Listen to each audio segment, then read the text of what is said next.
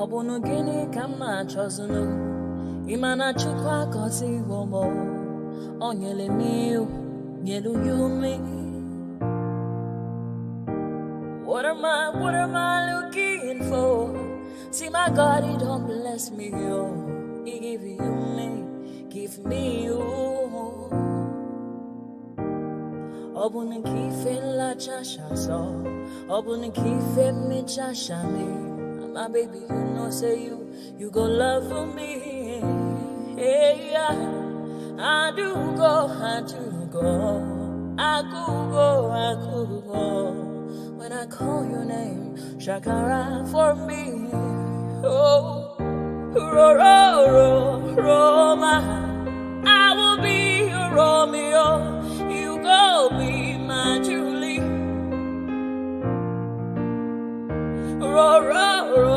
Roma, I will be your Romeo. You will be my Julia. Oh, give me your love and I'll go run away. Show me your love and I'll go use you play. Carry me, go me, I go follow you away. Follow you, they go. Maka munagi me and you. Okwa munagi, my baby and me and you. Me and you, Aqua Monagi, my baby. Obuzi kife la chasha so, Obuni kife la chasha me. My baby, you know, say you go love me. I do go. I could go. When I call your name, Shakara for me. Oh, Roma, I will be your Romeo. You go be my Julie. Yeah, Roma, I will be your Romeo. You will be my Julia. Oh, Roma, I will be your Romeo. You will be my Juliet. Roma, I will be your Romeo. You will be my Juliet.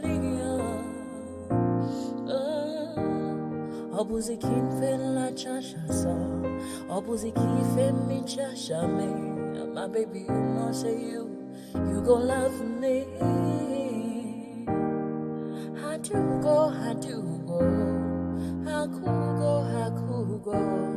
When I call you, Shakara for me. Roma, I will be your Romeo. You will be my Julia.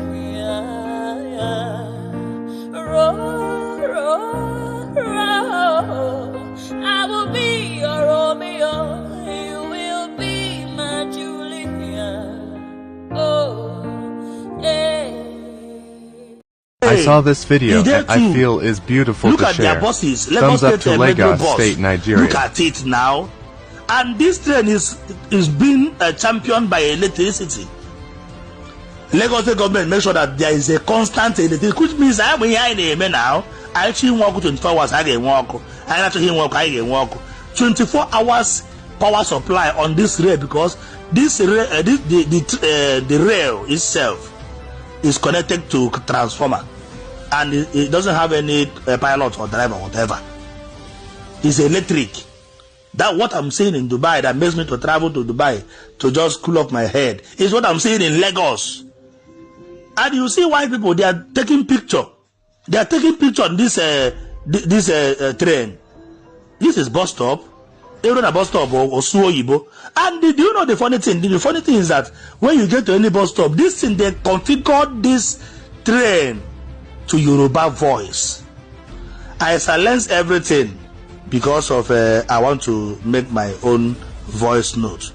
They configured everything on that train to Yoruba language and English language.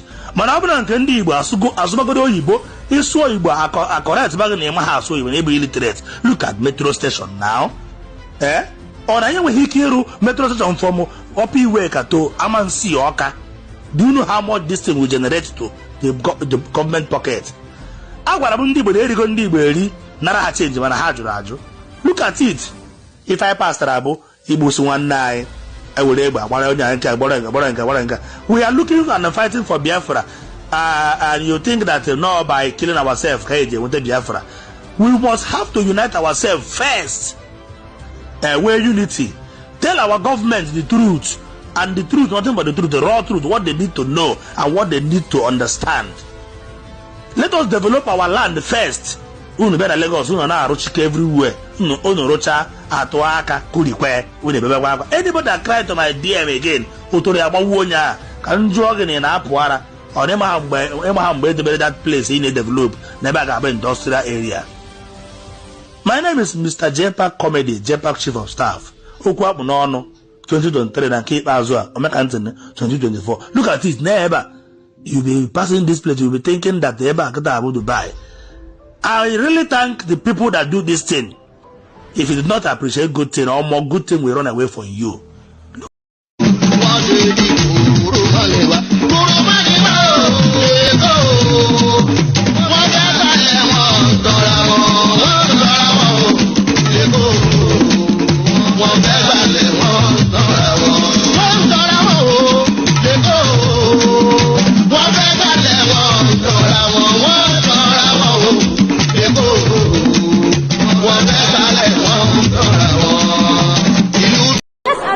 You took money belonging to Anambra State government and put it in a company in which your family has interest. That's what you're telling me. No, let me tell you. Look at what you're saying. I bought shares in banks. Let me tell you what I did. It wasn't only in that I invested.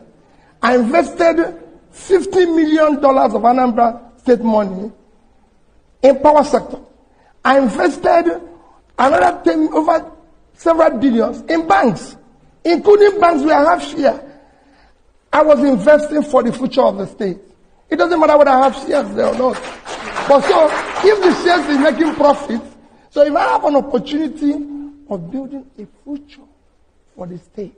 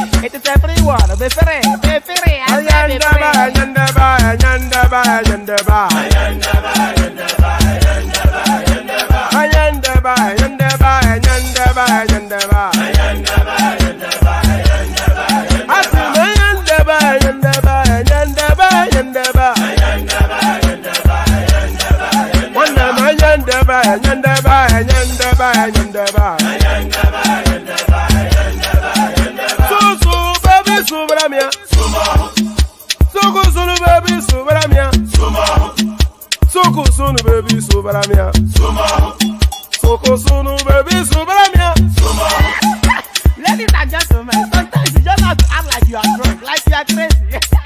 Confuse your enemies, confuse them.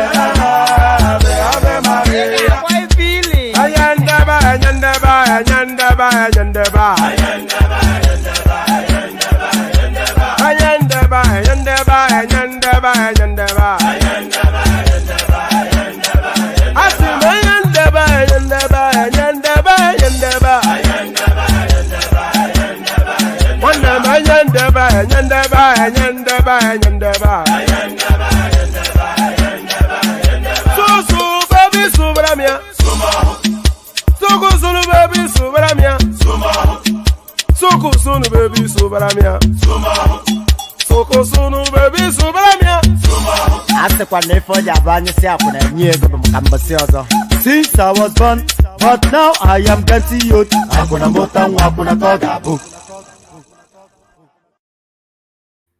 Salute and greetings. Hope you can hear me. If you can hear me, indicate in the comment section, and what please indicate to me in private chat. Hopefully you can hear me. Salute to you. Since I was young and now I am getting old, and whatever came after that. So there it is right there. Here we are right here. We're hurtling towards the first weekend of the year. Is this the first weekend of the year? I think we might well. Yes. No, we're actually hurtling towards.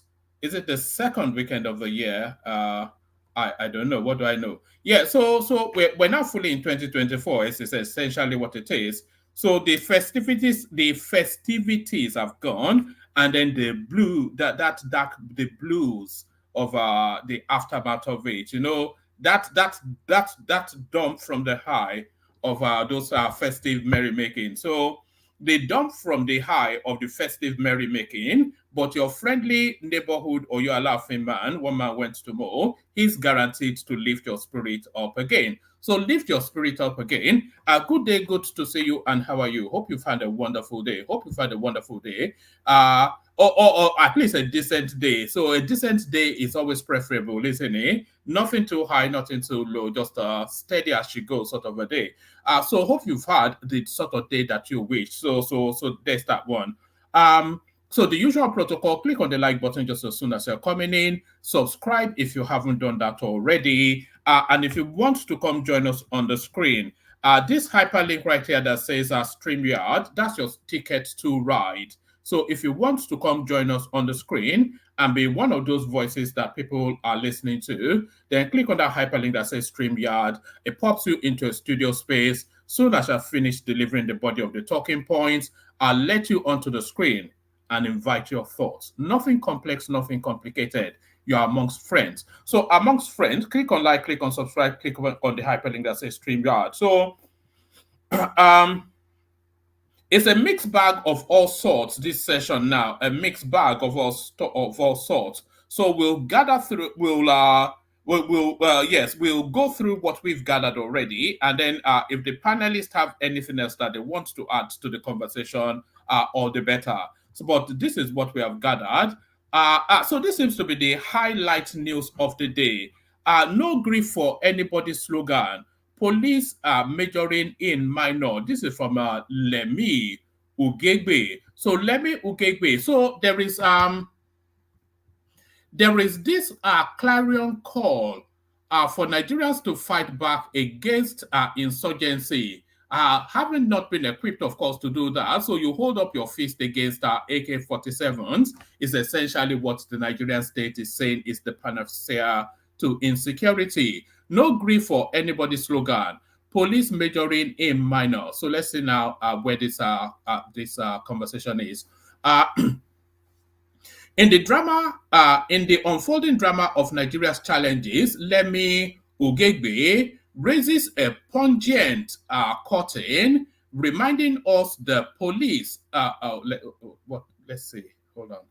All right, let me take that from the top again. In the unfolding drama of Nigeria's challenges, Lemi Ugegbe raises a pungent curtain, reminding us the police of the imperative to address the major issues rather than becoming entangled in the minor intricacies of slogans. No grief for anybody slogan, police majoring in minor.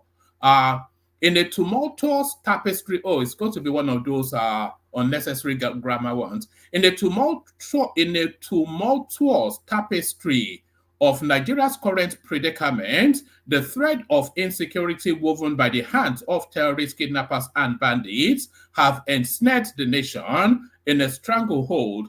As the populace grapple with the dire implications of these challenges, the guardians of law and order, the police, appear feeble in their attempts to confront the myriad of threats. In the shadow of this security crisis, tales echoes across the land, narrating the harrowing experiences of those who have fallen victim to the reckless machinations of criminals. Disturbingly, these victims recount their futile attempts to alert both the police and military regarding the ominous missive penned by malevolent forces outlining their nefarious plans. The recent blood-stained chapters in Plato, where over 300 souls have succumbed to attacks, stand as a haunting testimony to this systemic failure.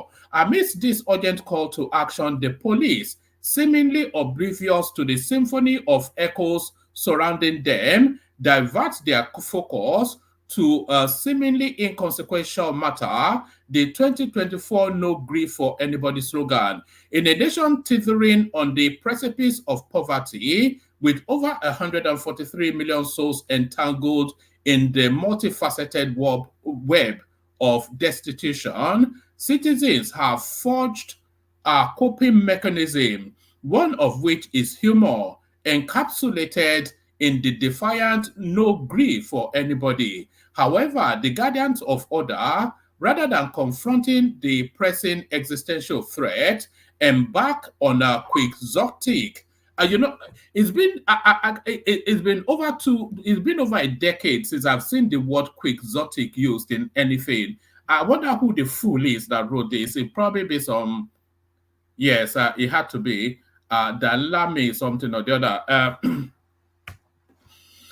However, the guardians of order, rather than confronting the pressing existential threat, embark on a quixotic quest to suppress this vocal expression, deeming it perilous. Yet, in a nation with constitutional rights, in a nation where constitutional rights are sacrosanct, citizens possesses the inherent freedom to articulate their sentiments. The police or any other entity lack the authority to muzzle their constitutionally guaranteed right to self-expression. So there it is right there. That doesn't actually tell us much, but the hashtag that seems now that have been adopted essentially by the populace as the address towards insecurity now is no grief for anybody. But what does that actually mean, and how equipped are you to fight back? It brings back really that narrative of Nigerians,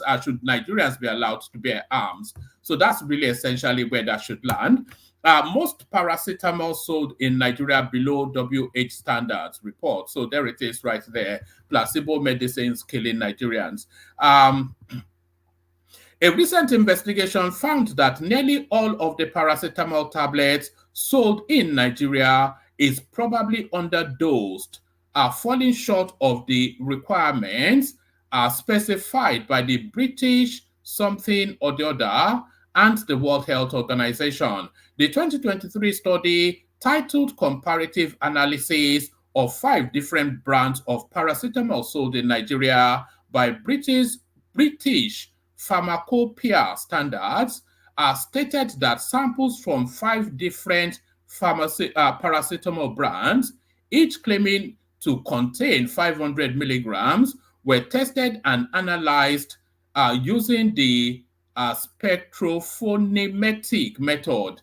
The concentration ranged from, so now look at the disparity right here. So the paracetamol that they're selling in Nigeria, claiming it has 500 milligrams, essentially the concentration ranges from 185 milligrams to 358 milligrams. So the 500 milligram paracetamol being sold in Nigeria, even the best one is 150 milligrams short of what is being advertised. And this is what the World Health Organization is telling us. The concentration ranged from 185 milligrams to 358 milligrams, which was much lower than the suggested 500 milligrams limit.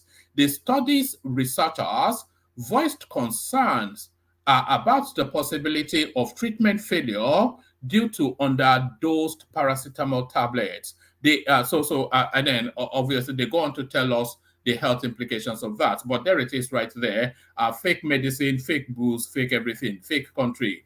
Tinubu approves restart of light steel section of Ajaokuta company. So this Ajaokuta now, my own recommendation is that they should just sell it off and not fit for purpose, not fit for anything.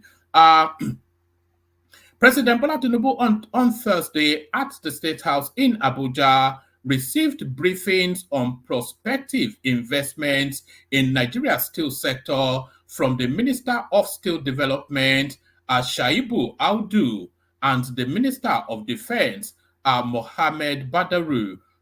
This was as he approved the restart of light steel mill section of Ajaokuta Steel Complex for the production of iron rod, which will cost 35 billion naira at the first stage. The president emphasized that a revitalized steel development industry is both a catalyst for robust economic growth and a doorway to immense opportunities for Nigeria's massive pool of talented entrepreneurs. According to a statement signed by Tinubu's Special Advisor on Media and Publicity, the Minister of Steel Development informed the President of discussions with the representatives of Jidal Steel. So this is an offshoot of that Indian excursion that Tinubu went on. But we've sold this Ajaokuta steel to the Indians before, and they ended up suing us, and we ended up paying endless billions of dollars. But it looks as though this is another portal for rinse and repeat. Is unbelievable stuff. Just sell the whole thing now and be done with it. Give it to Dangote. He seems to know how to do stuff. According to a statement signed by Tinubu's Special Advisor on Media and Publicity, Ajuri Ngalali, the Minister of Steel Development informed the President of discussions with representatives of Jidal Steel Group of India. This comes 5 months after Jidal Steel Group indicated interest in investing up to $5 billion in a new steel plant in Nigeria on the sideline of the G20 meeting in Delhi in India in September. Audu said the company is now considering either acquiring existing plants or setting up greenfield plants. According to the minister, upon the completion of these deals, about $10 billion worth of new investment in both new and existing steel plants in Nigeria will be established, which will create over 500,000 direct and indirect jobs in the steel industry. So there it is right there. We're back with Ajaokuta again, a veritable looting portal. A veritable looting portal. Let me give you this one. Oh, no, that one probably will have no meaning to you. I'll give you this one only as a headline. Femi Otedola's net worth rises to $1.2 billion, rejoins Forbes billionaire list as Nigeria's fourth richest man. So I don't know quite who the third one is, but the news today was that what's that guy? He's gone up to number 2 in Nigeria, and then Otedola comes in at number 4. I suspect it's BUA that is number 3 rich list in Nigeria. I did not defect from APC. I only resigned. Peter Obi's ally, Kenneth Okonkwo. So he's the star turn of this session. Already sending smoke signals in the direction of Aso Rock. Daddy, I want to come home.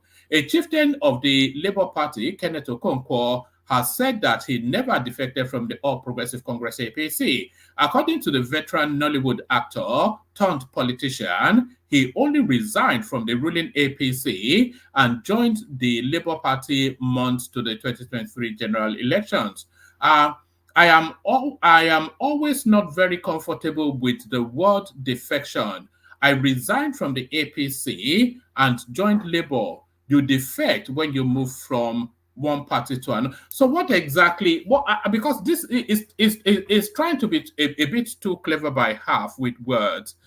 So what exactly is the meaning of that? If you resign and then you move to another party or you defect, essentially you were in one political party and then you left that political party to join another one. So I'm not quite sure what return window this opens for him, but this sounds like a daddy I want to come home sort of output. I am always not very comfortable with the word defection. I resigned from the APC and joined Labour Party. You defect when you move from a party to another. Let's say you are a member of the National Assembly, and in Nigeria, you must be a member of a political party to run for office, or there won't be any chance for you to resign.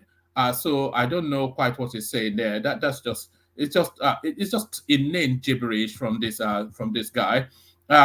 Let's say you are a member of the National Assembly, and in Nigeria, you must be a member of a political party to run for office, or there won't be any chance for you to resign. In that circumstance, you can defect. But when you resign and join another party, that is not defection. Correspondents report that Okonkwo was an ally of Peter Obi, the Labour Party presidential candidate in the last election. He was also a fearless critic of President Bola Tinubu and the APC government. So we'll see if he continues to be a fearless critic. I suspect that might not last for long. But this now next news, this has seized the headlines in Nigeria for the whole of today. Lagos banker commits suicide inside bank's premises, but it's really the reasons why that the reasons why are as alarming as the action itself. The reasons why are as alarming as the action itself. And by the way, you see that thing at the bottom of the screen right there, the dollar sign. That's the super chat thing. You can use it at your will. A marketing staff of a bank in Lagos State identified as Amarachi Ugochukwu has reportedly committed suicide. Correspondents learned that Amarachi was found dead inside the staff toilet of the bank in Ikorodu area of the state on Monday, January the 8th.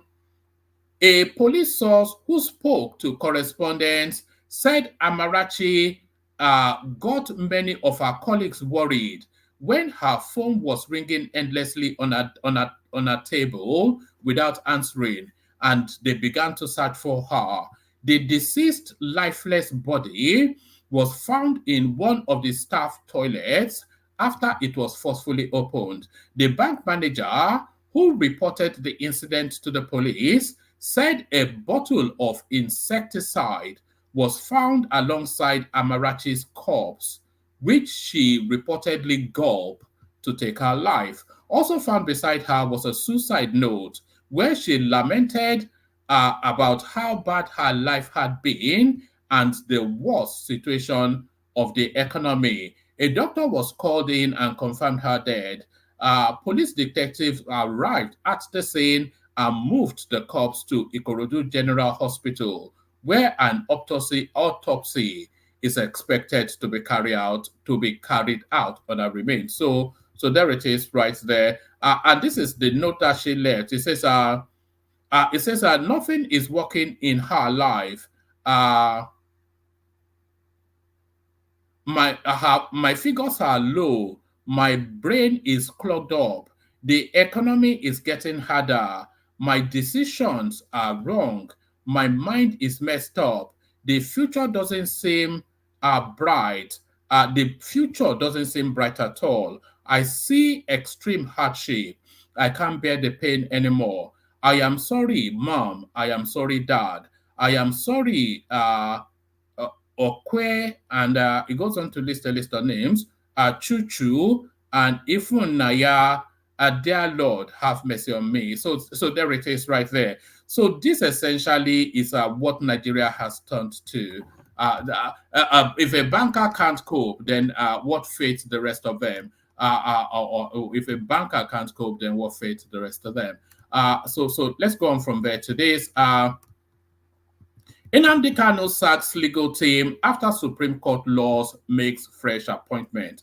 The forgotten man of the Southeast, holy, holy, holy, Nnamdi Kanu, their mother savior. Nnamdi Kanu, the leader of the indigenous people of Biafra, IPOB, has sacked his legal team barely a month after a Supreme Court ruling which dashed his hopes of immediate release. Let's do that again.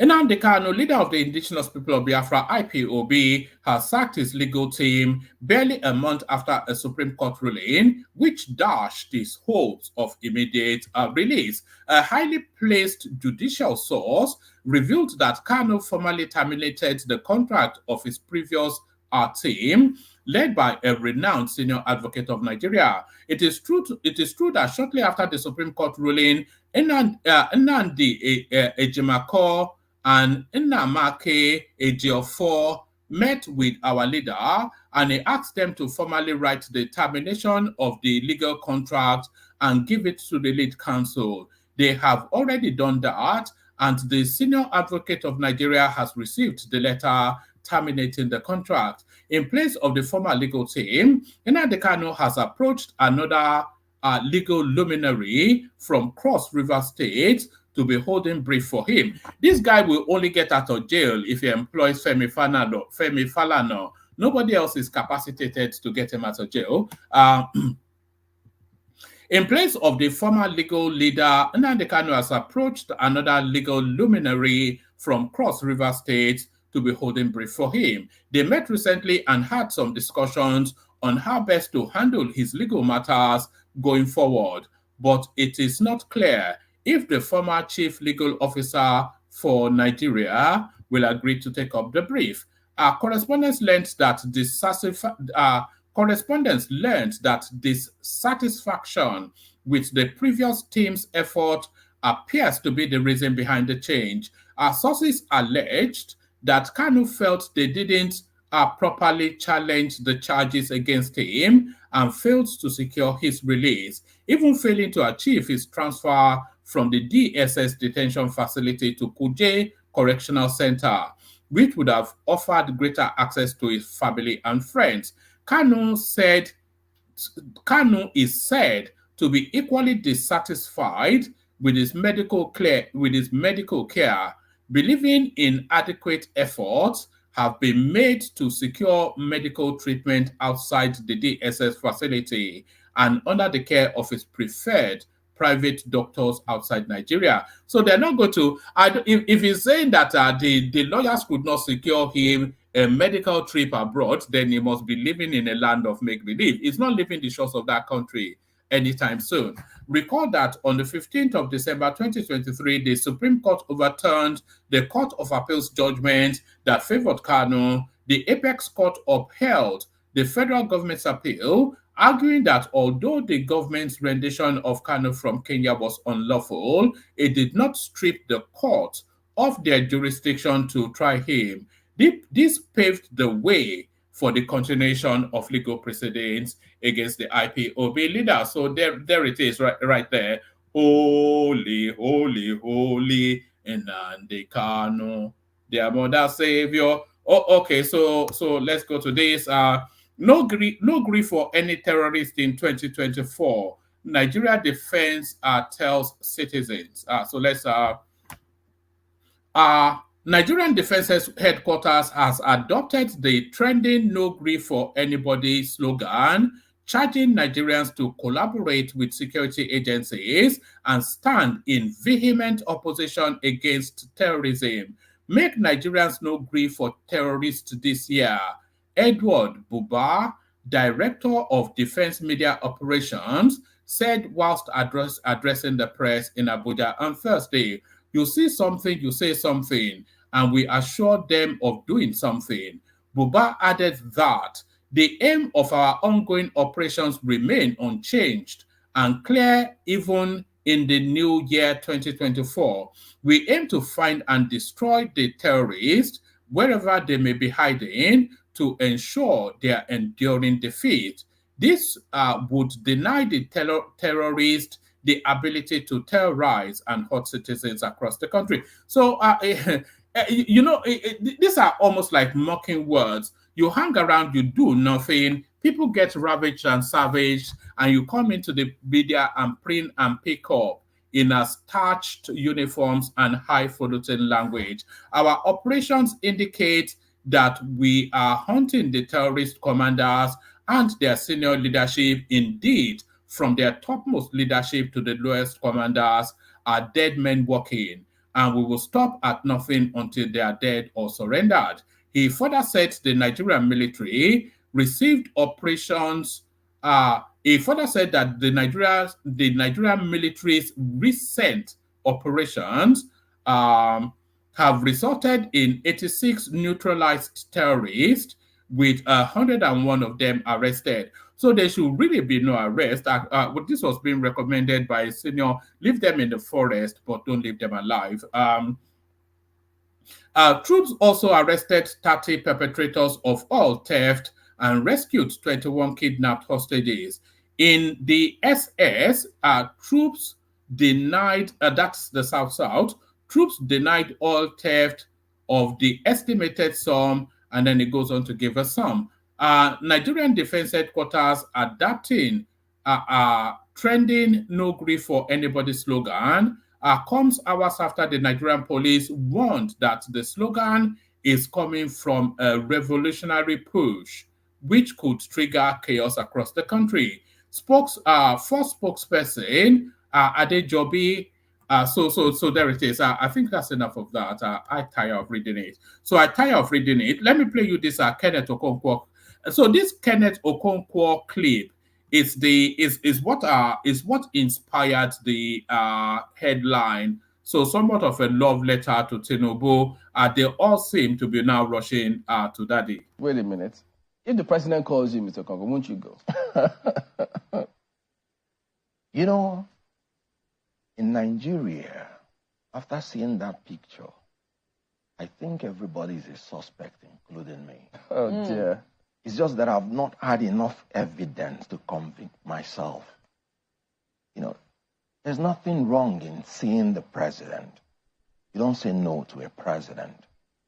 But there's something wrong when you psychophantically make a 360 degree to all the principles you say you hold dear. What have changed? Now, the president is the commander-in-chief of the armed forces. He has the right to command me to come and see him. I would not have a choice in it, but I would have a choice to what I would say. I would have a choice to my demeanor when I had finished seeing him. What he cannot command is what I would say.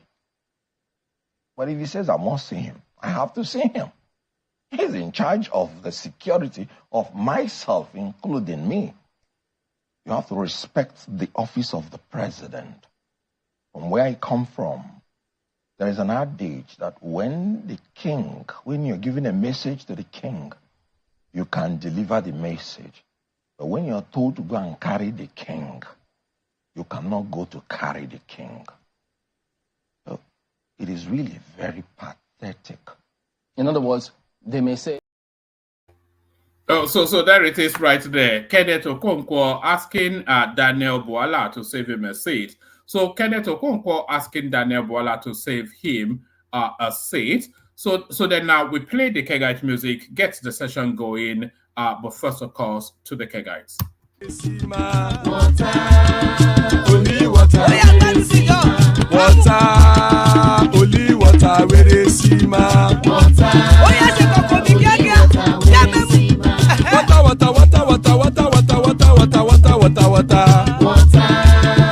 only water, where they see ma. Hapa o naido, hapa o naido, hapa you don't come o.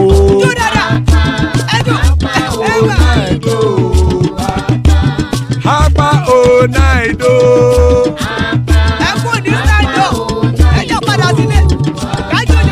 Oro keke elemu ye o. Oro keke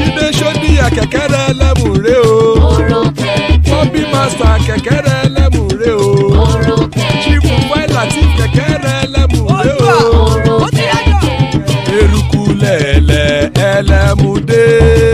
Eruku lẹ̀lẹ̀ ẹlẹ́mu dòde. Eruku lẹ̀lẹ̀ ẹgbẹ́ ẹlẹ́mu dòde ó jàre o. Eruku lẹ̀lẹ̀ ẹlẹ́mu dòde. Eruku lẹ̀lẹ̀ Ghana ti dé ẹgbẹ́ bọ́dì o.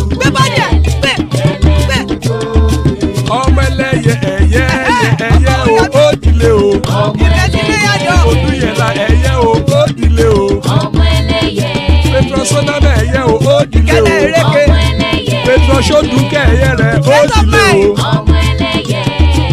Ẹlẹ́kọ̀ ọ̀run mú ìní o.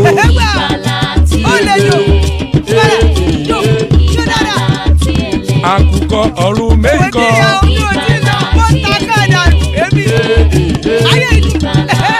Ikú kò ní ríwà gbéṣe o.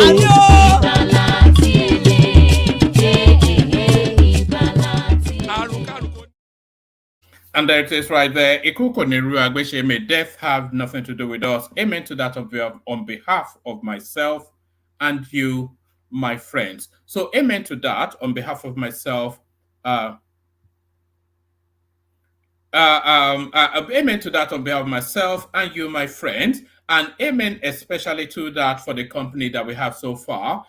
Room still sparsely populated. If anybody that wants to hop on. Especially a female voice. If a female voice wants to hop on, as soon as you come in, we come straight to you. We have an underrepresentation of our female voices on the platform. But we have the full representation of elegant voices, such as Kenneth to him in Japan. War Peace joins us. Good to see you, War Peace. Our father of the bride, Ajanle Koko. Good to see you, Ajanle Koko. A new year, a new Solly. He joins us from Amsterdam. And to keep things 100, His Majesty himself, King Emeka. So there it is. That's your panel so far. Still plenty of room if you want to hop on like a bunny. Hop. Like a bunny hop. Let's kick it off. Let's kick it off with you, Solly. We don't often hear your voice enough. Solly, Baoni. Mo wakpa. Look at that. What are you showing you about? Look at this guy. Which one is that one? Is that half Nigerian, half Dutch, and half everything else? It is the original Yoruba. You people just don't want to accept my accent, but you can understand me, so it's all good. It's all good.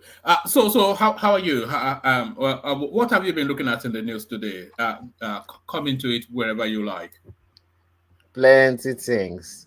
For example, Nigerian police and Nigerian army are having some kind of subtle beef. And Peter Obi has gone to go and donate some of the, allegedly, has gone to go and donate some of the campaign funds, you know, trying to fool the people again as usual. And the brainwashed people are falling for it as usual. Then that better... Yeah, I saw that casually in the cycle somewhere, but carry on, yes. Yes, and that Beta Odu, I don't even know. I just feel like they set... Okay, most people are saying they set her up, but she committed the crime though. But I feel like they set her up in a way that they knew she was going to commit the crime, and they let her commit the crime so that they can do something to her. What and who sets this whole thing up? I don't know why, basically. I don't know why. There's something behind all this, you know. So I'm still suspicious of that, of those kind of that Beta Odu space. Then also Nigerian government, they are stealing police salary. They are not paying police. People holding your gun. Yeah, but police have always been underpaid. This is why they collect as roadblocks. Yes, but there's a difference. You know, there's a tacit understanding between the police personnel and the authorities that, look, you're not going to get that much of a salary, but you have this uniform, so you can go and rob people on behalf of using the government's names. That's how it works usually. Yes, but this time they're actually stealing their salary. They're actually not paying them. The work that they went to go and do, because their salary was supposed to be in euros, they just took it, like how they used to do to Nigerian footballers. So now they've entered that level where they are stealing from people holding guns. So I don't know how that will play out, but in the long run, that will not play out good. and it's mostly the citizens that will suffer from it, because these people will just go and sell weapons to armed robbers, or they will direct armed robbers to go and rob, one of the other. I'm still waiting for when they will take the action against the people in power, because anytime the people in power are oppressing them, they always go all the way down and start oppressing the citizens, which does not make any sense. But anyways, that's just most of what I've been looking at.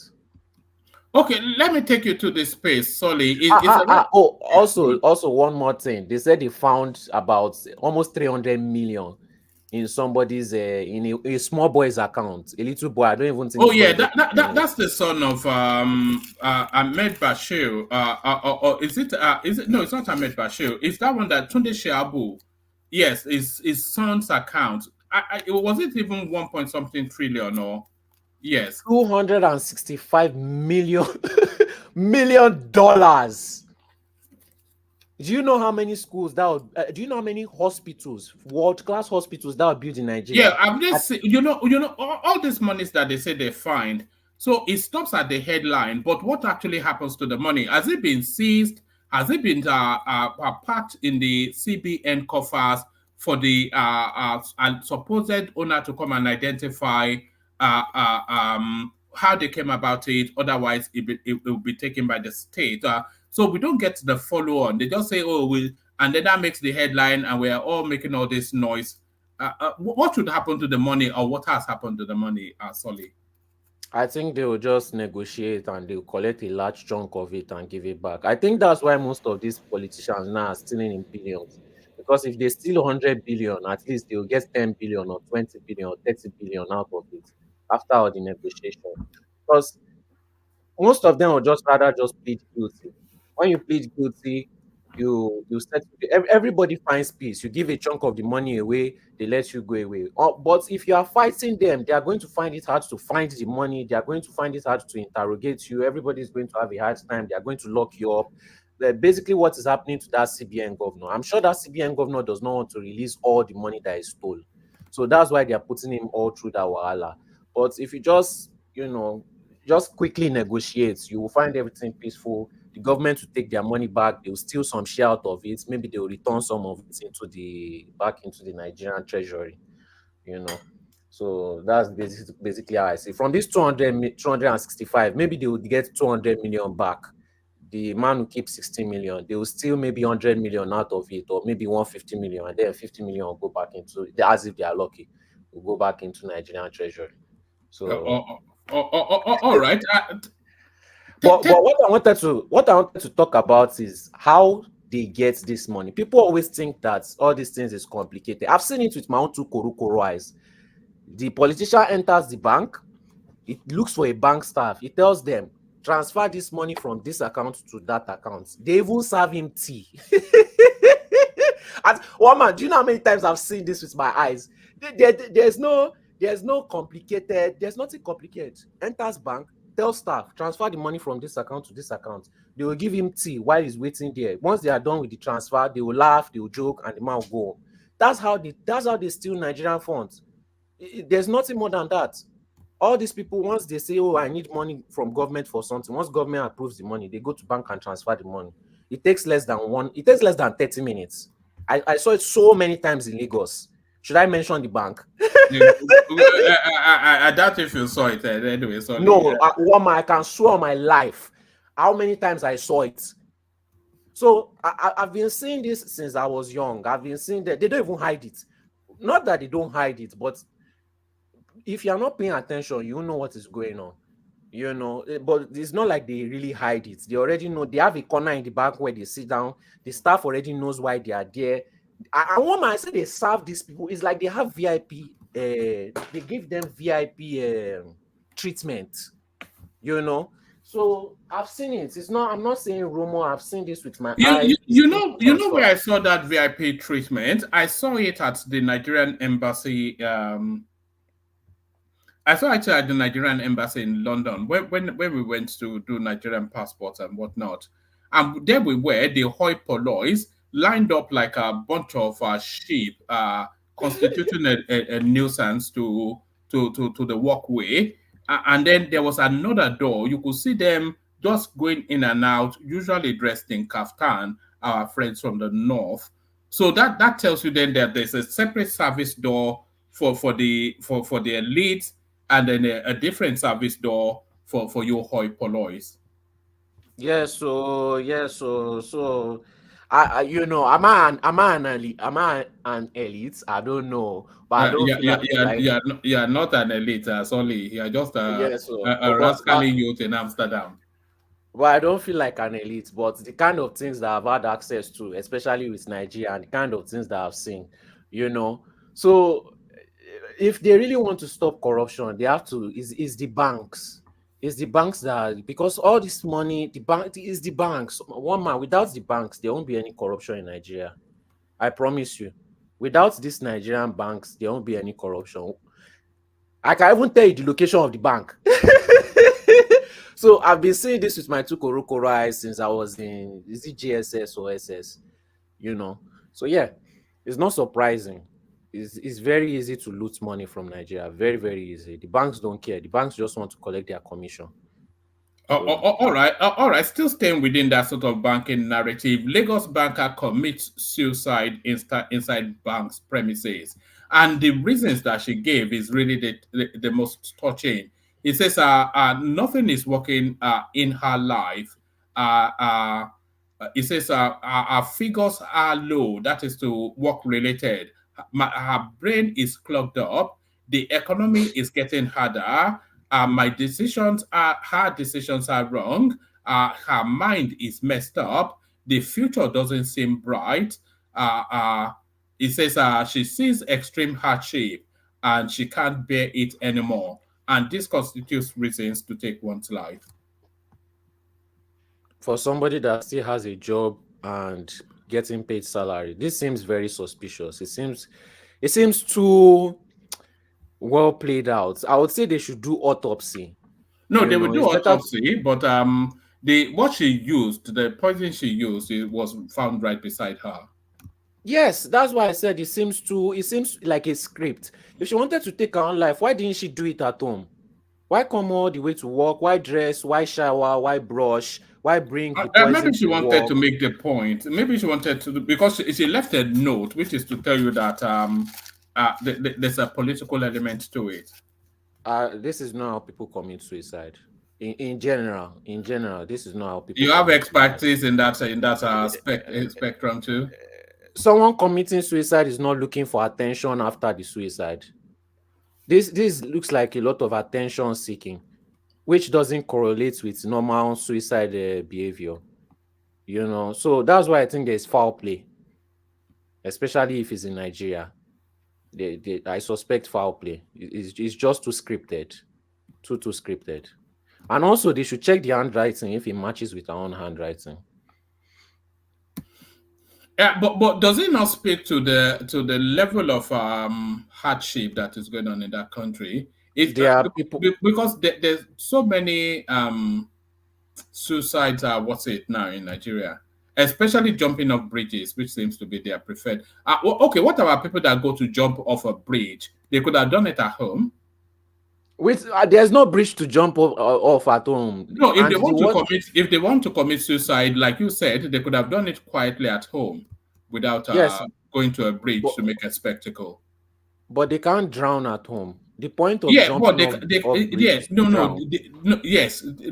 point of drowning is to take one's life. So it's not like a preferred method. They could have bought this they call it sniper, which is what they use to commit suicide in Nigeria, and drank it quietly in their room without going to jump off a bridge. So what I'm saying to you is that some people, they want to go out in a spectacular sort of manner. Sorry, woman, can I interject, please? Yeah, come in. Good to see you. Yes, nice to meet you. Thank you, everybody. Solly, I think you are very right.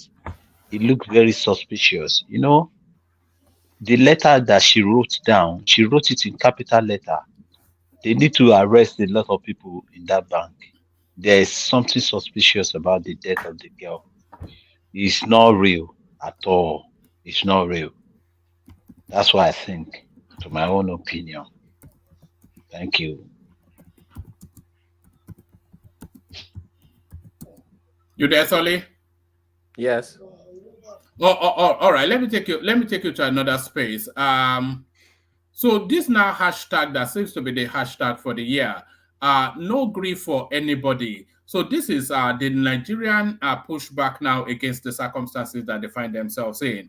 But the authorities have latched on to that, and the army are now saying no grief for terrorists. So no grief for terrorists, we all agree. But how are the people not to grieve for terrorists? I think he was just using it as a slang, as a way to play with the Nigerian police, because I don't see how that slogan is offending anybody. The Nigerian police in their speech says that it is a revolutionary slang, a revolutionary statement. Nobody ever said it was. People were just playing around. Secondly, if it's a revolutionary slang, what is so wrong with a revolutionary slang? Does Nigeria police have a problem with anything revolutionary? It seems Nigerian police have a problem with anything good for the citizens. Like I said, they are bullies. Once their oppressors oppress them, they are always looking for who to oppress next, because they are so useless. They have no purpose. They literally have almost no purpose. What good do they really do in the Nigerian society apart from oppress citizens?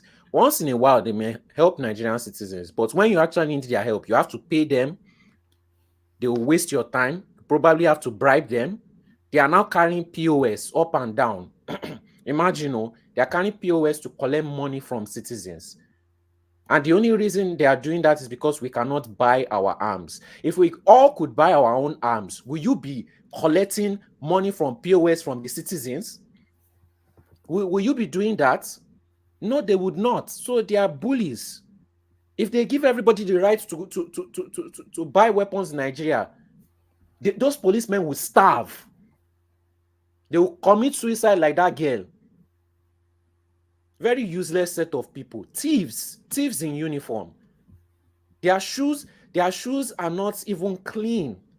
They don't wear belts. They are mostly drunk. You will smell So their that's the most paramount of the problems you have with them. Their shoes are not clean. Their shoes are not clean. They are disgusting.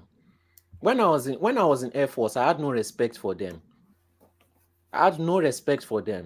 Air Force people have no respect for them. Navy people have no respect for them. They are like house boys. They are the house boys. Join Air Force. When I was young. When you were young, yes, I joined the Air Force. I joined the Air Force cadets before my father took me out. You're a cadet, not as if you joined the Air Force. You're a cadet. Yes, cadet, yes. So you're not as if you really joined. You enlist in the Air Force. It's the same thing. It's the same thing. They taught me discipline. Okay. I can smell hate and jealousy. Sorry. but it's the same thing. The reason why people in military, navy, and all this code, they don't really respect Nigerian citizens. When you enter this kind of disciplinary systems, they teach you a lot about discipline. You learn to have discipline in your life. You learn to concentrate. You learn to know how to sacrifice, how to outweigh temporary pressures over long-term results. And when you come out of it, you start to notice that most Nigerians don't have discipline. They really don't. The average citizen does not have discipline. I think every Nigerian should go through at least 1 year of military service for the country. It will build a lot of, like Israel does it, it will build a lot of discipline in our citizens. And the country, that reorientation that we are saying we need to have, the country will have it gradually. What discipline is it going to bring in them? Even the ones you have, your army that you have, how disciplined are they? Hold on, aren't you seeing the one that Sanwo-Olu was the video ops, the video ops or whatever they call it that he was doing, the public show that he was doing, where he was catching your fellow military guys? Is that the definition of discipline? When you have people who run amok, people are supposed to be disciplined, like you're saying, and you want all Nigerians you to be going to that service when even the military themselves are not even disciplined. Is that what you call discipline? Because you wear uniform, you believe you can slap a civilian. you can drive on the one-way traffic. I mean, what do you call that? You're telling me it's abuse of power. So that's not discipline, because when you talk about discipline, you should be able to manage power given to you. So if you are invariably, you're saying people like your age, I mean, people younger should be going for military service. What discipline are you going to instill in them when even the military is not even disciplined? They keep churning out undisciplined, very unprofessional guys. I mean, it's a systemic thing, Solly. It's a systemic thing. Okay. Rational mind. Can I ask you a question? You have juvie in America, right? Which is for juveniles who are, terrible in society. A lot of them go into the program and a lot of them come out right. Not all of them come out right, but a lot of them do come out right, which helps the society in general. It is much better for some of them to come out right than for all of them to be condemned. Teaching Nigerians a form of discipline will not make all Nigerians better, but it will make a large chunk of Nigerians have a sense of discipline. That's the point I'm trying to make. I'm not because. Well, you are saying the military will be a way of achieving that, but I'm telling you, it will not be a way. It's not a way of achieving that. You don't have to. How do you know? How do you know it's not going to? Give me an example of the lack of discipline that exists among the. But it is not. Yes, but it is not all of them, right? Most of them, even the so-called higher ups, the hierarchy, they are very undisciplined. I give you an example. Somebody, my home, that's many years ago. I think I've uploaded that experience here on this platform. I had to go. There was a Navy officer. I think the Navy guy, a Navy officer. Somewhere in look at you there. My brother was having an issue that I think maybe one of his convoy. My brother hit this convoy, and this guy seized my brother's car for over a year. I had to go pretend to be a lawyer to sue his ass. So I was talking like as if I knew the governor, knew everything there before he knew it. The guy had to release his. What a year! Is that discipline? I can give you many. I'm talking about. This I'm telling you about is about 25 years ago, 25 or 20-something years ago. So sorry, are you admitting to impersonating here a rational mind? And then also, did you not tell us that you were a lawyer previously? When I say impersonating here, I had to act like I'm a lawyer because I was quoting the law. Yeah, that's impersonation now. That's impersonation. But we thought you were a lawyer according to what you told us in previous. Americana with the way he speaks. Americana, the way he speaks, they go shudder now. Everybody lawless. So my point is this: we have a lawless uniform man, military setup. So how do you expect Nigerians to go and learn discipline from that kind of institution? Come on, I mean, it's a systemic thing. Everything in that country is, for me, it's just beyond my head. Like, how do we ever get there? Will we ever get there to that nation state that we should in the community of nation? I mean, I don't see it. It's not even with all these leaders that are all corrupt, criminals in Aso Rock, all of them. And you said you expect to see something correct. Oh, come on, don't be faking yourself. You can go and make your narrative. Make your submission. But for me, I don't. I just targeting you to let you understand that I don't see anything coming out of it. It's a systemic thing. In general, the military looks better. They are cleaner. They don't hold POS by the road, smelling and alcohol oozing from their hot breath early in the morning. They don't do all that nonsense in general compared to the Nigerian police. So that means they have some form of discipline in general. They have some higher form of discipline in general. Now, if we look at the Nigerian police, there's no difference between Nigerian police and an Agbero. One is wearing uniform, one is not. You can't compare the level of discipline between an army personnel, at least based on Nigerian standards, with a policeman. You can't compare it. That is the point I'm trying to make. I did not say Nigerian army is the best in the world. I'm just looking at the environment which the people are in. Thank you. All right, brilliant. Was there any other topic you'd like to speak to before I go from you to Emeka? No, I have just gone with the slogan of 2024 against the rational minds, the obedient merchants of no grief for anybody. And I will not agree. Ma sọ Yorùbá tí Emile sọ, and you accept it. And you accept it with my accent. I will not agree for anybody. Ọmọ tápà ni náà, tápà ló ní goodness, ọmọ Yorùbá ló sọ Yorùbá bíi kíní máa bí akáyín báyìí. Má sọ Yorùbá, má sọ kíní. Ṣé Yorùbá ló sọ lẹ́nu bọ̀bọ̀? Tápà boy. Ẹ ṣáà ń gbọ́ Yorùbá mi ṣáà. Ẹ ṣáà ń gbọ́ ọmọ mi gan sọ Yorùbá jù ẹ lọ. So mi ò mind. Oh my goodness, bọ̀bọ̀ ti sọnù. Àmì ìyá ọmọ Èkìtì àbí? Ọmọ Èkìtì dẹ̀ ni ẹ́. Ekiti ń bọ̀. What borough is Ekiti in Amsterdam? Ekiti. This Chinedu tó contest ní Lẹ́kọ̀ọ́. At least oyin sọ Yorùbá díẹ̀. Òyìnbó ló fi ń sọ̀rọ̀ ńlẹ̀ náà, so ẹ fi sílẹ̀. I am a pounded yam and a goosey citizen. You know that used to be a culture at Jan Lekoko. We don't speak Yoruba in this house, and you live in Lagos. Yeah. That is. Àwọn ọmọ yẹn ẹ̀yà bá wọn sọ Yorùbá, wọ́n á fún Òyìnbó dáhùn. Ó sad gan. I tried. Ọmọ mi máa bá wọn sọ Yorùbá, ọmọ máa bá wọn sọ Yorùbá lẹ́ẹ̀kọ̀kan. Wọ́n gbọ́ Yorùbá. Lẹ́yìn yàwọn òbí ọgbọ́n kankan. Wọ́n máa ń bá wọn sọ. Tọ́ba dẹ̀ ń bá dáàdì mi sọ̀rọ̀ láti pé wọ́n máa ń bá wọn sọ Yorùbá dé lẹ́ẹ̀kọ̀kan. Yorùbá ó tẹ̀ sound ju ti ẹnu ẹgbẹ́ orúkọ sọ́ọ̀lì lọ. Yorùbá ó mà ga ọ sọ́ọ̀lì ló sọ Yorùbá báyìí. Ó ga fún ẹ o. As long as you understand, I've done my job. Thank you. I understand because you don't reply me. National man, fi so lile na Claude. Are you following this?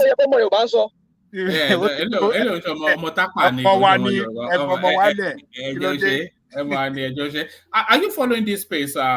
Sorry. UK Prime Minister Rishi Sunak calls for emergency cabinet meeting as ministers plot airstrike response to attack from Yemen. So it's not an attack on the United Kingdom, of course. I think it's an attack on our vested interest.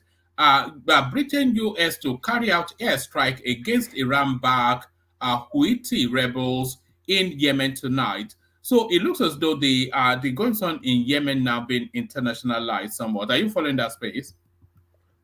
One man, I don't see anything that comes to Europe. I won't say America or Europe in general, Europe specifically.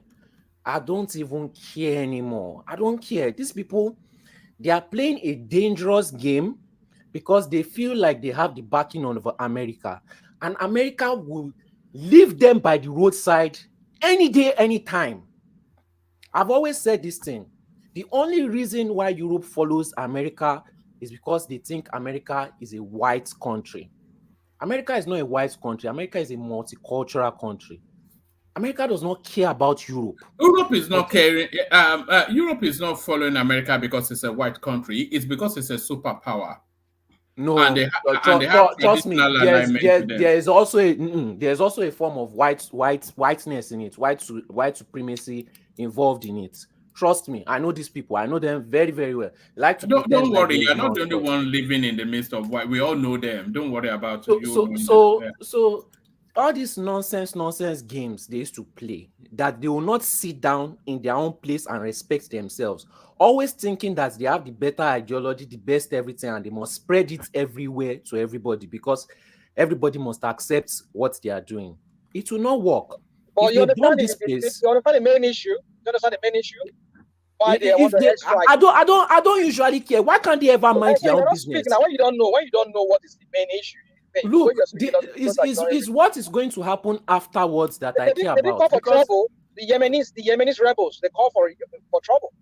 Who caused this problem? Who started this whole issue in the first place? What issue? Yemenis, they fought their own war. So why is the British and America involved? They are involved because their ship is being attacked. They are commercial ships that are bringing in goods from Asia that are coursing through the Suez Canal, the Red Sea there, that area there, is being attacked by the Yemenis and backed rebels. So that's why they have to protect. When China was not doing anything about it, because the bulk of the ships that were being attacked were ships coming from China. And so since Chinese would not do anything, and US ships also were being attacked, they had to wedge into the matter. So I don't think if you understand the whole thing, what you explain out over there. The Yemenis backed rebels are bombarding ships. Okay, for this round, I give it to them. But usually they always have ulterior motive. And my own problem is what is going to happen after. When these people have refugees, where are they going to go to? Germany now, is that not the way they exactly? And when they go to Germany, who is going to suffer for the refugees? The average citizen. And when the average citizen is suffering from the refugees, who do they blame? The immigrants instead of their own government.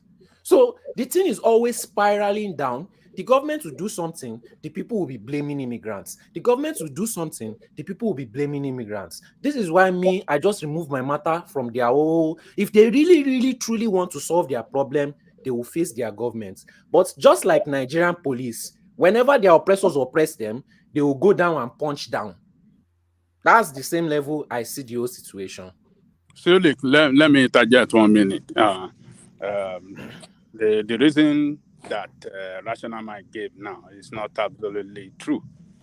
Let's put things in the right perspective.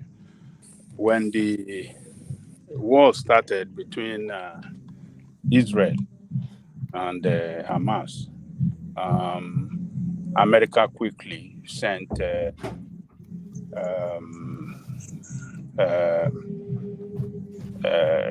what do they call that thing? A warship and aircraft carrier to the Mediterranean. So what Houthi are doing, they are launching attack against those ships they perceive or they know that are taking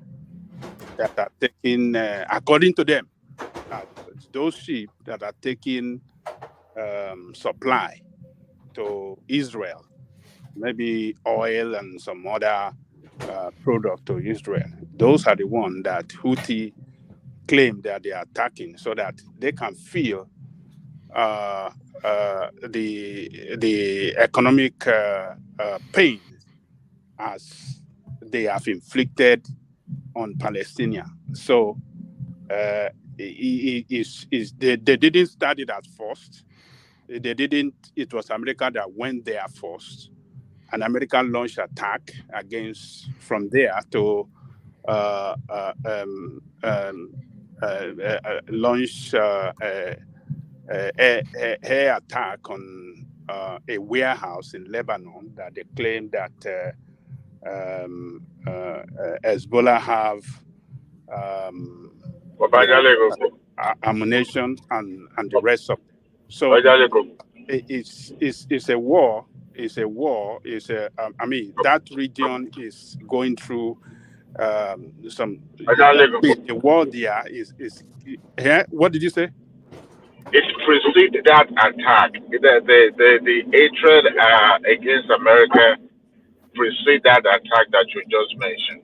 It was, they just don't want the interference of America in the Middle East. Simple, clear and simple. What did you say? I said the attack that you mentioned, the Houthis attack on the vessel. Before American attack went to the Lebanon, you just mentioned, they already have that hatred towards them before there was something. It was more like an interference in which America was called in. So it preceded that attack you just mentioned, not because of that attack on their camp in Lebanon. No. Remember, Saudi Arabia also backed American in attacking these people as well. You know, Saudi Arabia have been having, this. Have been engaging in war with the Houthi. You remember that Houthi have been fighting Saudi Arabia for for several years now. There was a time they even attacked Saudi Arabia refinery. So what they are saying is that, look, American presence there and American protection of Israel, American presence is meant to protect Israel, to supply arms and war equipment to Israel, for Israel to continue to commit genocide has been seen that they have committed so far. So it just, we just have to. Yeah. It's like what you're saying is what it is, which are not defeated. So why are they? Sorry, we can't hear you clearly. Okay. Hello? Sorry, I'm just driving. Why are you now attacking cargo ships like the Chinese, the Japanese ships, the Indian ships that are coming from Asia? You're not attacking them, blowing them up. You get it? So we understand if you want to face the U.S. military, whenever you see their submarine or whatever, shoot your rocket, whatever, to them. Face them, not cargo ships that are just carrying goods, commodities to people. But now they're attacking not just only European ships or American ships that are commercial ships. They're also attacking other countries that have no dog in the fight, like the Chinese, the Japanese, the Indian ships, and other countries from Asia. Their ship is being attacked. So can they identify cargo ships from warships? So that's the point. So I'm not saying whatever it is, beef they have with America. Face America themselves. Face their military ships, not face their commercial ships. That's what I'm saying. Rational mind. Sorry, Koko. Good morning. What they said, according to them, the announcement they made that they will block that Mediterranean for no ship to pass if Israel does not stop their attack on Palestine. Not necessarily mean America. So they are blocking that route right now, so that any ship that goes through there, they attack it to make a statement. That's what they are doing. Do you get it? It's actually a proxy war, is it not? With the Houthis being backed by the Iranians and the Yemenis being backed by the Saudis, and now the Western world backing the Saudis. Yeah. So the Houthis want to block the street. That street, no ship goes through, no ship comes through, just to make a statement to the world, so that Israel should relent from their attack. That's what they said. That's what they be saying. So it's not just America or Japan or China. Thank you. All right, brilliant. All right, thank you, Solid. Let's go from Solid to Emeka, see if he's ready for us. Mekos, you're up next. Emeka. Yeah, thank you, one man. Is that sleep I hear in your voice? Long day? Not really. Yesterday was a very explosive day. The cooking of Pansat. You know, I'm going to cut it out and put it up as a clip. You have to. You know, it was. Listening back on it, you just laugh. It was an exciting, explosive moment. In fact, if the language had not gotten too rosy for the platform, I would have let it just play out to the bitter end. See, you know, but the language was getting a bit too, you know. Yeah. But it was okay anyway. I hope both of them can come. Sorry, Emeka, can I just interject real quick? Sure. I think, woman. I don't want to speak on it, but I'll comment briefly on this. You know, I understand that Pansat has been how do I call this now? It has been I mean, we know what Pansat is or who it stands for, what it is. Yeah, but to allow such what happened yesterday to continue, to me, honestly, it's not worth it. This is a family show. The words being thrown around yesterday was not good at all. I've had my own spat with Pansat on this show, and I never for once use some of those words. I mean, when you have younger people listening to the show, number one is they are going to lose interest in hearing that adults cannot argue in a constructive way. And if you continue to let that happen, you might flag the video on the YouTube. I mean, I think we should be careful about, allowing that to continue. If anybody have any grievance, the least anybody, the coordinator can do is to remove those individuals and let them down at the backstage, and that's it. But allowing them to continue to go on for more than 10 to 15 minutes yesterday, honestly, it doesn't speak for as far as I'm concerned. They were I told Pansad not to prod at Ijele because I know Ijele takes it from 0 to 100 in a microsecond, and it's a no holds barred sort of a fighter. For one. Hold on. Yes, I told him not to prod at him, but Pansad, if he feels that somebody is a big fish, either intellectually or in any other substance, he feels he has to take them on. That's just his character. One man. That's not intellectualism. Hold on, one man. That's not intellectualism. You see, that was why I had to bail out when I saw this thing was just becoming. Oh no, this is. I mean, you call somebody an intellectual. I mean, if somebody is prodding at you, you should know how to handle such thing. I mean, if you are somebody of dignity, you should just excuse yourself. Maybe say, "Oh, one man, I have to leave. I'm sorry." I mean, that guy. You see, that's why. That's why I just don't want to. I don't want to even jump on whatever he's talking about. About things he was saying, yes. No, he's quite knowledgeable, actually. If you say you're an intellectual, you should know how to. You should develop a thick skin. You need to know people will prod at you. People will just. Just learn how to, like, in a dignified way. Rebut people. But people come at it differently now. That's the beauty of it now. It's different personalities now. Imagine if we're all, One man. Nobody is bigger on this show not to be banished. If I cross the line, I could be banished. It's as simple as that. You ban me for a certain period of time. It's just that shouldn't be tolerated in the first place.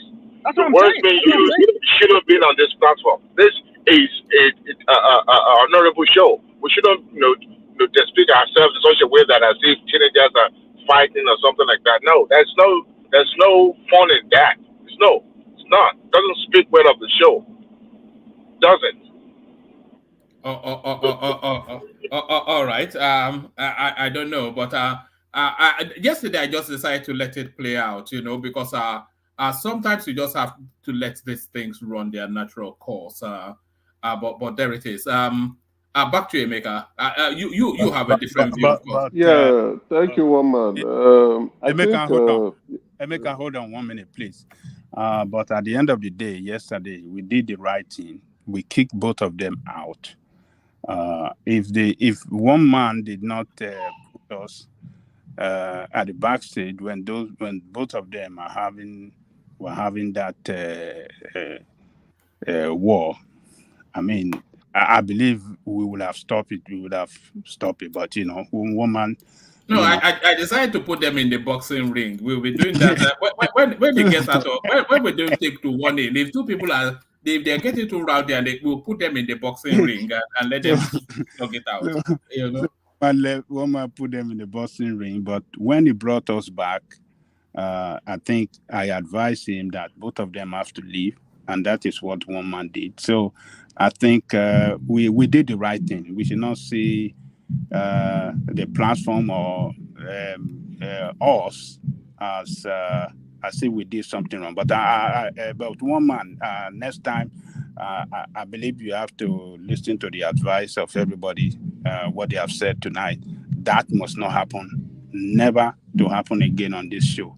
If people want to start to throw that kind of abusive language against each other, and you tell them to stop and they don't want to stop, just kick them out. And, you can tell them why they are out, that if you still want to rejoin, yes, you can come back on the basis that you want to mind your language and, respect the platform. So that's just it. All right, back to Emeka. One man, they've started bombing Yemen. Yeah, that's what they do now. They'll just blow that place back to the 14th century. We saw it with Iran. We saw it with Iraq. This is all they do. I'm sending it to you now. All right. All right. Back to Emeka. All right. Thank you, Woman. I think sometimes the show and the platform needs a little bit of flavor. Yes. Right. Yeah. So that what you termed the boxing match between Ijele and Pansat was the highlight of the show yesterday, and normalcy took place immediately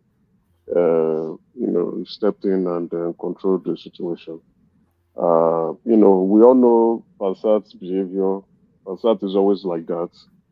It's not like it's a one-off, right? Is it Passat a is all, beating that was due him? Is that what you are saying? Are that's you what saying I'm actually saying. it's a beating that was due him? It's long overdue, right? Passat met someone who could not take, who is also on the other far end of the spectrum. So you understand. I hope Passat learns a little bit of lesson that you just don't come about and start misbehaving all the time. So if it was someone else, like, oh, this is not the nature of this individual, but Passat has always been like this. So Passat Passat actually got a flogging yesterday and a whooping of the ass, and I enjoyed every minute of it. Anyway, let's Yeah. roll to the show. Good evening Yes. to Good. the panelists and comment section guys and viewers at home. Please keep on sharing this the platform, the show, so that we can get more people to participate in this super tonic juice that you are getting on a daily basis.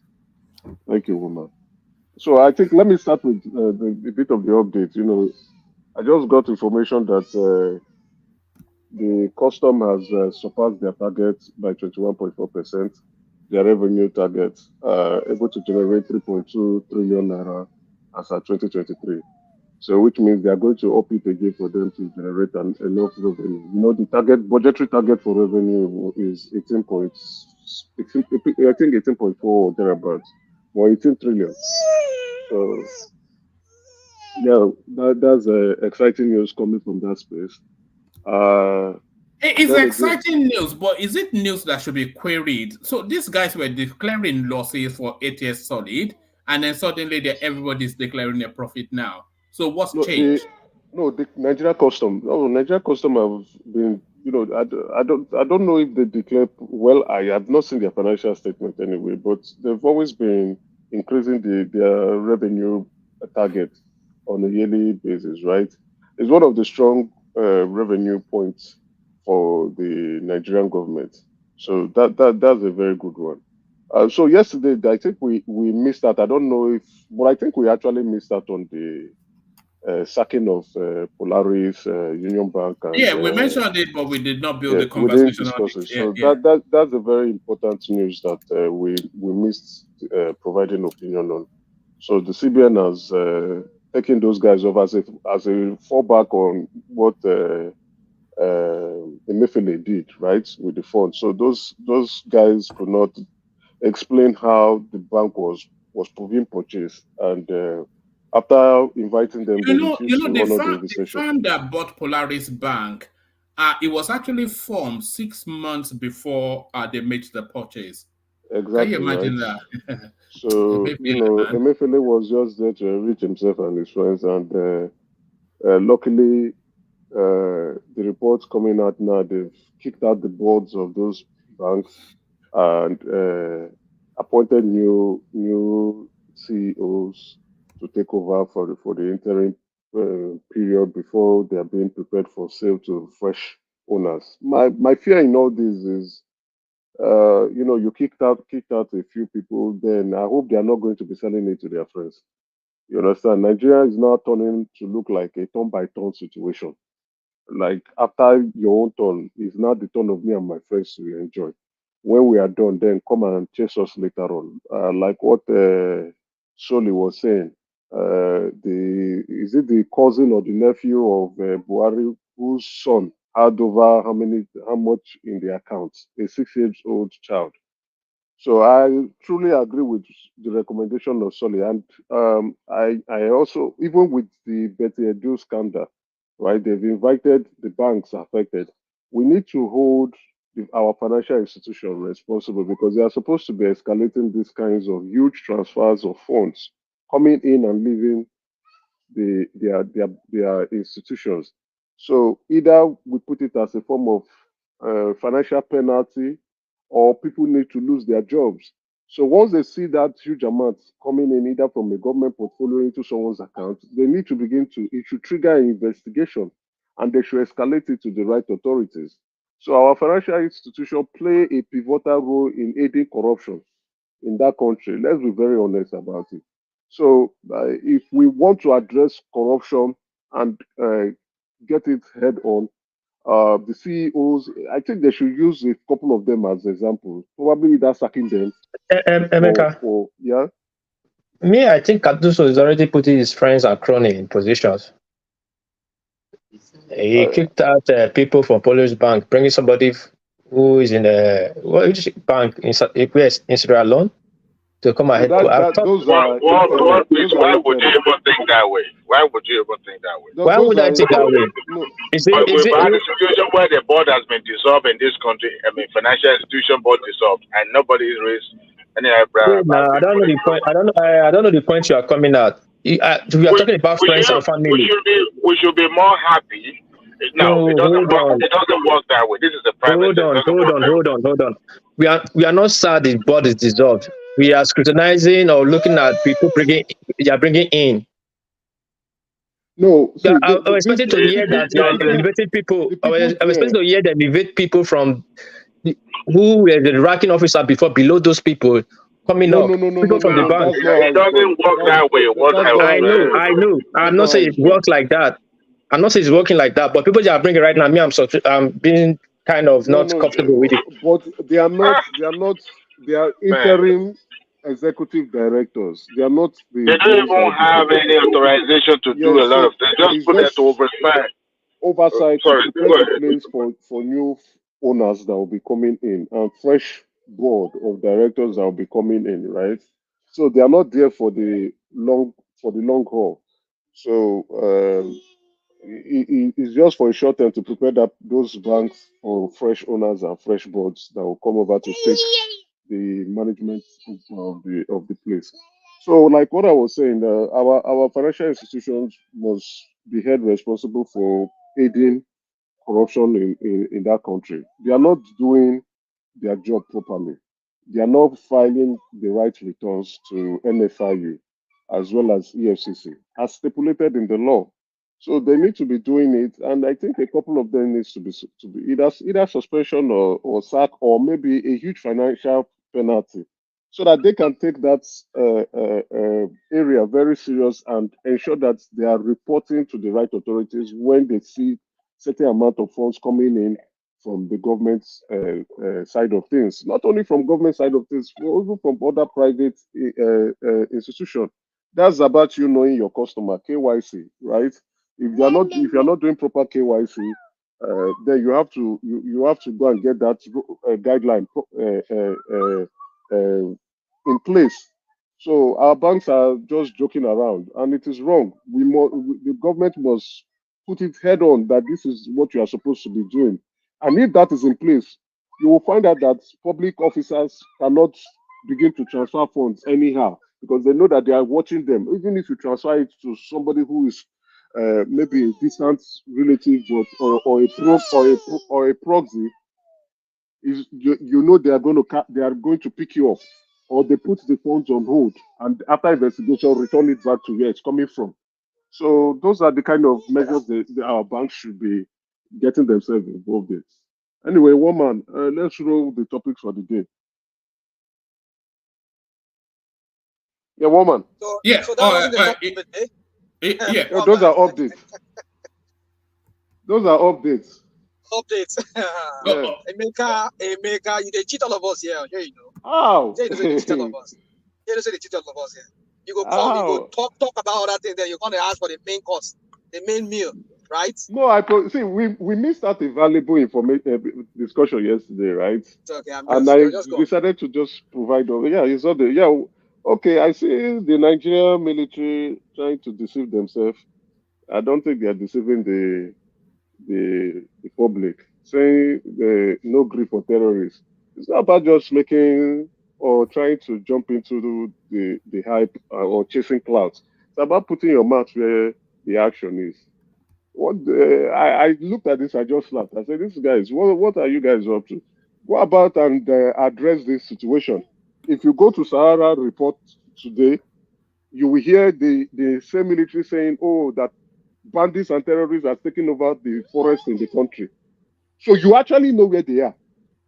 And you are coming out to make this, give out this information. Instead of you telling us that bandits who took over the forests in the country have been subdued and we have caught them and everything is free now. You see, these guys are just taking Nigeria for a ride. And Can I interject? The last time go ahead. I said that they should enter the bush and wipe everything they see out of there, people on this panel told me it was massacre. I don't know. I don't understand what the word massacre is. That not what they are supposed to do? I don't understand too, but some people are telling me it is massacre. No, you can't do that. You can't just go and start shooting everybody. You see what I'm saying? You see what I'm saying? Listen, my brother, let's learn. Let's learn. Okay, we are on this show to learn. Things, dealing with the domestic terrorism is the most hardest job any security can ever do. But sir, people don't live in the bush now.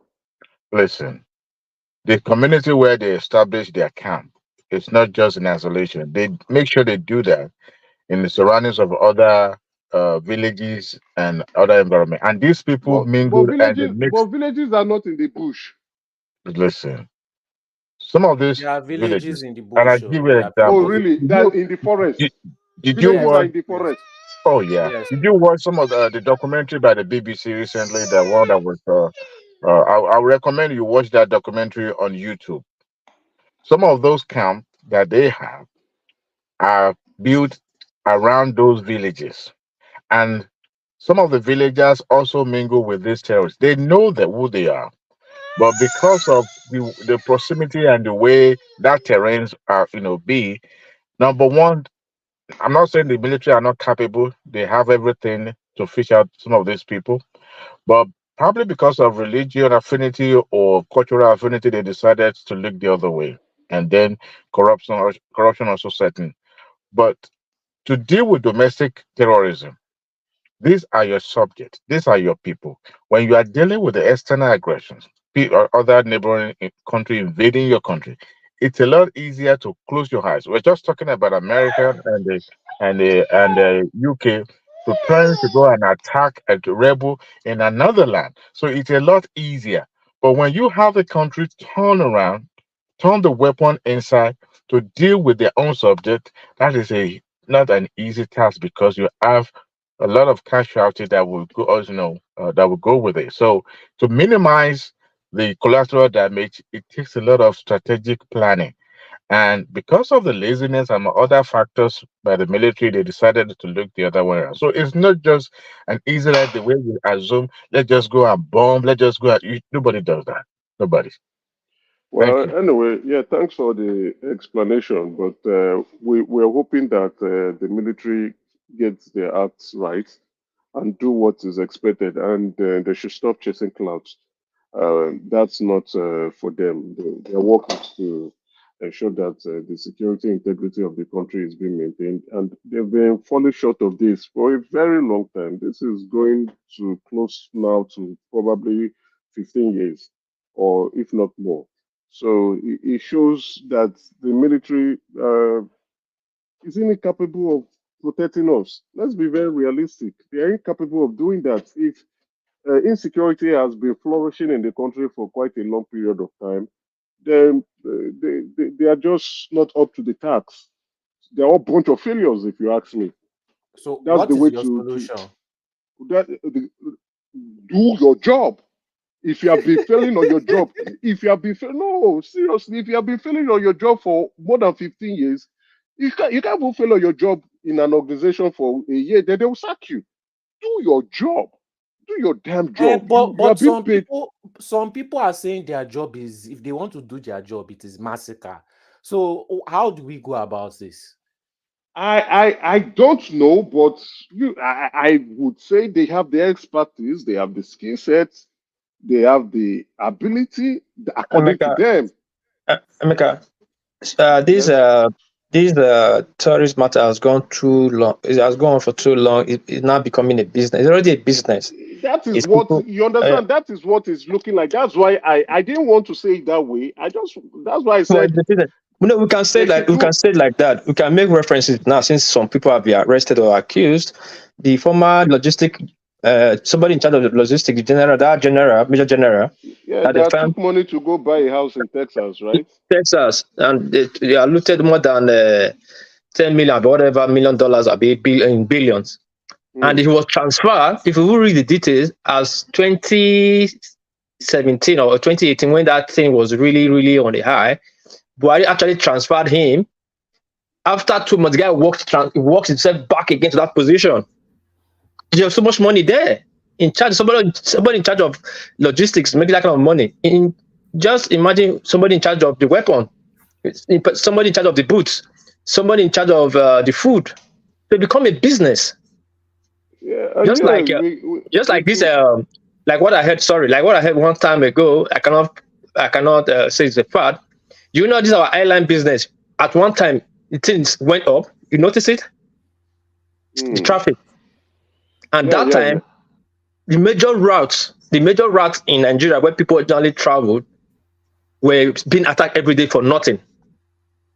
Now everybody started taking plane. And there was speculation that you remember there was speculation, but I cannot say it's true. But that the people, the people on airlines are actually affording that insecurity in that area. So it become a business. So then what to do? It's looking like that today. At the same time, you know, I would rather would say that we Nigerians are even giving the military the rights to act the way they are. They've not been truly abused. You understand? They've not been abused in a way like, tell them, guys, you guys are incompetent and you claim to be professionals. You guys are a bunch of nuisance. You don't know your job. You don't do your job very well. From the chief down to the last man standing, that's the last corporal. You guys are idiots. You are being given a job to do, and you have not been doing that job for a very long time. You know, abuse them properly so that they will look deep into themselves and they get so upset, and probably that's the morale they deserve, and go out to go and get this job done. So what they are trying to tell us is that some riffraff can come around and hold the country to hostage, keep us in fear, and that we have a military. We actually have a military in the country, and the military is not doing what they're supposed to do, and the military is coming up with excuses. At that point in time, it's you know, I'll be hoping that they are truly abused in the media, so that they can look at themselves and tell us, why are we having these concerns? Why is insecurity flourishing in the country? We've changed so many service chiefs that I have lost count. I don't know which one again is the service chief. Yes, I know their names, but I don't know if this one will last, because they may change him soon. And yet, probably we might need foreigners to come and take over the military, the hierarchy of the military. You said that in jest, but is that such a far-fetched idea? A lot of people feel that if the Israelis took charge of Nigeria's security structures, even in the background, we'll see marked improvement almost immediately. No, but let's be very realistic. Hold on, Femeka. No, let's be very realistic. The military is not just taking their job seriously. Like, you know, we are not speculating. You know that military budget, if we gave it to the Israelis, would they not be able? They have the technology and they have the budget. Even have the budget, they will clean up the place and tell you thank you. They have aerial insights. They've been fighting insurgency all of their lives. You know, they know exactly what the whole thing is about. You know, that's why I'm really upset. Let's call the military out for what they are doing. That they are not doing their job very well for over a very long period of time. Each time we are always hearing insecurity, and then we are hearing that military is good. Then, apart from the insecurity, you also have oil theft. You're just hearing nonsense. And then you say these people are working. These are people who are creating problems for us. And if they're creating problems for us, let Nigeria create problems for them too. That's why I say we are too lax. We are too relaxed. See, it comes to hit us. A quick question, America. So what is your position? Are you saying the Nigerian military is incompetent or they are corrupt? Yeah, they are both. Yeah, both. They are both. They are both, in my opinion. They are patently both, aren't they? It's visibly experienced both, isn't it?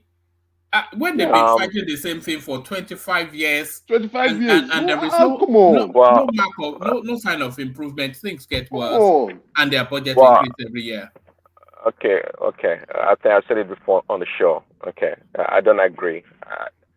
Especially fighting Boko Haram, there's nothing competent about Nigerian military, especially the army. It's zero. They are capable of destroying Boko Haram if they choose to, or any terrorist or banditry.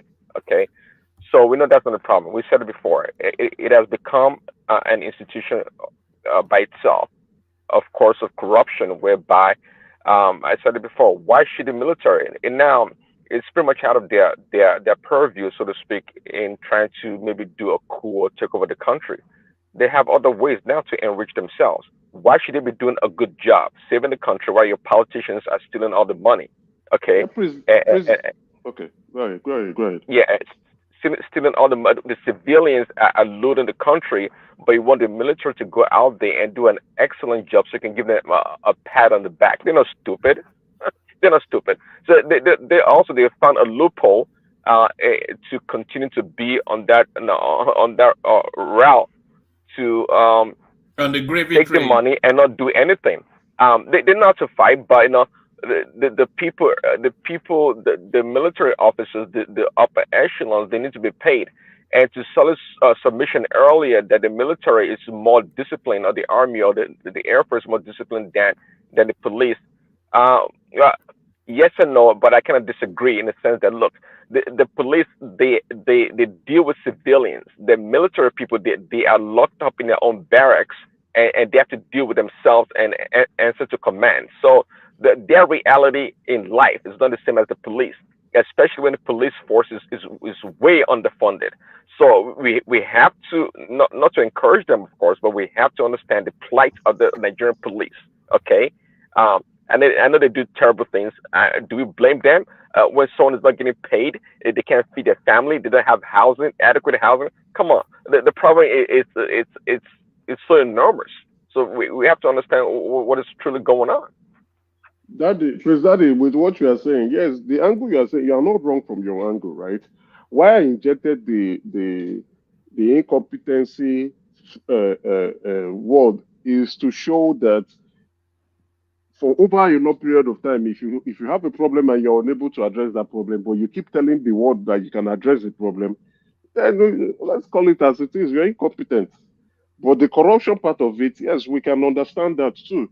And what you're also saying now is that we want to keep our military guys busy, because if they are not busy, they might be thinking of overthrowing the government. But again, keeping them busy is affecting the lives and livelihood of the country and the citizens in the country. So if they need to shoot their bullets, probably they should go and look for an enemy outside the country and start to shoot. So they should not, the insecurity is getting widespread, is expanding. Is it till it takes over the whole 36 states that they will not get serious to do something? If they are so they are afraid of being idle, and they want to, use their fancy toys, express their fancy toys and be happy with the new toys they are purchasing, they can go somewhere else. They can try it in Burkina Faso or Mali. Emeka, yes? Sorry to interject you. When the military were in charge, was the country safer than now? Yes, it was safer than now. Yes. So no armed robbery, no kidnapping? No, those insecurities were not like what we have now. Those could be handled by the police. The military didn't need to come in, get themselves involved, right? And it was not. It was particularly to urban cities, right? Not like everywhere where you go now. You're afraid to move from one state to the next state because you don't know what's going to happen on the road. People could travel. People could go about doing their business. Yes, you could hear pockets of robberies, armed robberies, but then it's not like every day, like in one incident, 1,000 people are dead. The next incident, another 1,000 people are dead. No. And again, those insecurities, the insecurity or the crime rate, or which we will call crime, is as a result of poverty. But this time around, this one is a different kind of ballgame that we don't understand. So let's, now the country is broke. We are busy looking for funds. We cannot get economic activity to ramp up because of specific places in the country is in lockdown because of insecurity. Now, if we want everywhere to be productive, the military must take their job seriously. They must stop being incompetent and being corrupt and go to do the job that we pay them to do. Let them go and do the job. Go and do the job. They should do their job. They're a bunch of jokers. They should stop sleeping. Then when you talk to them, they go to social media and be saying, oh, civilian, this, and that. But they're a bunch of jokers. They are very useless, in my opinion. Very, very useless. They should know that. I hope they are listening. You are very useless. Do your job. Yeah, one man, please. Let me go to the other topic. All right, to the next headline. Pansat, you are unusually quiet. Are you subdued by the experience of yesterday, Pansat? Look at that. It should be. Yeah, yes. Let me take you, since we have the window of quiet. Tinubu received brief of $10 million investment prospect in Nigeria's steel sector. So we're back to Ajakuta again. The cow that just keeps on bleeding money to the politicians. Since I was born, Ajakuta has never produced anything. It has always been on the line of prospect. It has always been on the line of potential. But Ajakuta has never coughed out any steel since I was born. Now I'm a full-grown adult and I'm getting to old age. Ajakuta is still on potential. Ajakuta is still on possibility and investment opportunities. Everything is possibilities and potential. Well, let's see what would happen anyway. If it's going to cough out a bit of steel, maybe we may celebrate. I hear the Kogi state governor who is actually leaving, they are trying to take that place very seriously. We are talking about going into the industrialized phase of the country. Ajakuta is central to it. Now we have car assembly plants in the country. If we have the steel, Ajakuta steel producing, we can now begin to, rather than importing these materials, we can get from there and move on. And then we can also export. Everything in Nigeria, there's just, the country is really, it's a sad situation where people are not, and I keep saying it, we Nigerians, we are not patriotic. We don't really love our country. We don't care about the country. We just want to steal, and steal. So it's wrong that the corruption affecting that place, Ajakuta, is so sad. For decades, that place has. In short, if Ajakuta can speak, Ajakuta will cry. Emeka. Yes. I think I sent one article this morning. Woman, did you get about Ajakuta still? Remind me, what was the content of it? When did you send it? Instagram? I think Instagram. They are saying that investigating Ajakuta, they said they spent 33 billion for energy for electricity last year. Oh yeah. I saw that. Right, that they are owing. I saw it. So which means they are opening the shop of Ajakuta. Ajakuta is not producing anything. What don't have light? Factory don't work is owing energy bill. 3 billion. Ajakuta's factory is running. The machines are running, but it's not bringing out any steel. They are consuming power, but it's not bringing out anything. I just don't get it. I saw that. I was like, oh my God. And they said they want to investigate it, which means people who are there are just trying to enrich themselves through unnecessary expense padding. It's sad. It's a sad reality. It's a sad reality for us Nigerians. Let's be very realistic. I would say sell it off, but we've attempted to sell it off before, and then we ended up in a legal suit that cost us money. We sold it to the Indians then, and I think, who bought it back? Was it Obasanjo or somebody? And then we had to pay them a bunch of money, but now a bunch of Indians are now coming to take it take it off our hands. And this is off the back of that summit in New Delhi. It's because of the corrupt mind. So people go. Is it not someone that went to insert clause in the petrol, the gas issue, right? That the one UK judge saved us from a nasty lawyer legal lawyer, a lawyer in Ministry of Petroleum Resources that went to put some clauses and do some shady things with some UK guys that would have just, in short, Nigeria would have been sold. Can you imagine? Yeah, she's dead now. If I remember, no, she's in prison. She's not dead. She's in prison, right? People, we just insert clause and we want to pay off just to enrich ourselves. You know, it's a shame. The way we behave in that country is a shame. Then we'll come and we'll fight ourselves, do this, do that, say this. But when we get into position of power, we just also want to just enrich ourselves, still bleed the country dry. Look at trillions of naira in people's accounts. Trillions of naira in people's accounts. Oh, God have mercy. One man, please, let's move. Yeah, which one is this one? Emeka, I find this next one quite disturbing. It's coming off the back of that fake booze that they were selling.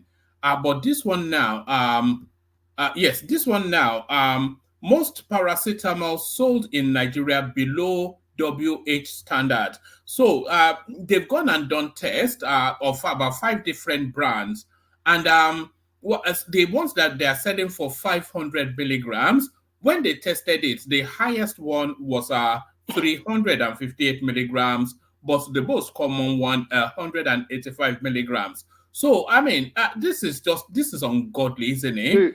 This is even better. This is better. It's an indictment on NAFDAC.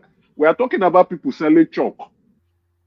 Essentially, yes, as paracetamol. For people as for paracetamol for people to drink. People importing fake drugs, substandard products, adulterated products, adulterated drug.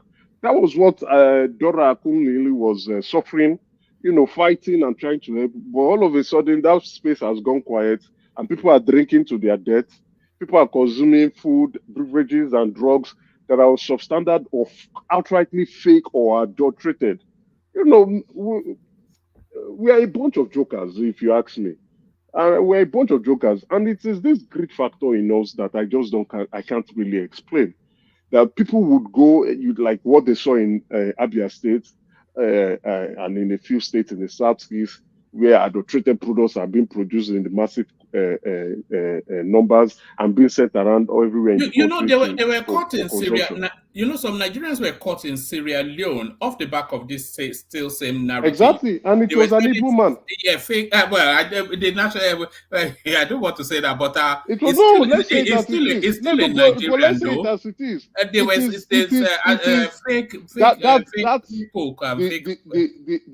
The trade of fake adulterated products, goods, drugs is being conducted by Southeast businessmen who, out of greed, want to make money, but you don't want to do it the right way. You don't want to do it legally. You just want to do things illegally and kill people.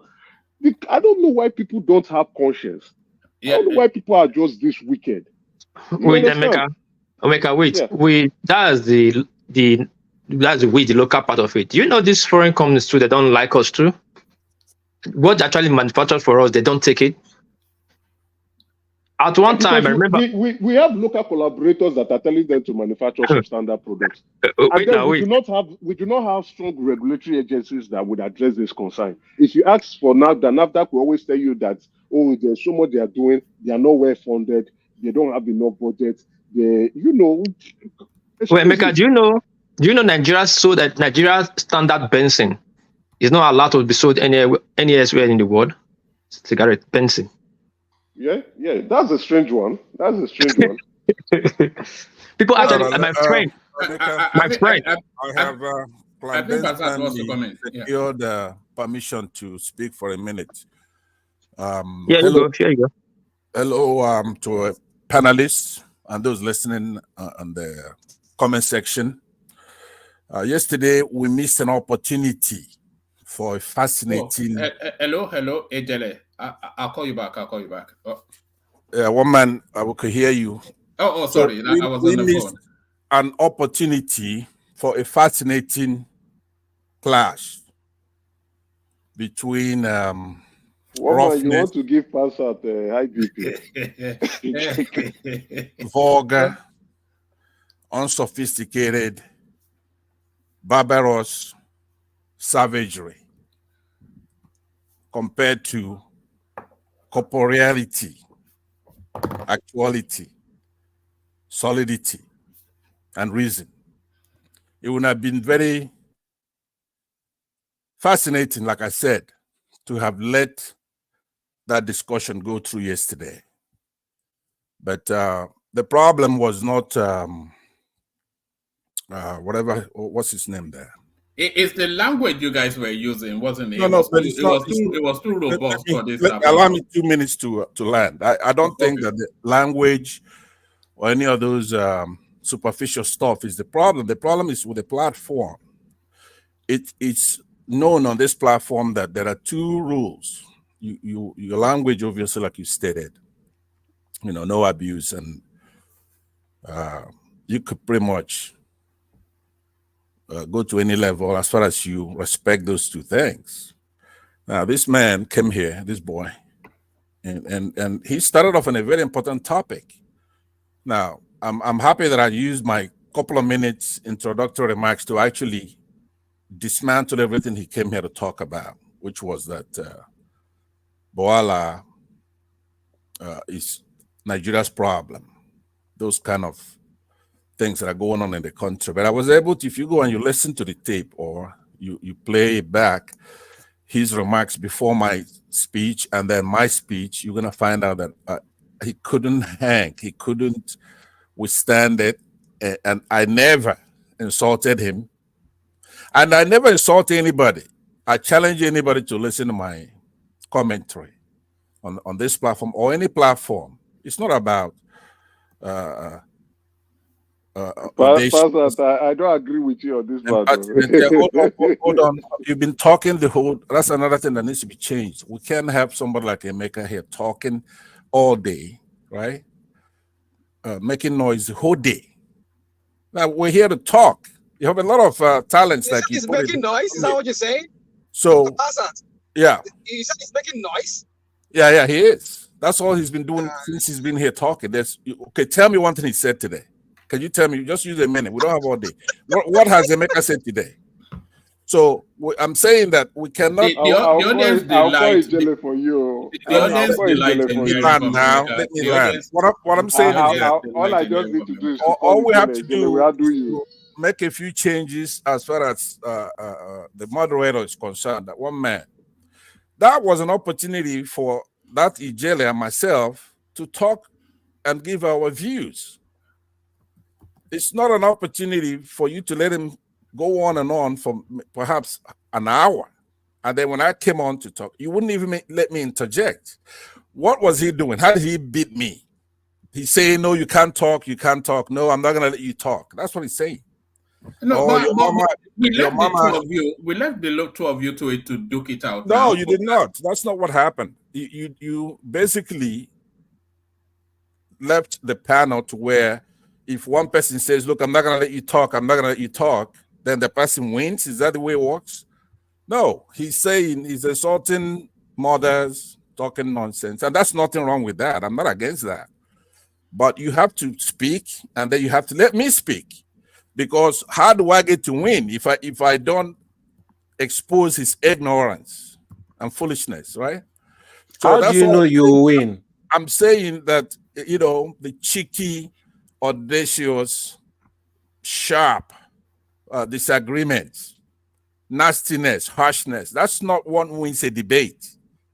What wins a debate is substance, solidity. If you look at my the weight and the shape of my contribution, it's going to be round. And his is flat. You hardly make sense all the time. Emeka. Listen, leave this clown is overgrown baboon. I'm coming here to talk. He forgot. They're the same Bini. Why are you insulting him now? Don't insult him. One man, let me tell you. One man. Let me tell you. Let me remind you guys. 2 years ago, this clown came on this show. Hold on. You know when we started this session, Ajanle Koko was telling us off for the No, language. I'm not insulting. I'm not insulting him. I'm not scared of Ansat. 2 years ago, this clown came on the show and insulted his father and his own tribe on the show. Is to contribute. That was the first time I met. He won't let me talk. Look at this gorilla talking. No, don't call him names, please. Yeah, just mute him. If you want me to be quiet, let me make my say. Then he can. Better than admonishing him. Hold on. What piece?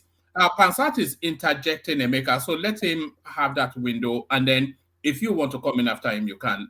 So that if you make it fast and snap, people are waiting. Now, there's been about 3 people who have defeated me in debates around here. One of them is Adewale. There's another kid. I don't know. If you remember, the other one that flogged you was UFC. USB. Now, how did they beat me? Just like this boy in Japan just beat me now by just calling me a name. You know what I'm saying? That's insulting. That's not how you're you missing win out it. someone who actually flogged you very, very well. Who is it? Ijele. Okay, Ijele. So how do they win though? That's the point. It's like We're not here to win or not. We just make your speech and get the fuck out on the stage. You don't want me to lie. You have to mute this guy or remove it until I'm done. I'm almost done. 2 minutes, please. Yeah, just hear me out. Yeah, carry on. The point I'm making is to this case. Now, if you haven't noticed, I try to get into a debate where you have ignorant Nigerian youths ubiquitous on the internet. So I come and I inject them because they're the vector that will have to carry it all over the internet, right? So that is what I do. I come and I talk to these youths that they could insult me to them. They defeated me. Now I see them debating South Africans and they're trying to be nationalistic. And when I get into a platform, I don't support them because that's not nationalism. It's not the way to win. You have to win a debate by the merits and the power of your argument, your debate, the points that you're making. That's never going to go out of style. So if you think just because an ant beat an elephant, okay, yeah, there's something to that. You laugh and you talk about how the ant beat the elephant, even though the elephant ended up squashing it. Yeah, that's imagery right there. That's not how you win a debate by this boy in Japan who just called me a name now insulting me, right? These are people that, like this Ijele, if he were to stand in front of me, he won't be able to do anything like that, right? Because, well, anyway, so let me just tell you, all we want to have to do here, one man, is actually you that I came to talk to. You're going to have to teach these kids that it's not abuse or talking nonsense. That's not the way you win a debate. We missed an opportunity for a very fascinating discussion yesterday. This guy would have been, because he does have a lot of loose ends here and there, pointers that he makes. It's good to destroy his make him weak at the knees in this conversation. So please let that happen sometime. Don't let them violate the rules of the platform. There is no way you're going to come into a platform and say, no, I'm not going to let you talk. I'm not going to. Have you ever seen that on CNN? If that's how easy it is to win a debate, then no, people shouldn't go to school anymore then, right? So please, and then you should emphasize and say, hey, look, Pansat won that debate because he had the facts. Now, Ijele's only point that he made that I could see so far was that I said 77 billion dollars, right? You said trillion. Billion naira. Naira is not in my lexicon or my daily lexicon or anybody's, right? It doesn't mean anything that somebody misspoke and said naira. That's what the 77 is proper. Now, one man, that's a correction you made of me. I'll end with this. That's a correction you made yesterday of me also when I stated that United States has 30 billion GDP. Trillion, you said. The memory. I said billion, and you corrected me with the trillion, which is right. Yes. Yeah, but you know, if you mathematically, as far as I signed 30 billion to United States and 3 billion to UK, then that's a reduction. So you could look at it as a ratio. I could even have said 3 to 1 or 3 to 0.5. Do you understand? And it be the same thing. But correction taken. Sometimes somebody makes a typographical error. It's not a big deal. No, it's not. Yeah, it's not. That's not a. Yeah, but I'm also. I'm not on count. If you allow person to talk, you start talking and moving and debating. You make your point. Leave the floor. Let me talk. Okay, so I'll do that. So one man, I'll yield back. I just want you to understand that this platform, we're here to correct, and that's why I'm here. I suffered all these things so that these kids could be able to compete. Go sit down. Yeah, kids. Pansat, let me say this. You know, we do this every day. I do this every day, and it is my role to tune into the personalities that come here so that I understand their personalities somewhat. So you may or may not agree, but I understand your personality. I understand the personal, and that's how I move the conversation. Sometimes I move it in terms of the personalities. So when I understand a jealous personality, and when I was telling you not to prod at him, it was only really because of what happened yesterday. I'll give you $500 for every prodding, okay? You show me a prodding, and I give you $500 right now. Ejele moves, so don't worry about it or whatever. No, what I'm saying is that if you look, saying that, let me say one. Let me say something now. Ejele moves from 0 to 100 in the twinkle of an eye. So that's just his personality. And it's a no holds barred sort of a bruiser type of debater. And he wants to cut very deeply into the pain points. And that's how he does it. And that was why I said not to prod at him.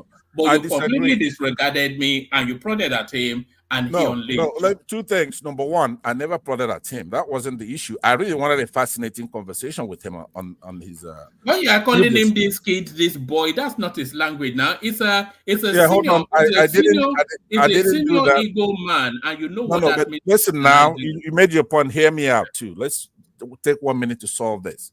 Number one, I never prodded at him, right? But I should have prodded at him. But the point I'm making to you is that personality or no personality, there should be rules in any game. There are rules. One of the standard rules, you said it. You don't want that kind of language. But he also have to speak and then give me the courtesy to speak. Because what is done doesn't take a genius. If I don't want you to talk and you wouldn't remove me for not letting you to talk, I could just say, no, I don't want to hear. I don't want to hear.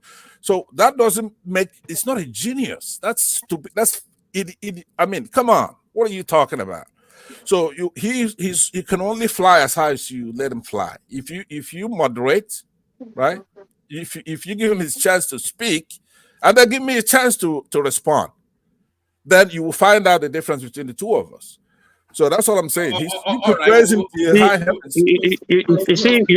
You see, Pastor always show his hand. You think he's smart. He has been talking. Let me tell you why. Why do you always want to talk when I'm talking, right? Why can't you shut your mouth until I'm done? Then you talk. Why do you want to be genius when I'm talking? Hold on, Pansat. What I can do is I can set up I can set it up for the two of you to duke it out and Ajanle Koko will moderate on any topic of both of you's agreement, you and Ejele. Accepted. All right, I'll speak to him, see if he wants to take it. Thank you, our anthropologist. Is he an anthropologist today, not a security expert? Let me remind this. Don't let me insult this guy. I mean, remind this guy. So there should not be. Hey, calm down, calm down, or I'll tell you what you not like. You have to do something about it, right? He's from a minority group and he's overrepresented here. Don't prod at him. He will launch at you. Don't prod at him. The way democracy works, right? There's sampling, right? We're here. He's a minority in Japan, of all places, right? He's here just to antagonize the major tribes of Nigeria. That's all he does. So you have to do something about that as well. Why would you let this war piece antagonize Everybody who said don't you see? Wait, Emeka, hold on. No, I'm not. I'm gonna remind. I want to remind him what he did 2 years ago, to show him how stupid he is, and to tell him I'm more better person than him. Quiet, just quiet. He broke the rule of the ring. You're going with impunity. Can There's I? no punishment for him for saying that. Don't say anything, Solly. Hello. Don't say anything, Solly. Just we have enough to compare. So he already won the debate because he just insulted me with impunity. You were supposed to ban him for at least a couple of weeks for doing that. Now this platform then would rise because it will be ideas. He just insulted me. Pastor, nobody actually needs you here. Nobody actually needs you here. All right. Let me make I want to make this point. I want to make this point. I want to talk to Emeka, not him. I want to talk that he keeps coming into my unsophisticated, unrefined, unpolished, ill-bred, ill-mannered, thuggish, loutish idiot insulting me with impunity. Onyamiri Madikwe is still talking. It's okay now. You're gonna win me because there is no moderation. That's not the way the world works. If you're gonna make a debate, you have to come with some ideas. That's why you're on a platform. You're not here to call somebody stupid, idiot, and all that. That doesn't win you a debate. Now let me hear you. Now you speak and let me speak. Let's see. Let's match weights. Go ahead. It's your turn. What is that? You are so low. If you claim yourself you are so mighty and you're on the ring with me, just me and you, that shows you are so low. Is that your response? I have to do this. You are lower than me, so I cannot have a debate with you. Okay, fine. Now that's so get the fuck out of my front. You don't want it. Okay, well that's a position. Well, you have to measure things by tangibility, the density of what you're talking about. I don't need to talk to you. Right? You have to use reality, materiality, correct concreteness. That's you embodying what you've come here to do. If you have nothing to offer, then you stay out and listen. Emeka, are you there? Right? You could be on the comment section like I am most of the time. That's the problem. I don't want to talk with him. I want to talk. See, you keep jumping and we're not at his age. That's his problem. And he will forget that he's dull. I'm not going to take the bait because quiet. Let me talk to who I want to talk to. You don't deserve for me to give you a beat down. There's no need for that, right? You're all right. But all I'm saying to you is that when you come on a platform, it's not always about one tribe against the other. It's about one individual against the other. You could be amenable and agreeable with all, but if somebody does something wrong, then you chime in. That's it. It's a simple thing. It's not academic. So I'm not gonna go. Let me say to you that I don't. When I'm done and I exit in a minute, right? You're not my enemy. See, this is the problem. But the fact that I kept quiet does not make you a sound person. Can't you see that you are so dull? Okay, fine. No, but let's just touch it and let me talk to who I'm. I didn't even call your name. I called Emeka. So just keep your mouth mute. Okay, just fine. Keep mute. Okay, it's a pity I have to tell you to at your age. Okay, that's come on. You say you're intelligent. You have PhD. You can't even at the PhD or at your intelligence. It's not a shame. And you say you have a son of 50 years. Fine. You're a Methuselah right now. I'm not going to. Man, quiet, man. You're too dumb, man. You're quiet, man. Hold on. Let me talk to. I call out Emeka. Let me talk to Emeka and just keep quiet. Okay, fine. All I'm saying is that one man. You don't need to explain. I don't need your explanation. Will you be quiet? I gave you a chance to speak. Why will I be quiet? For it's not your turn. This is my flaw. So just shut up. Okay, I won't do you a favor to speak, and you don't even know your place. Okay, you won. Okay, thank you very much. I don't need to win. You're not a fight to be win. You don't have what? Who are you to be fighting to win? I don't need you because you're too dull. Okay, please, Emeka, are you there? All right, let me talk to Emeka. Emeka, are you there? Hold on. Bob, I am here. Bring the tempo down a bit. But to be fair, Pansat asked to interject, and he was doing the interjecting. So. Yeah, but one man, you said after him is me, and he was done. And when I went to start, he came back to my turn. He was done now, but he was done. He yielded, and you came up with a. Okay, I think it's yielded the space to you now. So ask the Emeka the question. Yeah, Emeka, I'm not a question. Emeka, I want to talk to you. This guy came. I don't call his name. His name is not worth calling. 2 years ago, he forgot. There's a saying being that a child that poo will forget he poo, but who packed that poo will never forget. the action or the scene. Then it was about Nnamdi Kanu. Then this plan was about IPOB. There's one guy that come here too. They call him Radio Biafra that come to speak on the funny accent too. They also come here. They always come to this platform. We're talking about then we're just Nnamdi Kanu and Nigeria. Election. There's no election. And this guy just bumped into the show. Came here and insulted his father. My own tribe. I can't say he insulted my kingdom or the authority there. He insulted his own father, but he forgot now. And I didn't say a word. I just kept quiet. Then I was new on this platform. I just kept quiet. The next day, that guy came in. That person I saw that guy to apologize to me, and I took it dearly. I was waiting for this clown. I said his day will come. We don't forget and we don't forgive. We can keep calm. I'm looking at you, but one day you fall. You will fall. You will remind you. See, since ever you did that in that day, you see, you'll be going to a platform. You'll be embarrassed. You don't know what's going before you. You think you just joke with people like that. You cannot joke with anybody. You can joke with any authority. You just come and insult them. Now you are. Yesterday you could even make complete sentence when Jele was kicking you back and started speaking Igbo. You forgot you remember your Nyamiri Igbo. Your Igbo. You remember now. You forgot before. You come here, awara. I'm coming for you. I'm not really ready for you yet. I'm not kind of people that jump from platform to platform. Otherwise, anyway, you will see your before. You will see your before. That thing you said with your mouth, that tongue, you will cut out one day by yourself. All right, one man, you saw how he said he's going to address Emeka, but he's talking to me. He's talking about me. And the incident he's talking about, I don't recall it, but let me believe that he's sincere and there's something that took place. This guy, he moved from Nigeria where he has a king, right? That is one of his worldly possessions. He's a king. He moves to Japan where they have a king. But what he doesn't understand is that over here where I am, the United States, we made a foray into that Japan and humbled it and took that king of theirs over there and cut him down to size and give the people democracy and gave the king over there some kind of cultural role and wrote them a constitution. So he's a victim of monarchy. He doesn't have self-worth. He doesn't know the individualism involved. But he makes it worse by being boorish, vulgar, Philistine, like a barbarian, yobbish, primitive, almost a Neanderthal. Let me land. Hold on. Let me land. No. Hold on. Can we just move forward? Because you guys are just holding down this conversation today. Can you just let it go? You should go back. Don't say you guys. That's the same thing I was telling one man.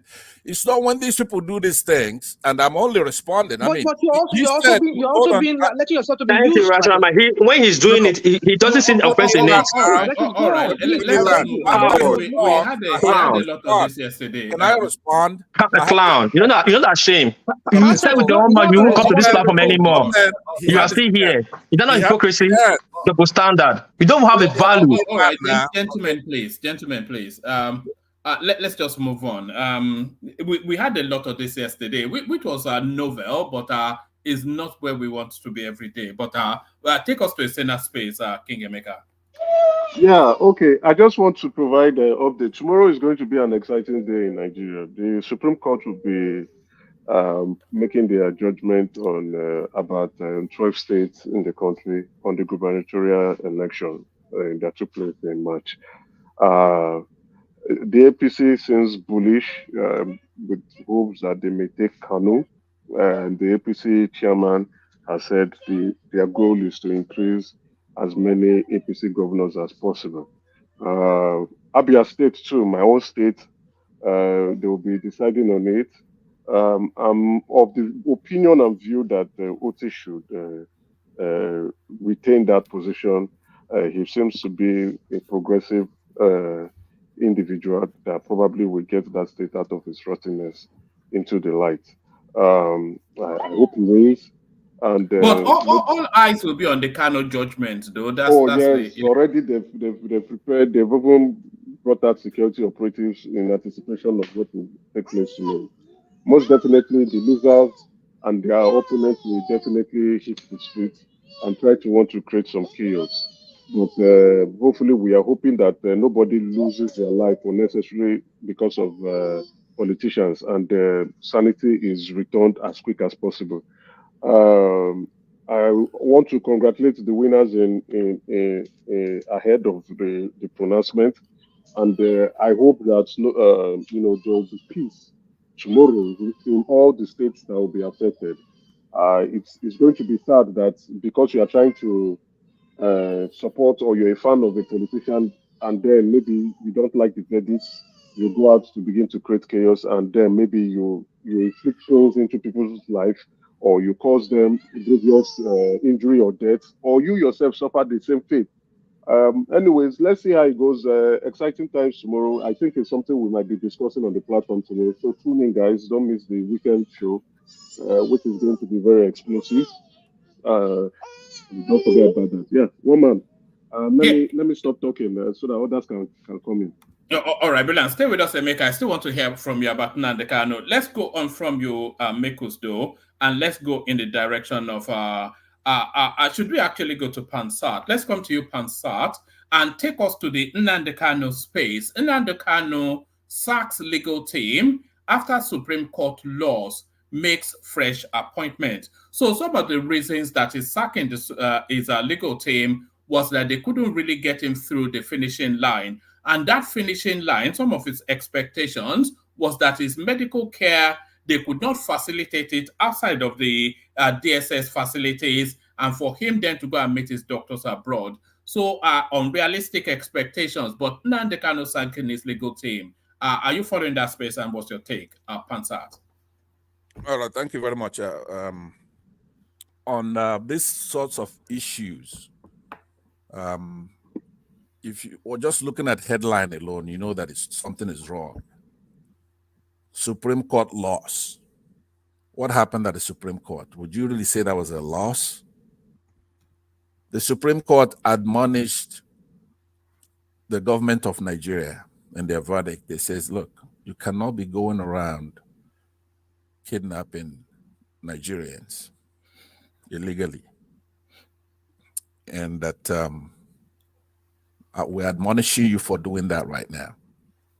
Virtually in all the legal issues that Nnamdi Kanu is seeking for his freedom, the court, the apex court, have already made that judgment by saying that that rendition was an illegal rendition. However, on a technical note, as far as the hierarchy of the court, they're saying, but it doesn't mean that their court, and I believe that was a wrong interpretation by the court. The court erred in that ruling, that they still must return it back to that appellate court and give them a chance to conclude. But with prejudice, they've already made the determination that it was an illegal rendition. That is the biggest win you could have. So basically, they're just going through not a substantial angle, but procedural. That's a heavy win. He's free as far as that court is concerned. Now remember, that's a Supreme Court. So from the headline alone, it's a rubbish article. Now we're not privy to his reasons or their tactics. It may be a tactic to change forms. There may be a conflict somewhere. There may be sickness. Nobody knows for sure. And I doubt if they're going to reveal any of that to anybody. Pansat, Nnamdi Kanu's prayer to the Supreme Court was for them to uphold the verdict of the appeal court, which was that by the mere act of an illegality, you can then have legality on top of that. So him being renditioned from Kenya is an act of illegality. Then having them then go through the legal process, you cannot have that off the back of that illegality. But that was upturned, and that could have set him free. So he did suffer a loss. No. One man, I want you to calmly, soberly go and read, because I just gave you a version of what actually transpired. In that same ruling, the court said that he did not jump bail. Right now, that is the nexus of all the activity, the crime that they're accusing Nnamdi Kanu of. Treason is his charge, not hold on, treason. please. Now, in that ruling, the main thing that's had all these things going on is that he was on bail. I mean, he was on bail, and they're saying that he jumped bail, he ran to United Kingdom, and all kinds of nonsense, right?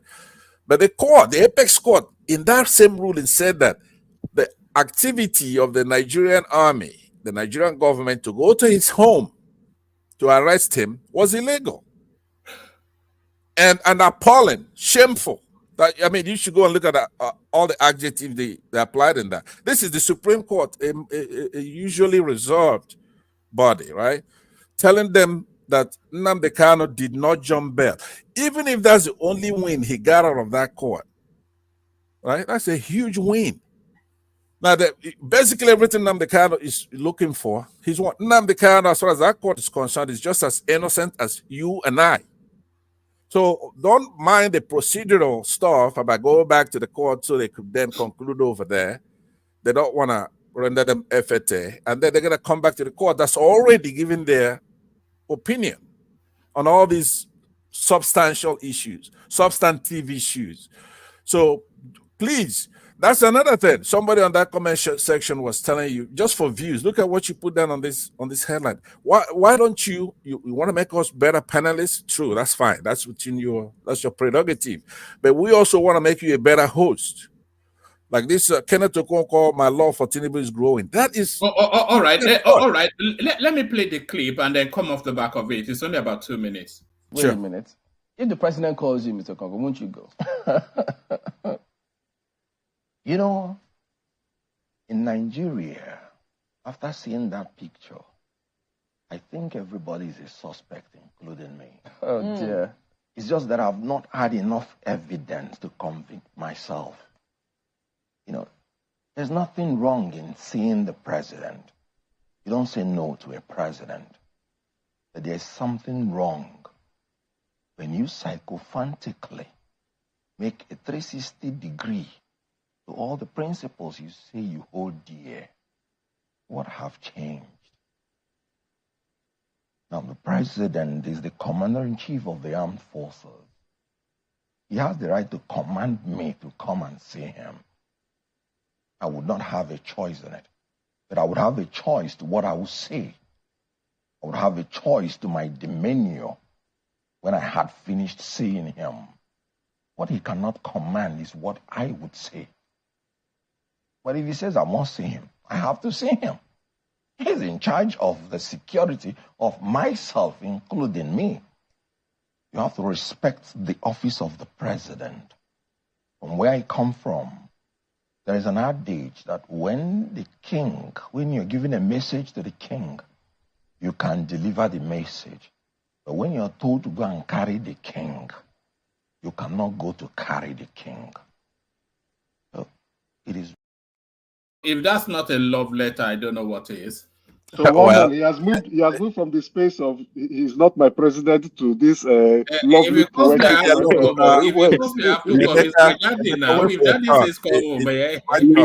Leave that clown we call what's the Kanayo? What's his name? The lawyer. He's a clown. Okay, not jumping. This is Kenneth Okonkwo. Kenneth Okonkwo, yeah, Kenneth Okonkwo. He was the one going to court the other day, jumping from one place to the other. Come off the back of what you played. They're gonna make me forget. Please, could you remove this guy whenever I'm on this platform? Just take him to the back, and then when I'm done, you bring him up. That is your problem. You cannot dictate what you don't own. Don't see you are too dull. You're not mature on this platform. Please, don't rise to the bait every time out. All right. I hope you listen. I hope you listen to that. But look, one man, Kenneth Okonkwo, it's an orator. Right? He has eloquence, articulacy, fluency, gift of the gab, basically. So the way he says articulacy, is that a new English word? Has articulation been substituted? No, articulacy, it would be the tense. It's the same word, but in the sense that I'm in my sentence, that's the proper way to use it. So now he also has high regard for the office of the presidency, right? He's polite, he's courteous in that clip, and showing a claim That wasn't a love letter, that clip. No, you know, for the presidency, for the office of the presidency, but he's also eloquent. You know, he's humbler than during the campaign period. That's what you're noticing. Yeah, that's something. But you have to listen to what he's saying, though. See, I said to you in the comment section that Kenneth Okonkwo displays the difference between the Igbos and the Yorubas. That's what you're seeing right there. I mean, it's stark. Now, this is the kind of honesty that doesn't make me a lot of friends. Right? He's an honest man. Expand on that difference a little bit. Well, that's what I'm going to it. But I want to do it, you know, with soberness so that you can appreciate that and maybe take some correction. When you see Kenneth Okonkwo being candid, being honest, do you know the meaning of the word corporeal? Do you know what that means? Well, you tell us. Okay, no problem. So what has happened lately, the arrows are pointing in different directions now between the Yorubas and the Igbos. The Yorubas are turning out to be an iniquitous tribe. Not 100%, obviously. There are some in your tribe. Yes. Now, the problem though is that when any of them, can you say that again, Pastor? Let me land here. When any of them display that quality that should hold us together, such as Rational Man is one of the people here. You say it's not a Yoruba. You say Obasanjo is not a Yoruba. Right? What is the name of the attorney that I have a lot of respect for? Falano. That's also an activist. Farotimi. Yes. So you could tell right away. By activist, you mean obedient? No, that's what I mean. You see, I purposely withheld his name so that you could guess. And guess what? You just went to him. Yeah, because you have somebody in Lagos. What is the name of the guy that contested for Lagos for governorship? So what you are saying in essence is that Yoruba doesn't unite people. No. I'm saying something far more sinister than that. Please hear me out. There's no good way to don't cross the line. If you cross the line, you have another jelly in your hand this evening. Okay, I promise you that. Yorubas are iniquitous, right? Exactly. I will get that right. Try it. Let's let him land. Let's let him land. Cross the line. Take him out. Bastard. In Lagos State, right? They say it's not a Yoruba guy. Here is somebody they should be proud of. What is his name? GB, whatever his name is. Chinedu Rosevivo, yes. Okay, you call him Chinedu, right? Yeah, his father called him Chinedu, not anybody with gravitas that is honest, that's progressive. You say it's not that he's an Igbo man. Right? And then when somebody pointed out to you, you start talking nonsense. What am I supposed to say here? We can adopt don't ask, don't tell policy. Fine. Then we could do that. But if you ask, I'm going to tell you. When you saw that Kenneth Okonkwo standing there, a man, eloquent, composed, but truthful, honest, humble with humility, educated, patriotic, you are scared to death. You want to come here and malign him. You do it even to the level of panelists here. But fortunately, one man has one trait, which is he's attracted to people like that, even though he wants to bring them here and cut them down to size. You couldn't do a show here with just Yorubas here. Even if you have Rational Mind here, and sometime when Rational Mind is not here, then at Jan Lekoko, there's a gradation, there's a hierarchy.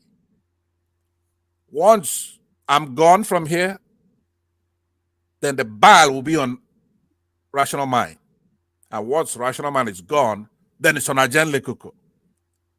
And then until you're left with just Yorubas here, and then when somebody tunes in to watch the show, it's nothing but an iniquitous show going on. So what I would say is to say respectfully, we could use the don't ask, don't tell policy for now. But at some Stick point, your respect up your ass. When I told this guy is too tall. He's overfed gorilla cocoyam. People didn't believe me. Tonight. So I beg. Let Pastor continue. It's entertaining. Let him continue. Let me conclude by saying that. Also, don't conclude yet. Go ahead. Emeka, you are another character here. Another Yoruba, right? He has to tell us where he's from. I'm another Yoruba man. You're not a Yoruba man. So I'll just say, if you want us to come here, maybe on a Sunday, and we'll kick it and we'll talk nonsense and we'll drink beer and we'll just play around, fine. But from Monday to Saturday, the show has to be guided with one thing and one thing only: true or false. We can't be cutting down our good people. Badebo should be the future of Lagos State. Peter Obi should be the future of Nigeria. Rational Mind should be the future of one man show. People like that. Not Baba. Baba to me, it's a northerner. He's a Muslim. He's married to 2 wives. He has 2 wives. For one thing, he has 2 wives. So claiming that he's in the United States is not true. He'll be in jail if he has 2 wives. He's a northerner and he's in disguise. Oh my goodness. He's trying to take us back. We're not going to let it happen. Where do you smoke this evening, Hassan? So, but anyway, I say that in all You are just a sick child of a gorilla father. That's what you are. Somebody. You are a sick child of a gorilla father. I'm telling you, speaking. He wins. Baba at cocoyam. No, they don't speak them. That region, they speak cocoyam. One piece, you have to hold your peace for a moment. That's not fair. Anyway, one man, you have a loaded panel, so let me kick it back to you unless you have another topic. Yeah, I want to take you to this space, and then from here we're going to someone else. Sorry, whoever is not speaking, please be muted. I think that's Papa. Hold on. Yes, I want to take you to this space. Most paracetamol sold in Nigeria below WHO standards. So, shocking but not surprising for the fact that it's not even adulterated. In this instance, adulterated. But they are 5 milligrams they are selling. But when they checked the content, it was as low as 100 and something. So now this thing that we have, money at all cost, Pansat. Yeah. Can you hear me? We can. Okay. So paracetamol, it's an acetaminophen, right? Acetaminophen. It's like I guess for those who are in the United States, be something like what is that drug that it's Tylenol, right? It's available in 325 milligram and 500 milligram, right? Nothing but calcium stearate or magnesium stearate, some cellulose, some kind of docusate sodium, benzoate, and all kinds of chemical ingredients. From the story, the first time you read the story, I heard them talking about the doses and how apparently maybe it's not adequate doses. It could have been a typographical error on the labeling. What is it? They're going to have to go through. They tested it. Yeah, but they still have to go through a judicial process. Right now, there should be a concern. We're talking about medical stuff. They tested about 5 brands, and all of them came short. Yeah. Who did the testing? The WHO and British Pharmaceutical something. Okay, but you do know that we do have enemies, right? They don't want Nigerians to be independent and to grow. Not even refine our own oil. You mean it's not within the Nigerian character to make fake drugs? Is that what you're saying? No. What I'm saying is that it seems to me that all our genius, as they're trying, as crudely as it may appear, when it's in Kuwait, when it's in the beginning, you're not just gonna go and set up a massive factory run by robots. They have to start somewhere. Just hear me out, because they do it in our refinery. We have people in the creeks refining oil. So instead of going in there and use, this is not product. This is not just ordinary product. This is a drug. This is a medication. I understand, but you could don't think that who cannot err. They could err. Right? Let me land.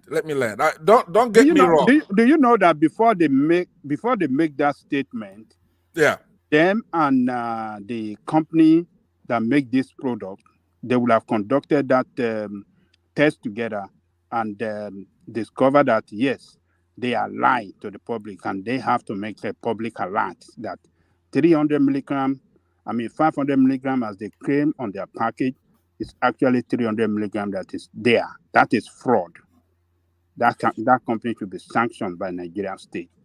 Look, like they actually tested 5 brands, and all of them failed. I don't care what they've done. What I'm saying is that they could also err, right?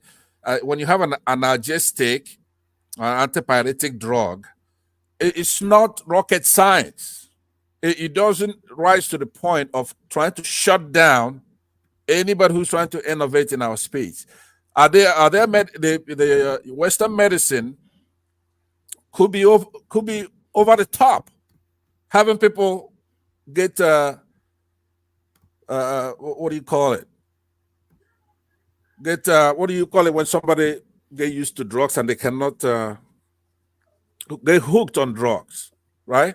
What they call, what is the proper term for that one? Withdrawal? Huh? What is it? Not withdrawal. In essence, people get hooked on drugs because it's too strong. They want people to be on medicine in perpetuity. What did you say? Addicted to drugs. That was and what our people are trying to do here, and they could demonstrate it in a laboratory, that you don't need all that concentration of this particular drug, because it seems to me they watered it down to a degree, right? So if you are, we're gonna have to look at the whole thing holistically. And these actors, they have been devils in the past. I don't want to run off with the headline. Now, I'm not saying they could not make their case. I'm saying that they have to come to our courts in Nigeria and make the case as to why we should retard our entrepreneurs. Everything is not throwing our people in jail or stopping their business. I'm talking about, hey, look, they're importing fake drugs. What do you know how many people get killed in the Western, for example, in the United States? How many people get killed with drugs, even over the counter medicine? And they cannot even do a goddamn common code. Now, in those days, I used to be proud of Western medicine. So, when you go through surgery, they change your heart and they could put a baboon's heart here and there and pumps it and there. But they're not even doing that anymore. We lose so many people in the hospitals. I went to inspect, I'm not going to mention the hospital here. I went there and I was going through and I saw a patient come in, and you have skinheads, people who are like, what do you call these people? We know what skinheads are. We know gangsters. Gangsters with skinheads drawing blood from a poor patient who he hasn't even seen a doctor. And he's pulling vials upon vials of blood from that patient for testing. And I couldn't believe it. And shortly they came back again because it's not coagulating very well. And they keep pulling blood. Do you know what? These Westerners, these doctors, they don't even know what the hell is in the blood or everything that's in it. They don't even know what's in water. So giving somebody plasma does not replace blood. You don't know what this patient, what their blood type is. I'm talking about the moment the patient comes in there and you're lucky to be seen by one of these staff, It's a goddamn nurse, a skinhead, pulling blood vials out of their system. You can't even put that back. You don't know what the hell is in that blood that you're pulling out. Because I say that they don't know because when you go into atomic level and then subatomic levels, you find out that things are not just made out of atoms and molecules. You have quarks. There are all kinds of things in the blood that you cannot replace. So no, I don't like their methods, but I'm not going to have them use the fallacy of who or whatever, Nigerian government, to be beating down our people, especially in the southeast where people import drugs and all kinds of things. They say is that where the defense is coming from? No, it's not. Southeast. I'm trying to say that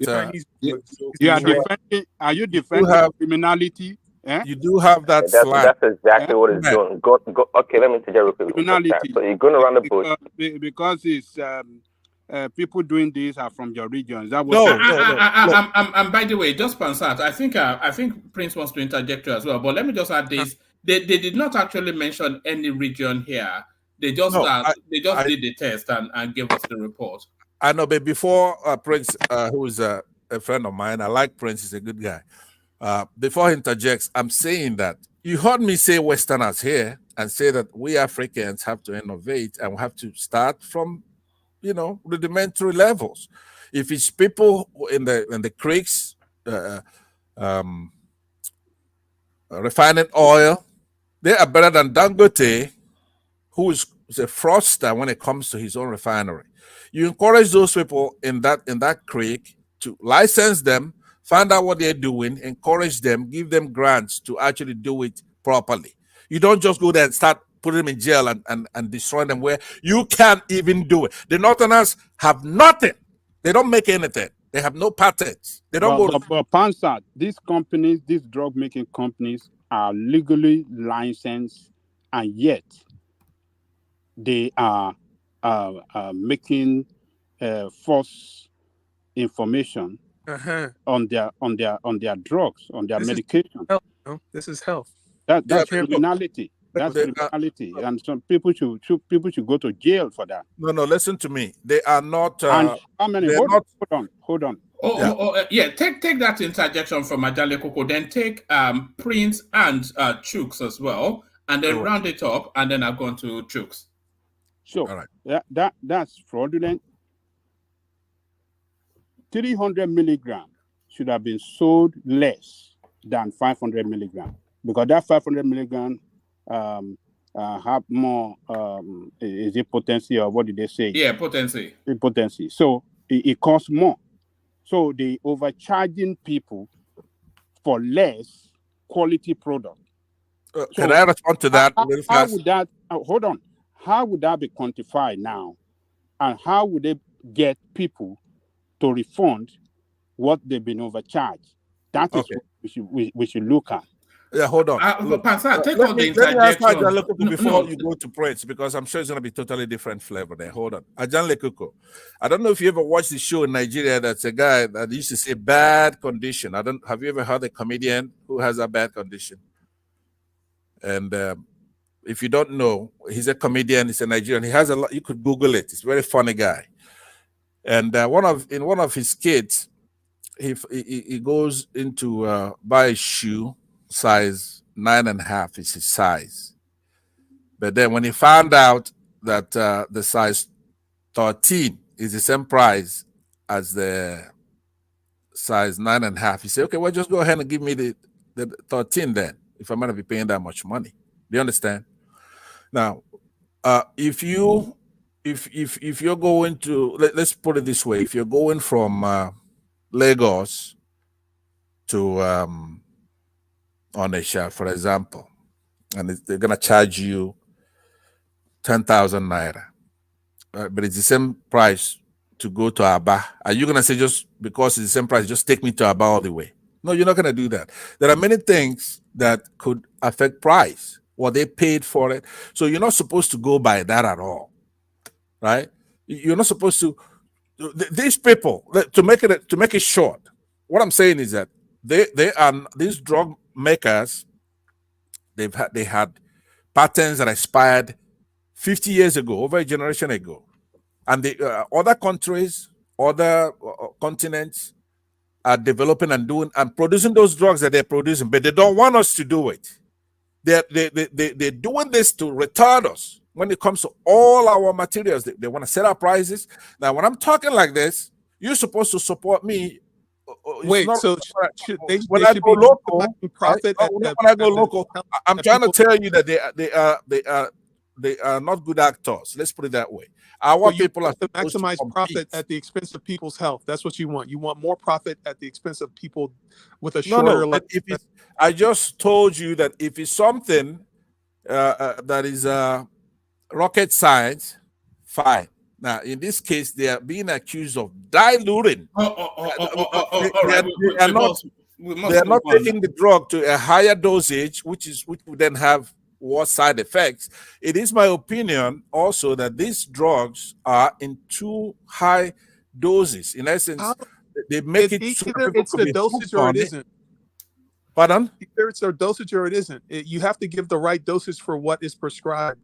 You can't short the dose to make an extra profit.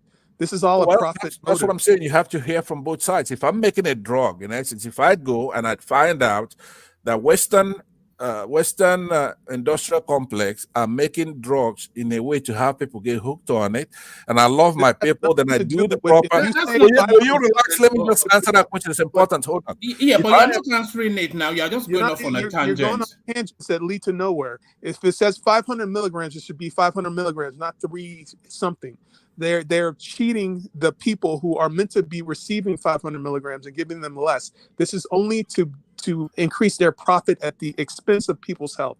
This should be prohibited. Right. They should be sanctioned. It's just that simple. Everything else you're talking about is meaningless. I know, but you see, let Prince come in, and then we have a 2-minute window to round off. We need to move on. Prince, come in. Yeah, just a few seconds here to the last speaker, like Chukes. Anyway, it's all about quality of healthcare. When people are taking the wrong dosage for their condition, how they get any better? If the doctor prescribed them a certain milligrams and they're taking less than that, essentially here the manufacturer, they know what they're doing, right? It's about reducing the content, the potency of each pill or the drugs, so people can essentially buy more. Because obviously, just like pain medication, if it's not working for you, you increase the dosage, and in so doing, of course, you buy more of their product. It's all about profit making. So, in fact, going around the circle trying to justify what is going on, it's unacceptable. And it is true. I stand with you in the fact that in the West also there's abuse of drugs, prescription drugs by the manufacturers and the consumers also. It's everywhere. But this kind of thing, this simple thing as testing paracetamol should be done in Nigeria. Why do we need the World Health Organization to do that for us? I would think we have an agency that does these things already, right? So let's just admit our wrong, and we don't have to point fingers, but it's doing that essentially. They will do that also to the level. I mean, paracetamol is what you call it, over-the-counter medication, right? But they would do the same thing also for prescription drugs or drugs that are meant to maybe to help cure or prevent cancer or whatever. They would do it. It's all about greed at the end of the day. So in other words, we should have an agency that's able to monitor what is going on in our healthcare, because again, this leads to poor healthcare overall. Exactly okay, right. Look, hold on, please. I don't want to get lost on it. You can interject after that. Let me respond to you. Because, Prince, I'm looking at both sides, and these other people are looking at only one side, right? Now, paracetamol and ibuprofen, they're different drugs that have similar activity and action, right? What does this have to do with the level? Please, I'm going to tell you, because hold on, you're not listening. You were listening with no. Why I'm saying, okay, let's talk for real. Hold on, please. Hold on. Now, look, let me tell you that acetaminophen is banned in the UK, right? In 1998, there was the legislation introduced restricting pack sizes and all kinds of things. Why is it banned? Because of induced poisoning, self-poisoning. And then paracetamol induced hepatotoxicity. Hepatotoxicity. Google that. So you know that that particular dosage is actually why they banned it. But there's a lot of politics being played in this field, right? Tylenol is stronger than paracetamol with all the fancy names. It's the dosage that we're talking about. So you do have to hear from both sides. The heavy-handedness. Let me land now. You're not listening for one thing. You're not listening. I'm giving you. You're not saying it. You're using I'm addressing you, and you, first of all, get off the net and go Google what I just told you. Right? You didn't it's say banned in the. You didn't say one man. Because of ibuprofen in another country, then they should be able to give you less drugs than it's on the label. That doesn't make any sense, sir. You're not making any logical sense. On that particular issue, I said if it's just as a simple typographical error on the packaging, right? It wasn't all right, Pansa. Just round it off. You are starting to somewhat drift. I'm not drifting. Yes, your tolerance for the truth is very low. What you are saying is not consistent with where the conversation is. It's not a labeling issue, it's a content issue. And I spoke about the content. It's not an isolated thing. They tested 5 main brands, and it's not a political thing, it's a World Health Organization intervention. And they are not in a position to sanction, they're just in a position to alert and inform. But one man, I don't know, you're just going off on a tangent. No, I'm not going off on a tangent. So why don't you, instead of doing a proxy stuff with me, you and I, you name those 3 things. Number 1, you said I'm non-responsive. This guy, I was talking content, then he came back to say, look, how could that be relevant when the packaging says 500 milligram and something inside is less than that? Right? Either it is 500 or it isn't. If it's not, but listen now. Let me deal with one man. Okay, if you have anything related to one man is doing a proxy battle. Hold on. For one thing, I'm responsive to his concern, but I am trying to have you widen your aperture a little bit. You do not live in a vacuum, right? I do not believe in extrajudicial sanctions. People just making allegations without having a third party be an arbiter to determine. I want to hear from the other side. You are going by the fallacy of authority. These people, they are WHO, or they're UNICEF, or they're the Nigerian government, or the American government.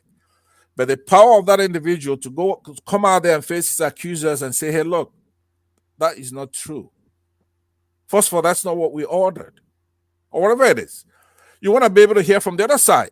But I said, in certain cases, when it's held, there should be more concern. But the allegation is that it's the dosage is of lesser quantity.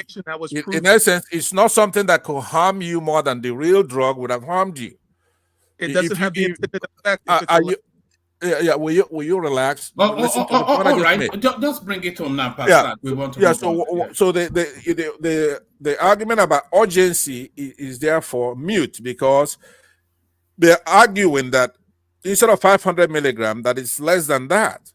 So there's no urgency now, because if you take the drug, the worst that will happen is that it will not kill you as fast as the it's not going to kill you. Intended effect that the doctor wants it to have. So but unfortunately, the doctor, your health will suffer as a result. I know, but see, the doctors left the room because they're going over there and have it. Remember that toxicity that I asked you to go and look up. No, Pansa, we must move on. It's just this is. It might be. Is it if you're talking about it? No, you're going on and on for too long, and I want other voices to come on. I came to you actually earlier than I should have, because other people were here earlier. Well, God forbid you come to me earlier, right? It's not like the kind of nuggets that I'm giving you here is something you get here on a daily basis. I'm here talking to you. You should be paying me for this. All right. But anyway, send in your invoice. God. Consultation fee. Send in your invoice via. Thank you for hearing me out. And Thank you. I'll Thank stay. our If you have more anthropologist. questions, you come back to me. I'll leave my mic open. Thank you. All right, brilliant. Thank you, Mike. So not Mike. Thank you, Pansat. So that's Pansat, who has now recovered from the ghost bars from yesterday. So let's hear from Chooks now. His connection is a bit wavy, but hopefully it improves in the course of. But you couldn't hold back on that space, Chooks. These people are underdosing drugs, putting people's health at risk. Exactly. Nigeria, of course, so not surprising. Well, Pansat, he illustrates the what's wrong with Nigeria. There is incompetence on many levels, and the same with people taking shortcuts. In the United States, we have a Food and Drug Administration that monitors the effectiveness of the drugs that people are prescribed and over the counter. And if the drug does not contain what it says on the package, then there will be sanctions, the drug will be taken off the market, and the manufacturer's ability to sell drugs in the United States will be taken away. In Nigeria, there seems to be a wild, wild west where people are, putting drugs for human consumption that don't even contain the dosage that's listed. You cannot have a healthcare system based on information that's not accurate. So you have to bring that under control. But I fear that there's so much incompetence and so much corruption in the Nigerian system that it's not even possible. If they're doing this with paracetamol, what else are they doing it with? What other drugs are being affected to the same extent? So this is not a good sign for the people who live in Nigeria. It's not a laughing matter, is it? It's not something to be joked about with. No, not at all. There was other things that I came to talk about. They were talking earlier about Yemen and the fact that there were going to be airstrikes on targets in Yemen. Now, the reason for this is that in a hostile milieu like the Middle East, the United States has to advertise its willingness to attack any person who would profit at our expense or who poses a threat to us and our allies. So this is the logic of deterrence. So anybody who wants to steal from us, you have to kill them. You have to flaunt a hair trigger for violent retaliation. Anyone who would steal from you or who would damage your allies, because not only is our economic strength predicated on our military strength is predicated on our economic strength, but we have to deter people from seeing us as weak with airstrikes, targeted killing, and sending drone strikes or sending in special forces. So these people in Yemen, there'll be a lot of violence until they understand that they cannot steal from the United States. But the United States can steal from them, of course. Well, unfortunately, look at that. Unfortunately, nation states operate in a system of anarchy. So the only way to reduce anarchy is to create a hierarchy, and that is with military power. So the United States participates in what's called Western hegemony. That's the foreign policy of the United States.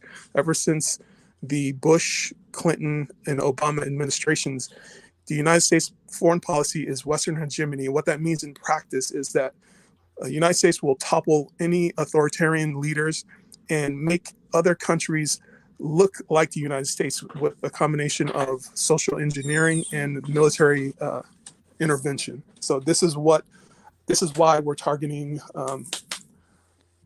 This is why we're targeting this Russian guy. No, it's actually dominance, isn't it? Really, that's what it is. It's Western. That's fanciful words, but Western dominance is what was essentially what you're saying, which is essentially military might, which is might is right. So the stronger person gets the fat of the land. And with that, sorry, one man. It's all about America's manifest destiny. I mean, if he aligns with it, we go for it. So it's still might is right, isn't it? You have bigger guns, therefore you steal from everybody else. Well, this is how. Without this strategy, Do you think America is good for the world, Chooks? They are the hegemon. They control the power. It's not about good, it's about power. They're in power. Oh, okay, but they are not there to serve the greater good, just to serve their own pecuniary interest. They are there to steal, they are there to take as much as possible, and they are there to not contribute anything. They love to destabilize government if it favors them. They will do anything to anybody if it favors them, including destroying Europe. If destroying Europe favors them, they will destroy Europe. Meanwhile, these mumu Europe people, they don't used to use their brain. They don't have common sense anymore. They don't even think. Anything America says, they will just be nodding like a gamma lizard. Sorry. Sorry, don't be angry now. It's hey, politics. one man, when it comes to America, good for the world. America is perhaps the only country. Perhaps America the only country that's been able that has spent a lot of resources in spreading the gospel around the world. So that in itself is great for the world. No, sorry, what's the gospel? What's the gospel? Unwanted gospel. Who begs for the gospel? The gospel of truth. Is it not democracy that you were spreading? I was waiting for you to say that.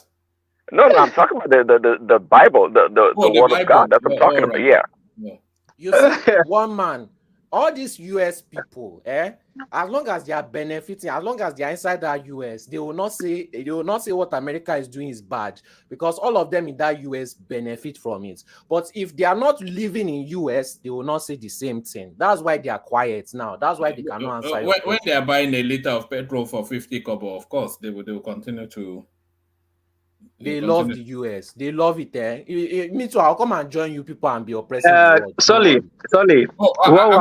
I think we've lost Chooks. All right, then Prince carries on. Yeah. Sorry, Prince, before you move on. Sorry, what happened to Roman Empire? Same thing that will happen to America. If you look at America and Roman Empire, it's the same pattern. They are everywhere. They were everywhere. The American base is everywhere. They got into every business. World peace. America cannot be destroyed. It's not even just about military power. No, not destruction. I'm talking about. If you look at Roman policy, a Roman Empire, their policy actually destroyed them, not the might. Yes. But what I'm trying to say is America is a different case. Their geography favors them. If you want to attack them, you cannot even do it, because where do you want to come from? No. America is not going to. Nobody is going to defeat America militarily. Yes. What is internally? What is likely to happen is that the potency of that military might will be dulled by the intellect, and I think we're seeing that happening now. We have cryptocurrency, which is going to ultimately break that currency space, and then you have globalization, which will ultimately also affect their dominance. So I think we're at the last phase of the American hegemony, as Chooks put it. Yes, it's going to be a financial war, not a military war. You can't end. But you can't outmuscle them in military. Yes, you can't outmuscle them there. Well, I can agree with you that Americans' downturn may be imminent somewhat, but I tell you that not because of weak military capability. It's because somebody, I thought it was Sally that said it. The policy was the war peace. The policy of America and the division that's going on right now in the country is what is going to crumple the country, quite frankly. And we've seen that going on right now. So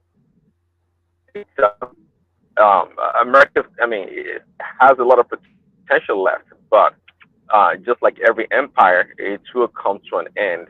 And I said it before, as others have, at this point in time, it is what they call the managed decline of America. Some people somehow, the globalists, the old-headed people, they want America weakened at every point, which is kind of sad, but that's what is going on. All right, brilliant. Take us to the space of the young banker that couldn't handle the weight of the economic hardship in Nigeria and had to take her life. Solly had a different view on that, but I think this really is an offshoot of the state of the nation as it is at the moment. So take us to that space, Prince. Oh, okay. You slotted me in. Okay, one man. All right. Hello, everyone. No. I think Yeah, Chooks dropped. Chooks dropped. Chuck Yes. dropped. Okay, Yeah. okay. Yeah, I was listening to it got me thinking what Sully was talking about earlier about being they should investigate. Obviously, they should, but it could be a more than what is being presented right now. Um, yeah, it's quite interesting. I don't know what to make of it. Um, yeah, if I were to go with a Because we're seeing a rise in the spate of suicide and suicide attempts, especially in places like Lagos. People jumping off bridges and whatnot. So, and it's all down to the men are being emasculated because of the economic hardship, and women are having to do things that are unimaginable because of the economic hardship. And some of them are even being pushed in the direction of this young banker. well, okay, yeah, say if there wasn't economic or hardship, the women are in a different place right now in our world, because no, yeah, they are competing and they are doing very well in hardship or not. So it's to me it doesn't really matter. But we say I'd like to know Lagos in comparison to other even non big cities in Nigeria, right? So we have a real sense of it because living in Lagos by itself is a stressful place to live and work. There's no doubt about it. Okay, so how much of that is really contributing to the stress level and the suicide rate of people in Lagos or the big cities? We need to know that in comparison. Yeah, back to this banker lady. I mean, I didn't hear much about her position. I mean, she's not like a branch manager or the person in charge of anything. So, I mean, then I would have, maybe tried to permutate that. Oh, maybe she was involved in some illegal stuff or some fraudulent bank transaction or whatnot. But we don't have that. She seems to be a very simple young lady, I would say. So, Prince, she left a suicide note. It says nothing is working out in her life. Her figures are low. So she works in the sales bit of the bank. Her figures are low.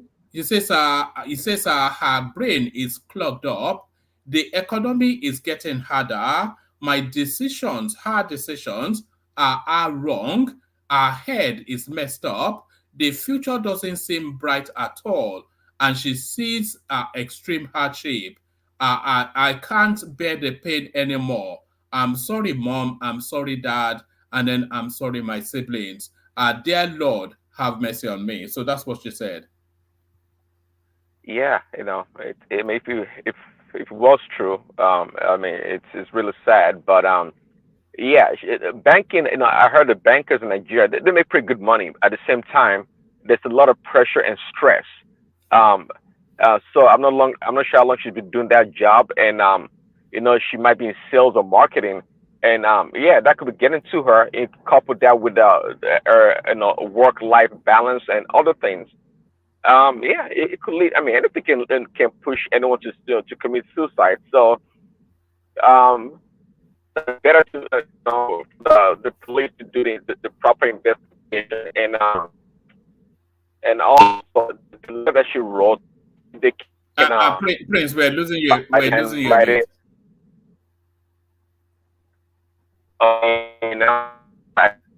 it. Is that? Have we lost you completely, Prince? No. I think he's driving. That might well be. Can anyone still hear me?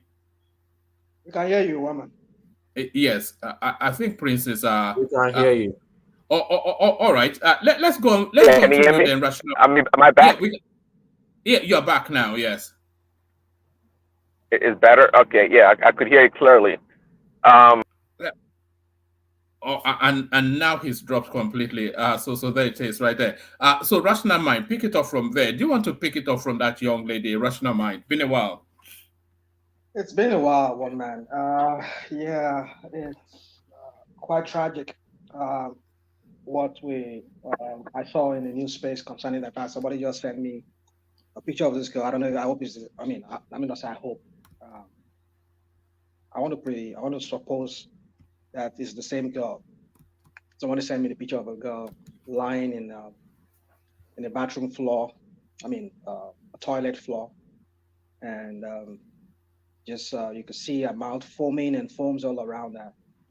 I want to believe maybe she's the same girl. I don't know, but then that's what I saw the picture. Very pretty woman, young woman, and even dressed. She was dressed more corporate, like the normal banker would in Nigeria. Very young, and you will imagine what could lead this young woman to this. We've seen over time about this demonic APC has come into power. We've seen a rise, a sudden surge in the numbers of people who just snuff my out of themselves. We heard about, was it a DSS girl, or was it somebody who was in the police force sometime back, a DSS lady who committed suicide? Some people said it was manipulated. Some people said, I mean, it's all kinds of things. I mean, these are young people. You ask the question, what is going on? It's really a story of the economy, isn't it? Because there's a real spike up in that. I think it's people taking their lives. It's both for most of them. You know, I heard you when you were saying something about there's a way you put it a few minutes ago. You said something about the situation in that country is driving these kids, these young people to the early grave. Like, imagine.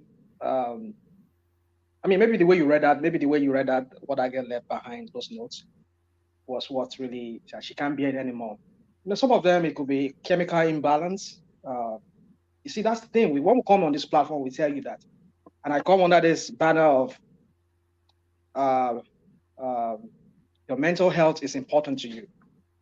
You see, that thing, we take it for granted in Nigeria. And am I surprised? Am I surprised that we have that problem in Nigeria? When even our own health, some of us, I remember when I was in Nigeria years ago. I mean, I can't even remember ever going to see a doctor.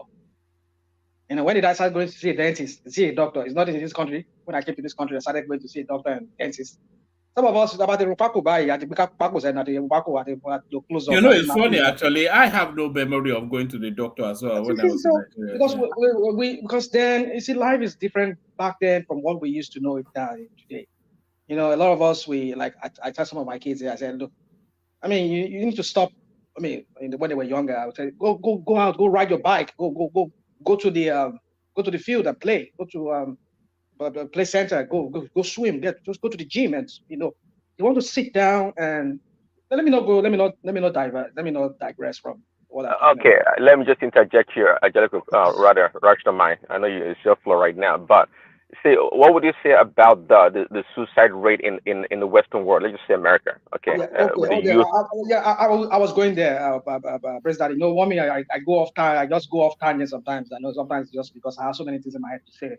Okay, and to that, okay, since you're going, hold on, since that you're going there, but say, I think, listen, a lot of things are changing in our culture, especially in the big cities like Lagos, right?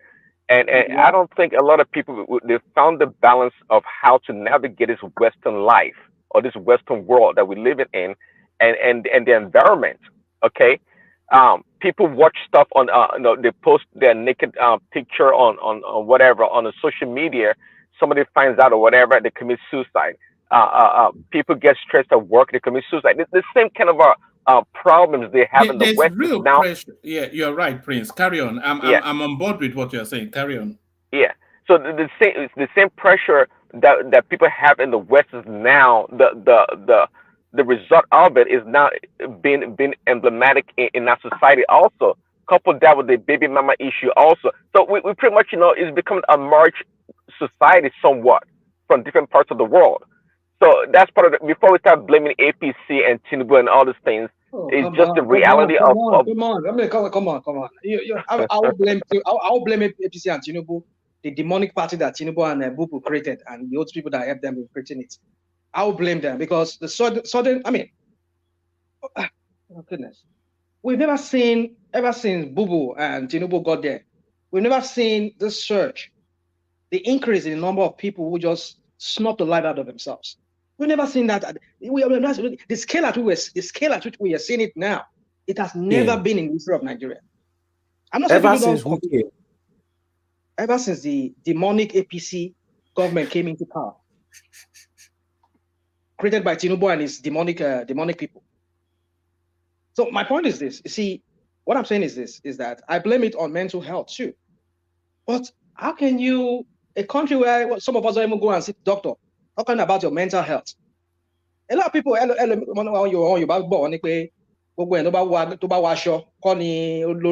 will say, when my mom used to say it, not everybody that you see that it's not everybody that is wearing suits that has nonsense. If anybody's going to tell me what to say, not you, so sorry. No, they used to tell me too now. They used to tell me too. Oh, they saw Yoruba, correct me. Oh, they saw Yoruba. The one they saw Yoruba. When they saw Yoruba, boy saw Yoruba. When they saw Yoruba, I mean, boy, mama, very much in my job. What I'm trying to say is that, I mean, I'm just bantering with you. Sorry, no disrespect. My point is that, you see, I mean, how many psychiatrists do we have in that country? A lot of our kids they go to college in Nigeria. They want to be doctors. How many of them are physiotherapy? I mean, as a physiotherapist. How many of them are therapists? I mean, I remember sometime back, a girl I used to know many years back. She told me she went to Unilag there. She started studying guidance and counseling. And this girl, she was looking? I mean, normally the kind of people they are needed in schools to help tutor kids. Like in my own, when my kids were going to school, we were seeing in elementary and middle school and all of that, they have counselors. They will go to them and talk about whatever they're going through. I mean, and you, God, come on, do not get me started with Tinubu and his APC demonic party, especially in Lagos, because Lagos would have been a template for me. But let me not go there. My point is this: is that we can't even take care of our own physical health. Like we're going to see it. I mean, where are you going to even see the doctor? Go to Lutz there. Go and see the crowds that are waiting to be treated. And there are no some of the doctors are no longer there. The japa come up for that country. Now you're talking about psychiatrists, people that need psychiatric, mental health help. I mean, they don't even talk about those people. Not everybody you see walk the street of Lagos or the street of any part of Nigeria. Sorry, Rational Mind. Just on what you said there, this was one of the things that I'm always inviting people. And by the way, what we talk about is what people send in. But this was sent in as well. It says, but it didn't make the cut. It says in Ogun, it's one doctor to 6,400 patients. So that's the ratio right there. Can I ask a question about that stat? Go on. My question is, are students not graduating every year? How many thousands of they are leaving the country now? You know that. So all of them, up to the point that is 1 to 6,000. It can't be all of them. So this stat seems all of them are leaving the country. Nobody's staying behind. Everybody's leaving. Anybody that's got a doctor in Nigeria, the next thing is to move abroad. 1 to 6,400. I'm telling you for a fact. I have somebody that couldn't even practice for a year. He just left, and he's a well-educated guy.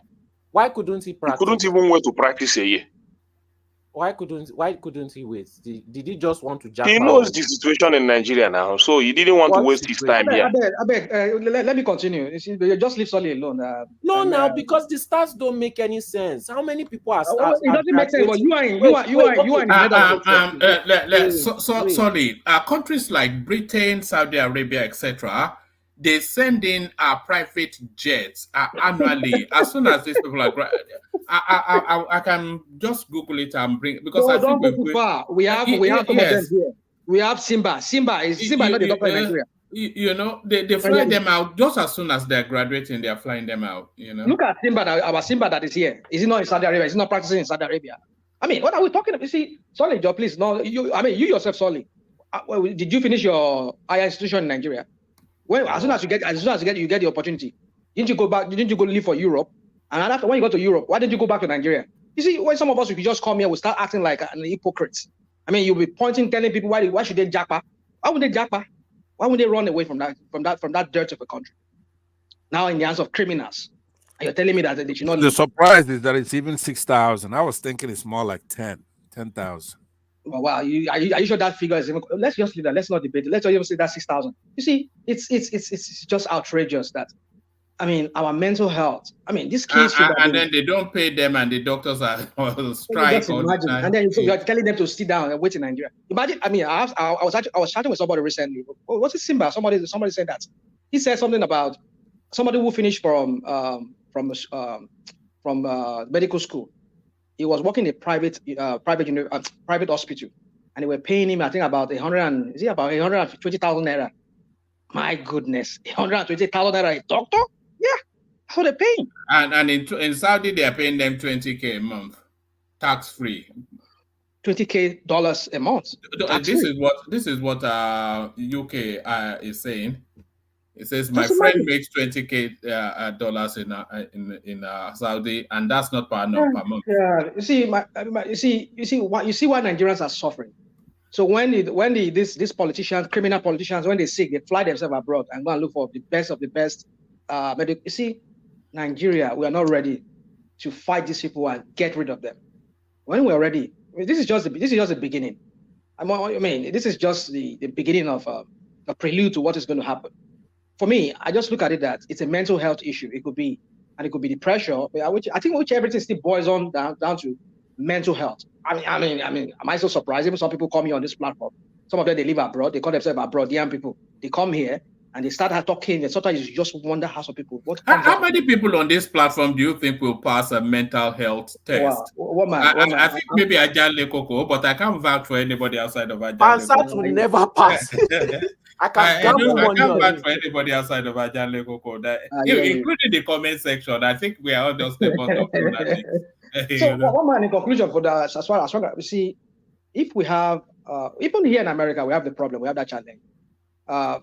The rate of mental health workers to people, even that the figure too is high. They don't have enough people to treat people mental health, and some of them they don't even avail themselves of the opportunity that is available for that. But that's a different. But Nigeria own is just worse. That even your own health, this is not even mental health, your own physical health, like, you have it. When you're talking about drugs that is being imported to Nigeria or even made in Nigeria, look at the kind of, it's short of the dosage, the pharmacological, I don't know, maybe I said it right, dosage that should be there, the content that should be there. And we have our own Food, Drug and Law Administration, which is the NAFDAC, and they cannot even control distance.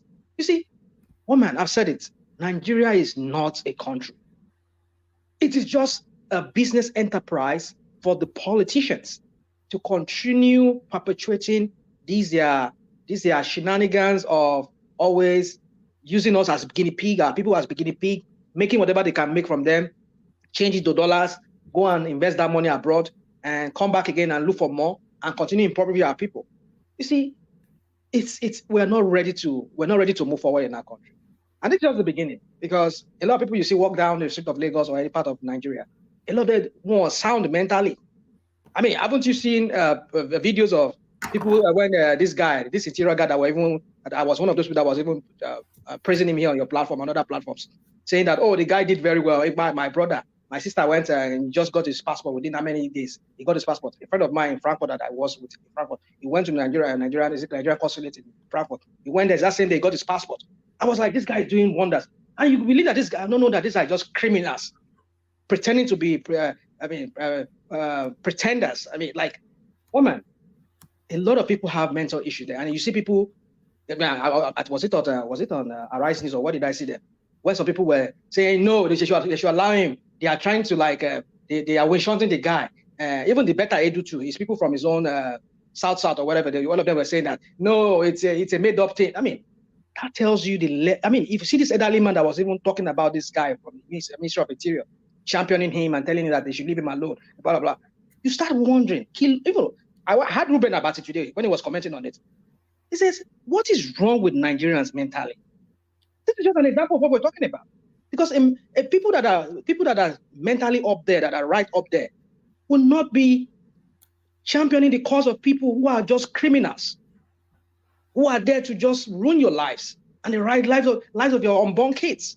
You are only here for maybe like 100 years, and then how many years after that your grandkids will come up? Rational mind. So, sorry, you. I think you're lumping in together. I would lump it because it's a complicated. It's a complex matter.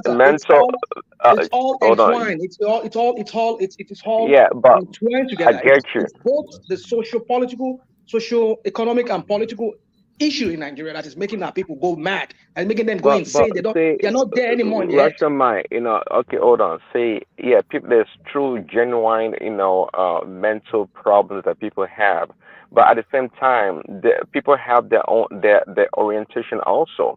What you think that is bad to some people, they've been thought that it's a good thing or there's nothing wrong with it. So you're lumping in people's orientation, the way they see life and evaluate life and their values with mental problem. It's not the best way to go about it. Pimp Daddy. Forget this, your Dogo Turenchi, your consort Dogo Turenchi. Pimp Daddy? Yeah, Pimp Daddy. Is it PDD? Pimp Daddy. Sure, you remember that? LQJ. Pimp Daddy, and you're Pimp Daddy. I get you on, Rational. So, hold on. Are you saying that's back in the day, isn't it? Yeah, that's back in the days, yeah. Rational, are you saying no? What you're saying? Are you saying that corruption is Are you saying people corruption is not easily acceptable in Nigeria? Are you saying it's not? Corruption is what? It's not easily acceptable in Nigeria. It's not acceptable. like is that what you're asking me? Yeah, is it not? Yeah, is it not easily acceptable in Nigeria? Corruption. It has permeated the whole fabrics of that country, whereby. Well, that's what I'm telling you. The orientation of they're not crazy. Don't think they're crazy. They're not crazy. My point is that they're not crazy. They know what they're doing. What man? Can you help us go and dig that video of that man, that old man with this kind of my beers, that is white beers? Can you go and dig it out and go and bring it up? I mean, bring it on and see the way the man is talking about this Bumiola, what's his name, Bumi, whatever, this interior guy. Look at how he was vibrating, talking about no, that you leave him. I mean, like, oh my goodness. Now, who do this to us? And you are here telling me, speaking Dogon Churenchi, telling me this and blah, blah, blah, blah, blah. Come on, dude. I know it's because you've been here. Maybe you were born here. No. I thought you actually agree with me. In regards to Bumi Ojo, I'm not talking about him. Whatever corruption is involved in that. Of people who speak that they should leave them alone. I mean, have you listened to some of it? Even like this girl, this lady that was chased out. I'm not down with that. We're not talking about helping Rational Mind. We're not talking about that. I'm trying to make my point here. My point here, Rational Mind, is that look, what is not acceptable to you, to some people, or in some culture, is readily acceptable. So you try to lump everything together as mental problem. It's not right. That's my point. It's not right. I mean, oh, come on. You see, I don't know how many times I'm going to say this to you. It's either you are living in La La Land, you are living your own alternate universe of yours, which I think that's what it is, because you live here in America, where most of us who came here, we met a lot of things, opportunities, and we jump at it because we could recognize it. But our people back home, they're just living a misery. When you read Victor Hugo, they say Les Miserables. When you hear that word Les Miserables, that's a description of how Nigerians are. They are Les Miserables. It's a miserable life those people are living in that country. You can't go and you have health issues. You cannot. If I have to bring my dad here to come and get medical, I have to bring him down here because I don't trust anything. Like, look at what you're talking about, just common paracetamol, and you're here talk. If people are not mentally. I do the same, or we do the same. Our mom comes here for her medical needs. So why do we have to do that? If Nigeria is okay, if we have we supply most Western countries the best doctors. Why can't these our doctors stay back home? because you have a political system that has affected both the social and the economic side of the country. And then we're here talking about people going nuts, all because they are under pressure. I mean, some people at the age of 20-something, I mean, here, okay, let me not go into some people here at the age of 21, they're already married, they're having kids. You go Nigeria, you see a 50-something years old man, he has not married, he's still living with his father. Why? Because there's no opportunities. I mean, I don't get it. I do expect him not to go mad when he sees somebody who was born in his presence, maybe because he did Yahoo, or maybe by some way, maybe he has people in the government, or he knows some people. He's already buying house, living in a Porsche, driving a Porsche car. He has married one of the most beautiful girls. He's having kids. This is a child. This is a guy who is enough to be his own child. But this man is still living with his father at the age of 50 or 50-something. Still living with his parents because he has no opportunity. And you don't expect him not to go mad mentally, not to start thinking. And you see, my brothers, you see that we face it or not, Nigerians will have to take their own destiny and their own fate in their hands. Their destiny in their hands. You see, it's live with them. Because Rational Mike, please, can I interject you for 1 minute? Go on, please. What you just said just reminded me of something. 17 years ago, Nigerian embassy in Japan was very corrupt. Like, you can go there for your you want to marry now, to just go through the normal legal document that Nigerian embassy will sign for you. You can be going there for the next 3-4 months. They will not answer you. Not talk about passport. It was so bad until the state they brought one answer ambassador. The guy cleaned everything up. That if you go there less than 2 seconds, they will attend to you, get what you want, where it's supposed to be. Now, I never see anybody praising that guy because the guy did his job, like what he's supposed to do, his duty. I never see anybody taking that, like making that as a reference, go that, oh, this man is too good or is a saint. Why am I saying this? This Ojo guy, yes, he did something about passport, but we are taking that like something great. It's his duty. The passports were there. It's for him to distribute it. That will not take away that he's corrupt. Now he's been indicted in three cases. Eh? Go on, land your. Yeah, in 3 cases. When he was the NDC chairman, he siphoned money from his local government. The project was supposed to go to the local government. Akpabio case is there. The one Akpabio came to say openly. When they were saying off your mic, he was beating contract. That is conflict of interest. He was getting contract from when he was House of Rep. Now he's a minister. Is a minister now. Same company having problem again. And people are saying, oh, we should not kill our best. But what about his corruption? He's highly corrupt man. If not one of the most corrupt ministers there. This is the problem of Nigeria. You see, it's a mental problem. You know, sometimes I don't know if you heard about kleptocrats, as a kleptomaniac. Somebody wants to steal. He wants to steal. Our criminal leaders, they are all kleptomaniacs. They just want to steal. Not say they don't have. They have. These guys, they have. But they want to steal more. Just like somebody just walk into a store. Well, he has money in his purse. He has a wallet. He has a credit card. But he wants to steal pancake. He wants to steal some pomade. He wants to steal some shampoo. He has the money to pay. That is a mental thing. It's a mental disease. Both the leaders, they're all mentally challenged. Maybe forget say all of them are walk like they dress in the big attires of big whatever. They're all mentally unsound. How can you live in a country like that? You continue milking that country. You continue. Would you not say that it is actually most Nigerians that are mentally unsound? My brother, woman, it's a mental issue.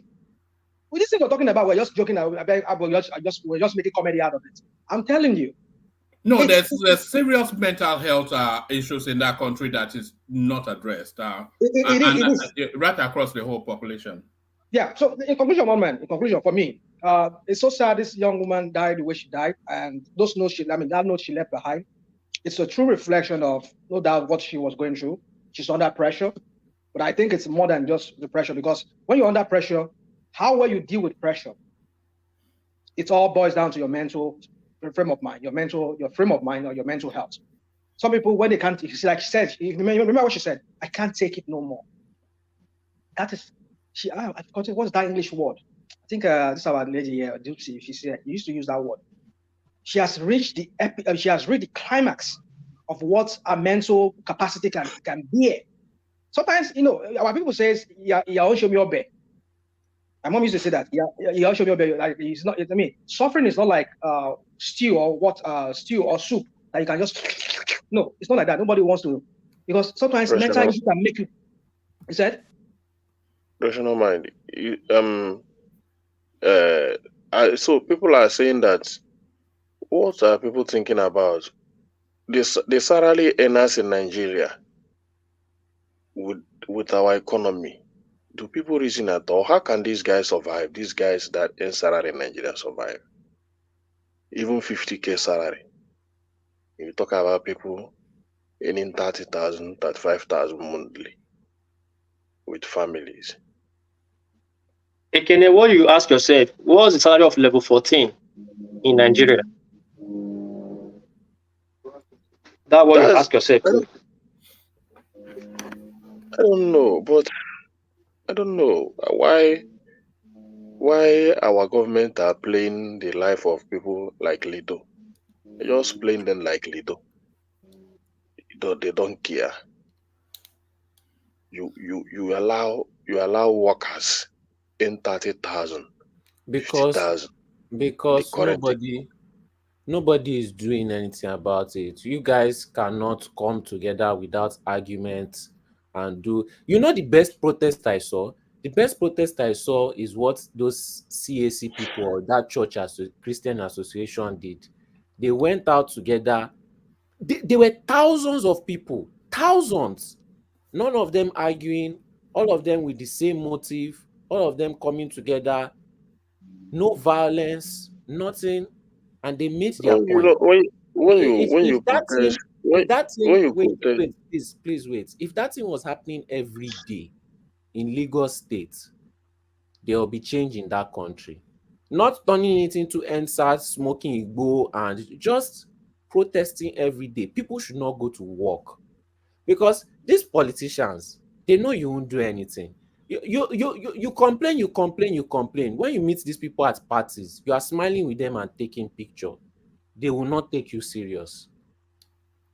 No, all these Nigerians complaining, all these, even these people that are supporting Obi, if they see Tinubu tomorrow, they will smile and take pictures. That's the reality of it. So nobody is really serious in that country about what they want. They are not ready for change. They are not really ready. And should we blame mental issue? I don't think we can blame mental issue for that. Is it? Should we say that they have no survival instinct? I don't know, but the way people take it as Nigerians are notoriously cowardly, though. Solid. I think that's globally known, but especially not coward for a woman. Let me say this: it's not coward. I don't think we are cowards. I don't think we are cowards. The thing is this. You see, this is just like. Let me give you an example of what is going on in Nigeria. Example of that is your platform, one man. Some of us says these people are criminals, and we speak the way we speak, like the way I speak here. I'm always on Tinubu talking about him because I'm angry because our people are suffering. Some people come here, you see, Tinubu has just appointed this economy is going to, like you, one man. See, I have a beef with you sometimes too, one man. You will come here, the other people have unleashed banditry and terrorism on Tinubu's government. My goodness. Like, Tinubu is the main thing, not Nigerian people. I mean, what I expected you to say is, they've unleashed terrorists on Nigerians. You said like Tinubu is the main. Oh my God! You see. Yeah, but the government is the target of the terrorism. I don't get me wrong. You and I, we know ourselves. I understand why you did that. You're trying to bring in people like me to come and start beating you and start cursing you. Why must you say that? That's why you draw me. Like what even brought me here was when I had Solly talking about the other thing that this girl matter. That was what actually brought me because I was driving home at that time. But my point is this: it is not about Nigerians; it's about them. Terrorism was unleashed on Nigerians. Tinubu doesn't die; he's in Aso Rock. But who are people dying? Nigerians. But some of us will come here, will just embellish things, make it look like, oh, he's working now. I mean, he's doing his best. Oh my goodness. We cannot. The thing is this divide and rule thing. These people, they succeeded in dividing us.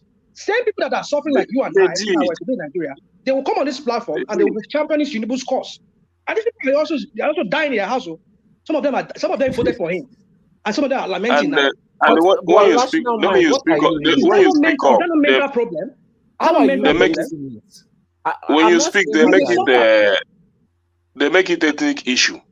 It will not be as if the South or the East is against the West governments or the North is against the West governance. That's how a lot of Nigerians see it. It's a mental issue. People are mentally unsound.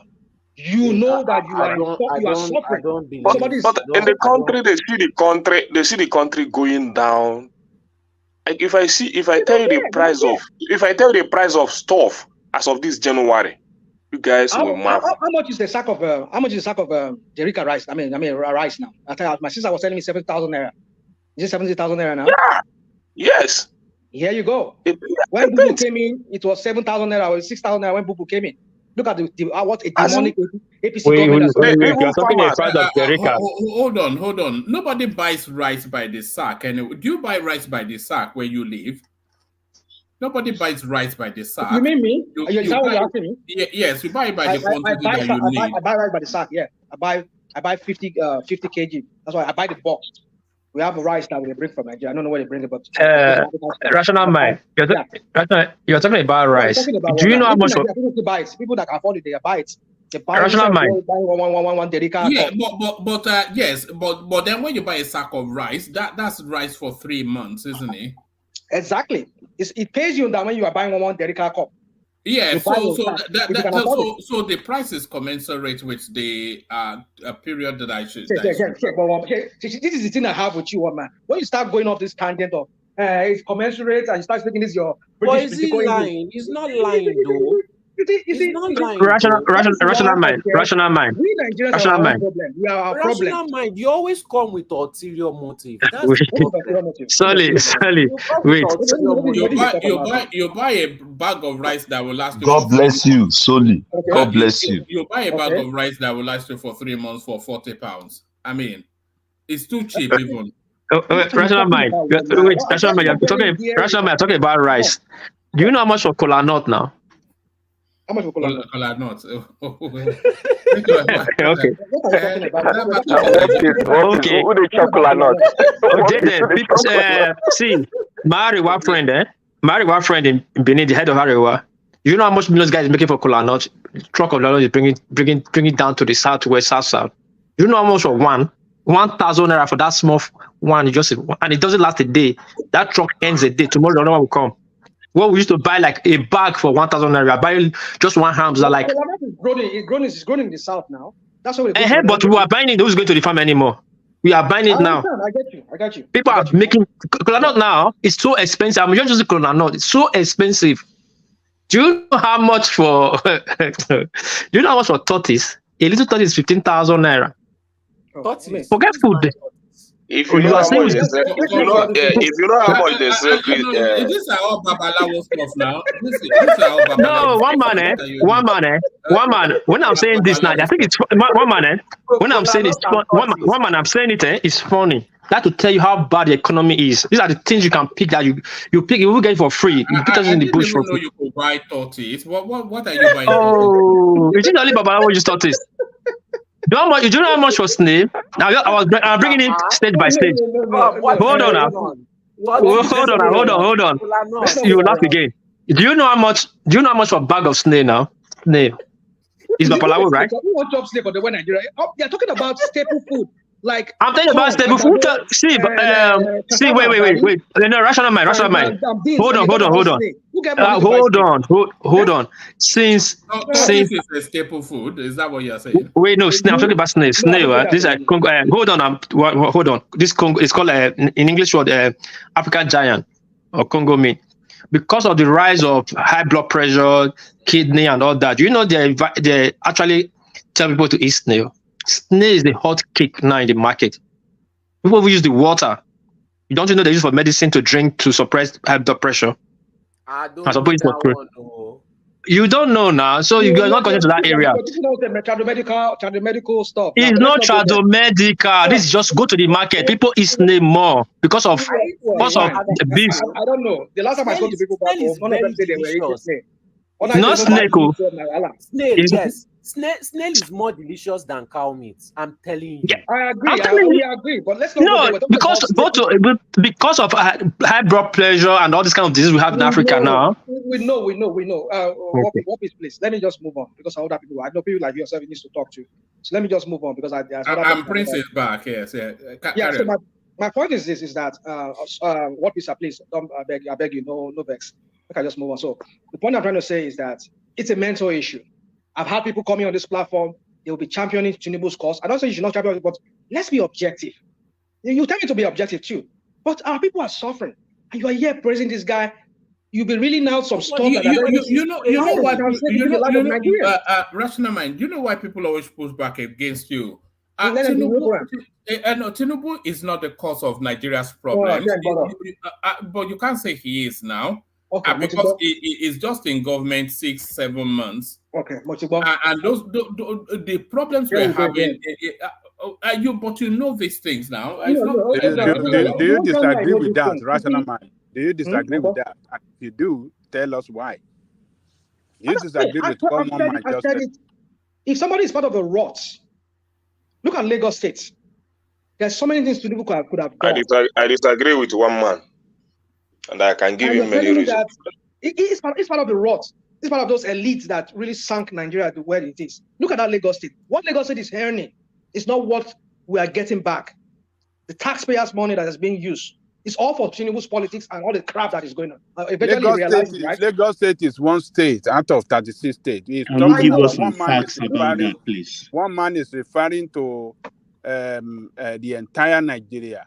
And him as president of Nigeria, he just assumed office 7 months ago. I understand. The problem there is not the cause of Nigerian problem. That's what one man is telling. And if you disagree, tell us. No, but rational mind knows that as well. So I don't quite know why he's suddenly saying all the problems. Short no, you can short Tinubu. No, me short. I will tell you.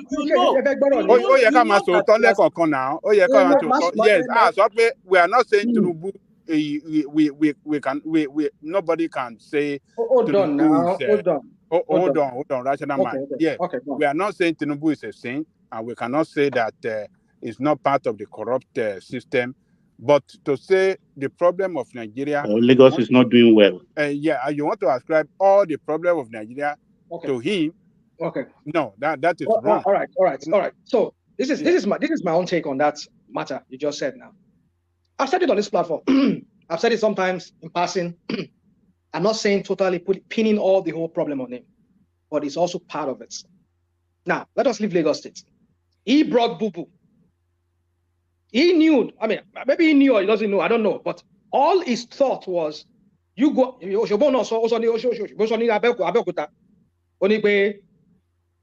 said he brought him. He said, he wants him to become the president so that Emilio come after him. That's what he said.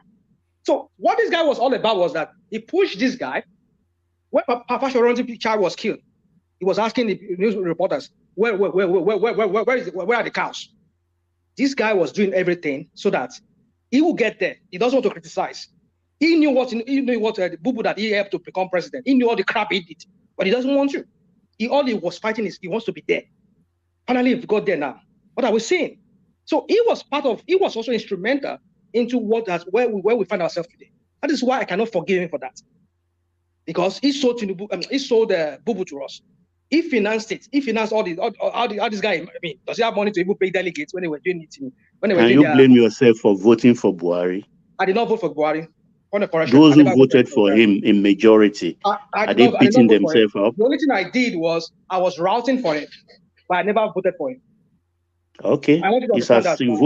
you Okay, to so you campaign for him. supported Buhari. So do you take part of the blame as well? No, I did not campaign. Exactly. No, listen. I did not campaign. Listen. Yeah, you said you were rooting for him. So do you take part of the blame? In my own way. Hold on. In my own way, I sit down. When I talk to people like yourself back then, I'll say, well, yeah, that guy, I know him back in 1983. I remember when I was a Boy Scout. I joined Man O' War. I know, in fact, that's what I told So them. you thought Buhari was a good idea. Hold on. You thought Buhari was a good idea in 2015. I thought it was because a good idea. Yeah. I thought it was a good idea because I was going by what So are you taking part of the blame for his failure now? Oh, no, don't do this. What about with me? What man? No, it is the reality. It is a logical question. You won't pin me down to that. Hold on now. But as soon as you won't answer that. You won't answer that. I will answer now. I'll answer you. My answer is comment section. Of course, criminal near yes. A criminal Ganil, slow down, please. Ganil, kò sígbà tí mo ráyè mo lè wá bá ẹ l'Amẹ́ríkà gangan tó bá sọ bí ọmọ alárẹ̀ ṣe pẹ̀lẹ́ please ṣe pẹ̀lẹ́. irú àwọn bá ya mọ ẹrú ikú ni wọ́n It's all right, rational man. Go ahead. So just my point is this. But rational man, I have a question for you. Do you believe a question for you? Would you still have the floor? Now, I'm not taking the floor from you. No, but I can't overflow. No. It's a conversation. Let us throw this question for you. Do you believe or do you think that Tinubu supported Buhari to destroy Nigeria the way Buhari did for 8 years? You're not talking about the issues. It's tantamount to also supporting it. He kept quiet. I just give an example. When the Maronding cattlemen from Bubu's tribe were marauding everywhere, that led good question, Baba Ajan Lekoko. Good question.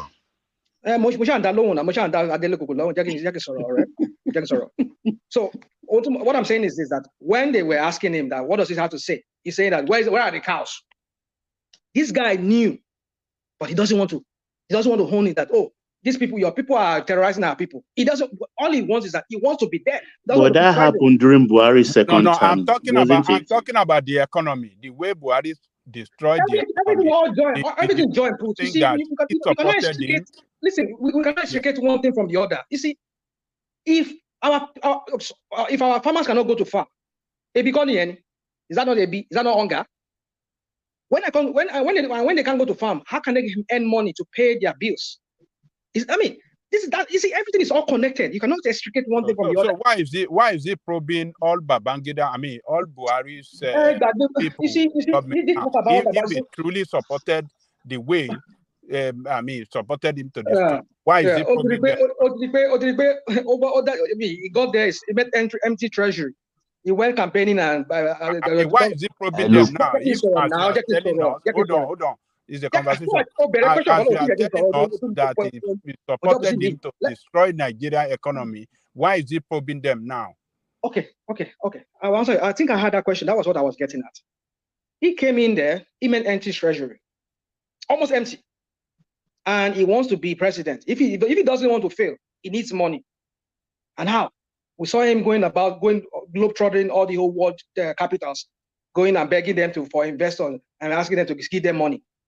He saw that doesn't well. Nobody coming with massive investments. No, the Indians are here today with 10 billion. One man tell him. That's what? The Indian group. They are here. I beg you, check your news portal. One man even read it here. He said 10 billion. They wanted to buy a Jaukuta or start their own from scratch. This is not the other guy came with 14 billion. The other one came with 14 billion. I don't just get it. Can you read what is on the screen? Can you read what is on the screen? I can tell you that this government is government of propaganda. They govern with propaganda. I am 100% sure of that. I mean, I don't propaganda. know When you see with video presentation about their discussion and their visit to Ajaokuta steel mill, that is propaganda. If this is the first time if this is not the first time they are coming with billions, business is a process. Thank God you're a trader. Trading, the day you pay for your imports, is that the container will arrive? No, it takes about 2 months. When it gets to the port, it takes you about a week or two to clear even your container. So this is process. But I can argue this with you, but I don't have time for that now. Maybe when I have time, we'll argue it out. I will tell you that this government are not serious at all. Okay, bring it on when you're ready. We can bring up all the news they want to bring. When they are serious, I will tell you they are serious. They are not serious for now. Yeah, but it's not up to you to then that means I will have forever to wait. That's your subjective view. You and I, we're outside Nigeria, and somebody in Nigeria is telling you that, telling what is on ground. All of us here, we're criticizing it. You just showed us a picture of a girl who snuffed life out of herself. A banker who that girl situation is a tragedy. If you know what happens in banking sector, right? So her first excuse was pressure of work. That is the first thing she wrote there. It's a tragedy. Don't you know what girls in marketing, the kind of pressure they are in? I mean, I don't pray anything. I don't pray any of these things to any of our kids or our own person. But sometimes we just come here with trivialized things like it's a casualty. I'm not trivializing. I'm putting things in their proper perspective. No, there's no proper perspective here because we've been seeing this propaganda. This is the same propaganda we heard about these idiots. They went to Dubai and they're telling us that they've lifted what's it called? They've lifted what's it called? And this billion didn't start in this government. It started from Buhari. They started bringing in these billions starting from the time of Buhari. The one they didn't pop. Then after a kidney rational mind. Aside, there's nothing you can do. You can only shout and rant. Nigeria is going to be better. Nigeria is going to be better in your presence. All of you IPOB, you just be shouting and ranting for nothing. The only thing you always say is people shouting, people lying, people do this, people do this. I don't even know whether they don't see your brain. They don't see your brain. Every time if people say their mind, the next thing you say is they lie, they do this, they do this. Is that the only thing you know how to say? They don't see your brain. What's not lying? They are lying. When someone says the objective truth, you don't. What is objective truth? You keep saying it's objective truth. Wait now. What is the life of Nigeria? The average Nigerians in Nigeria. What are everybody knows that you people are just. You don't want Nigeria to be great at all. You don't want Nigeria to be great. And Nigeria is going to be great. Nigeria is going to be great. I'm telling you that now. All of you. Oh God, Nigeria will be great. Nobody said Nigeria will not be great. But if greatness is what this is, if this is what you are championing for greatness, you don't have brain. Honestly. You Kenneth, you are all IPOB. You don't have brain. Nigeria is going to be great. That's what I'm telling you. You people are IPOB. You are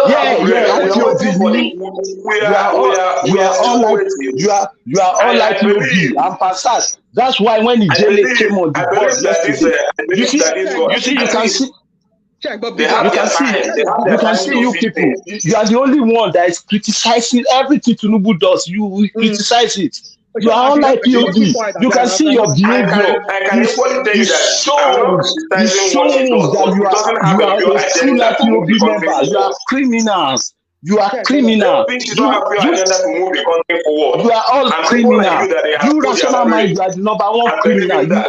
You can't even say your identity. You can't say where you come from. You are criminal, rational mind. You can't see where you come from. You keep on pretending like you are Yoruba. You keep on pretending you are not Yoruba man. You are a criminal. IPOB. One man. Can you? Yeah, let's talk. Let's talk. Let's talk. Yeah, Jacob Pelu. Wèrè tiẹ̀ wèrè yẹn èmi ò lè sọ lú ẹ. Èmi tó fẹ́ wo wèrè ẹ̀sán lálẹ́. Ganil, you have to moderate the language. Òun ló pè mí wèrè náà. Ṣé tó bá pè mí wèrè kí n má pè mí wèrè padà? Okay, both of you then moderate the language. No. Òun ló kọ́kọ́ pè. Tó bá fún mi, èmi náà máa fún. Let's talk. Yeah. I'm listening. IPOB.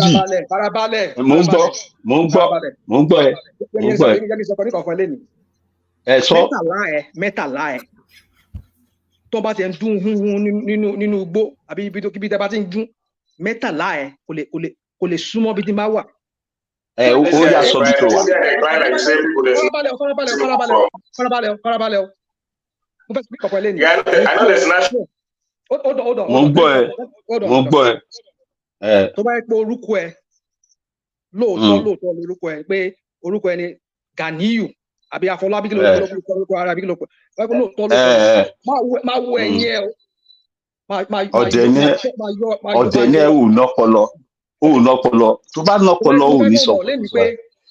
Ìwọ ò lè sọ bí tó ti wá, èmi sọ bí tí mo ti wá fún ẹ. Ọ̀dẹ̀ ní ẹ ò nọ́pọlọ.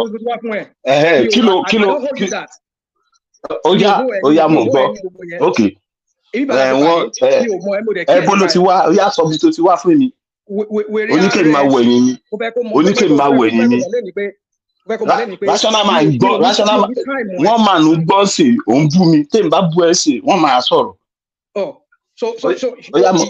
Gbogbo ebú tó ń bú mi láti bẹ̀rẹ̀ ìyànṣẹ́ ìbú. Máa sọ̀rọ̀ ẹ lọ mò ń gbọ́ máa sọ̀rọ̀ ẹ lọ wọ́n ti fi mí pẹ̀lú ẹ lẹ̀. Criminal ni ẹ because òun parọ́ òun impersonate yàmẹ́ Yorùbá sọ ìlú ẹ gangan fún wa ibi tó ti wá. Criminal ni ẹ IPOB ni ẹ no lie. Kí ló ń parọ́ fún? Èkéné ló wà bẹ́ẹ̀ yẹn gbogbo ayé mọ̀ pé IPOB ni. Passat ló wà bẹ́ẹ̀ anybody mọ̀ pé IPOB ni. Ìwọ náà IPOB ní ẹ sọ́bi tó ti wá fún wa. Nítorí wọ́n bí ẹ sílẹ̀ Yorùbá gbọ́ Yorùbá kátàkà kan wọ́n á máa sọ̀rọ̀ anyhow. Kí ló ń ṣe ẹ́? Ṣó ti parí ọ̀rọ̀. Ọ̀rọ̀ mi ò lè tán pẹ̀lú ẹ̀ because ó dijọ́ tó bá sọ election ara ẹ. Ìjẹ̀bú tó ti wá gan máa tà ní Ìjẹ̀bú tó ti wá. Ọ̀dẹ̀ owó tẹ̀ tó bá mìíràn tó ń bá sọ̀rọ̀ ò ní sọ orúkọ tó ń sọ ẹ ò ní sọ láyé ẹ ò ní sọ. Ṣé kí ló sọ pé mo lè sọ? Ṣé Ìjẹ̀bú ẹ mo lè sọ? Ibi tí mo ti wá ní kò sọ Ìjẹ̀bú ta ló ní kò sọ Ìjẹ̀bú who said you should say ta ló ní kò sọ Ìjẹ̀bú wèrè ara ẹ mo sọ Yorùbá. Èmi ní wèrè ok jẹ́ ẹ sọ fún ẹ rational mind dúró náà jẹ́ kí n pẹ̀lú ẹjọ́ sọ̀rọ̀ tí wọ́n bá mọ̀ pé ṣèbí n pẹ̀lú ẹ̀ à ní conversation sí we are having conversation so tó wọ́n bá mọ̀ pé Yorùbá ni ẹ́ ó mọ̀ kan sọ ibi báyìí ni mo ti wá lóńdó ibi báyìí mi ní kó júwe àdúgbò ẹ fún mi a ní pé irọ́ ló ń pa we know you people sórí behaviour yín la máa fi mọ̀ yín IPOB ni ẹ Passat IPOB ni gbogbo ọ̀wọ́n yẹn sórí jẹ́ ẹ̀sán kankan fún ẹ lẹ́nu sórí àwa Yorùbá orí wa ọpọlọ wa ti pé nítorí a ti gbà yín láàyè ní sùúrù àná ní sùúrù jẹ́ ẹ̀sán fún ẹ ní sùúrù ọ̀dẹ̀ ní ẹ ọ̀dẹ̀ ní sùúrù fara burúkú balẹ̀ tó bá ń bá àwọn èèyàn míì sọ̀rọ̀ tó máa ń wò ẹ́ tó máa sọ pé Yorùbá ni national mind àwa mọ̀ ẹ́ dáadáa ò kì í ṣe Yorùbá ṣé kò yẹ yes mo mọ̀ ẹ́ ok ó mọ ọkọ tó ṣẹlẹ̀ ní sùúrù ó yá búra sí pé Yorùbá ni búra fíṣọ sọ pé kí gbogbo nǹkan tó bá ní ilé ayé ẹ sọ pé kí gbogbo nǹkan tó ti ṣe ilé ayé ẹ kó bàjẹ́ olórí burúkú ọmọ Yíbò ni ẹ Yíbò confam Yíbò ni ẹ let me tell you something yes ó jẹ mí nìkan because ó lè má ní sùúrù jẹ́ sọ nǹkan tó ṣe fún ẹ ó lè máa wá sórí platform ẹ̀yin IPOB ẹ máa wá sórí platform wọ́n wá ń pretend pé Yorùbá ní ẹ àwọn èèyàn kan wá máa believe ẹ ayé àtijọ́ nìyẹn gbogbo nǹkan tẹ́ ti ṣe gbogbo nǹkan tí ẹ̀yin Yíbò ti ṣe fún wa ṣòro bóyá orí wa ò pé a máa yà nílẹ̀ wọ́n kì í ṣe bigot a máa very soon a máa yà nílẹ̀ nu ẹ máa rí pé you people will see the other side of Yorùbá ẹ má tètè a máa Passat you people should be taking your load and be going to your place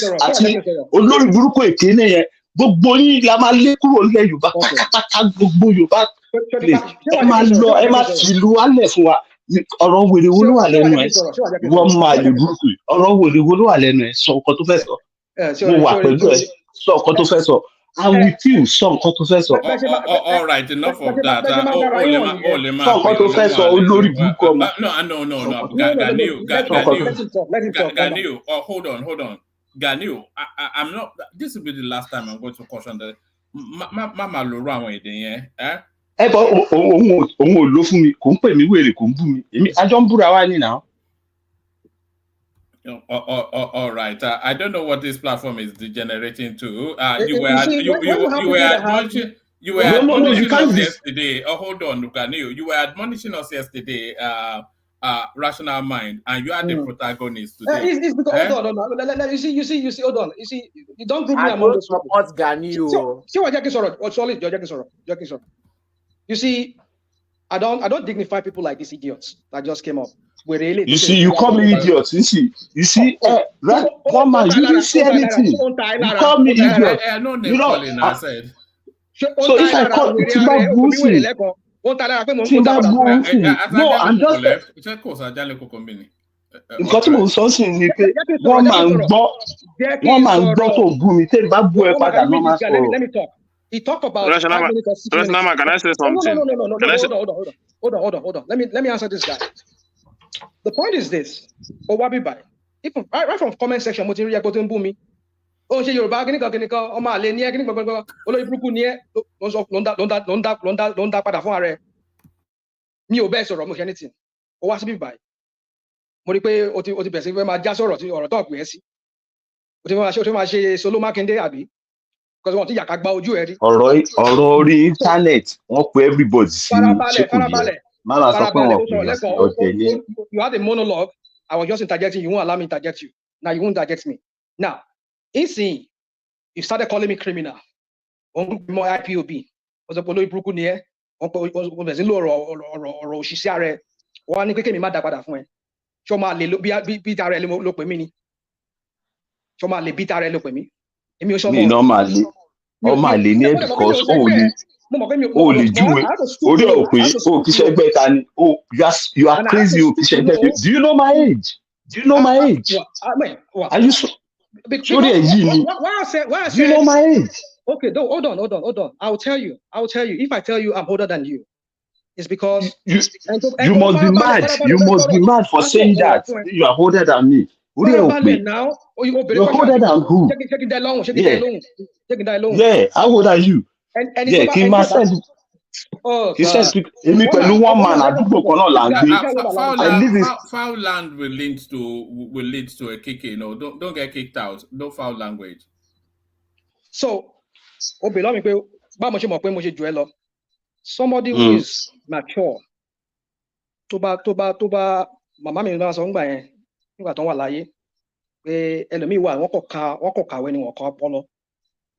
Tí ó bá tin sọ̀rọ̀ bí òpònú bí kò ṣe ń sọ̀rọ̀ ó sure pé ẹni yẹn bí a tó bá tẹ̀ dàgbà gan àgbà lásán ni àgbàyà ni ìdí tí mo sọ pé mo jù ẹ́ lọ nìyẹn and I'm sure I'm older than you. Let's forget pé mo ní this baby voice. I'm sure I'm older than you. Because somebody hold on. Somebody who is mature tó dàgbà ó dẹ̀ pé ra ẹni Yorùbá. Àwọn Yorùbá bọ̀ wọ́n sọ pé ẹni tó bá dàgbà ìwà ẹ̀ máa ń rí láti máa ń mọ̀ pé ẹni àgbàlagbà. Irú òwe wo nìyẹn? Tí ó ti rí ó mọ nǹkan tó ń sọ ó kì í ṣe Yorùbá. Fẹ́rẹ́balẹ̀. Bí n bá tẹ̀ pọ̀ owó yẹn bọ́ ṣe sọ mo fẹ́ explain. Ó kì í ṣe Yorùbá o, you are not part of us. Ṣé ń gbọ́. Why tó ṣe ń parọ́? Mo ti pa owó yẹn. Rational mind, why are you lying? Why? You interject. So you see, this guy has always come here. Why are you lying? Ola.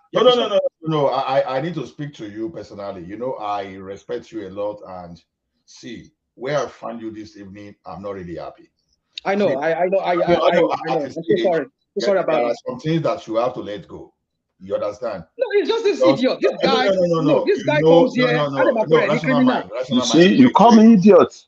No, rational mind. Only you are an idiot. If you're not an idiot, you won't be telling me. You won't be talking to me the way you talk. Rational mind, listen to Ola, please. Listen to Ola, please. You are an experienced person, and you know I really cherish you and I respect you so much. And I don't really want to find you in this situation. You see, one thing is this: if there's anything unique about this platform, is the level of intellectual capacity. You know, we are talking of a forum that we see the like of Ogbeni. We are talking of a forum we see the like of Kulata. We are talking of a forum we see the like of Emeka. Baba is here. Ajale Koko is here. We are even talking of AI and so many people like that. And you can see what we've brought out here sometimes, that even we start looking at the mainstream media when they discuss some things, we know quite well that someone must have raised that thing here and they are raising it there. And when we start turning the thing into a motor park show, it's just a matter of time we will be losing our importance. And this is not what we want to hear here. See, if someone is coming here to infiltrate, if someone is here to change our way, I think we should be able to be very careful and be able to detect that and just try to move away from that. Yeah. So I beg of you, I beg of you, and I beg of you, please let this slide, because okay, all right, I'll just let it go. I'll just let it go. Yeah. So the way it is this: everybody is entitled to his own opinion.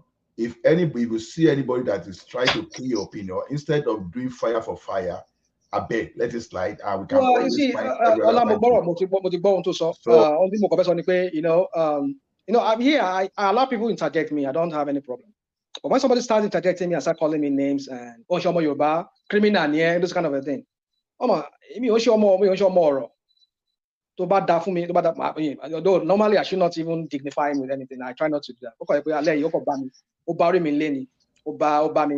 was just not really.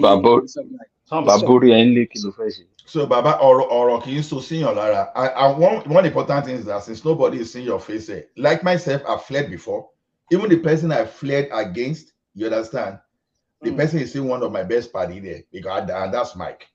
You know, the days he insulted me immediately. Even when people were even asking whether I should be ejected from the floor, I said no. That's not the essence.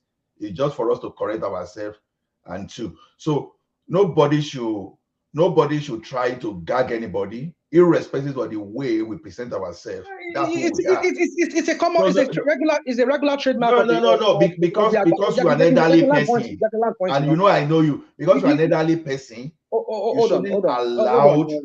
No. Because that's where I'm concerned. You understand? Yeah. Because it's just sometimes do better than what you are doing now.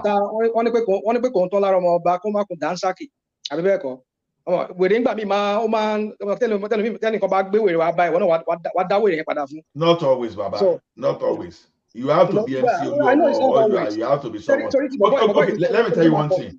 Let me tell you one thing. This our current president is a living example. No, whether we like Tinubu or not, this is a living example. See the way they insulted this man.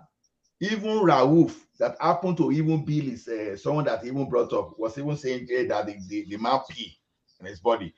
Look at everybody that went against the man. Look at everything. If it were to be another person, as I speak today, the like of Amechi will be sweating wherever he is. The like of Aregbesola should not be working today if this man, if Tinubu were to be other person. So look at what happened. Till today, this man is not even seeking any revenge against those people that tried to mess him up. And this is the person we are discussing today.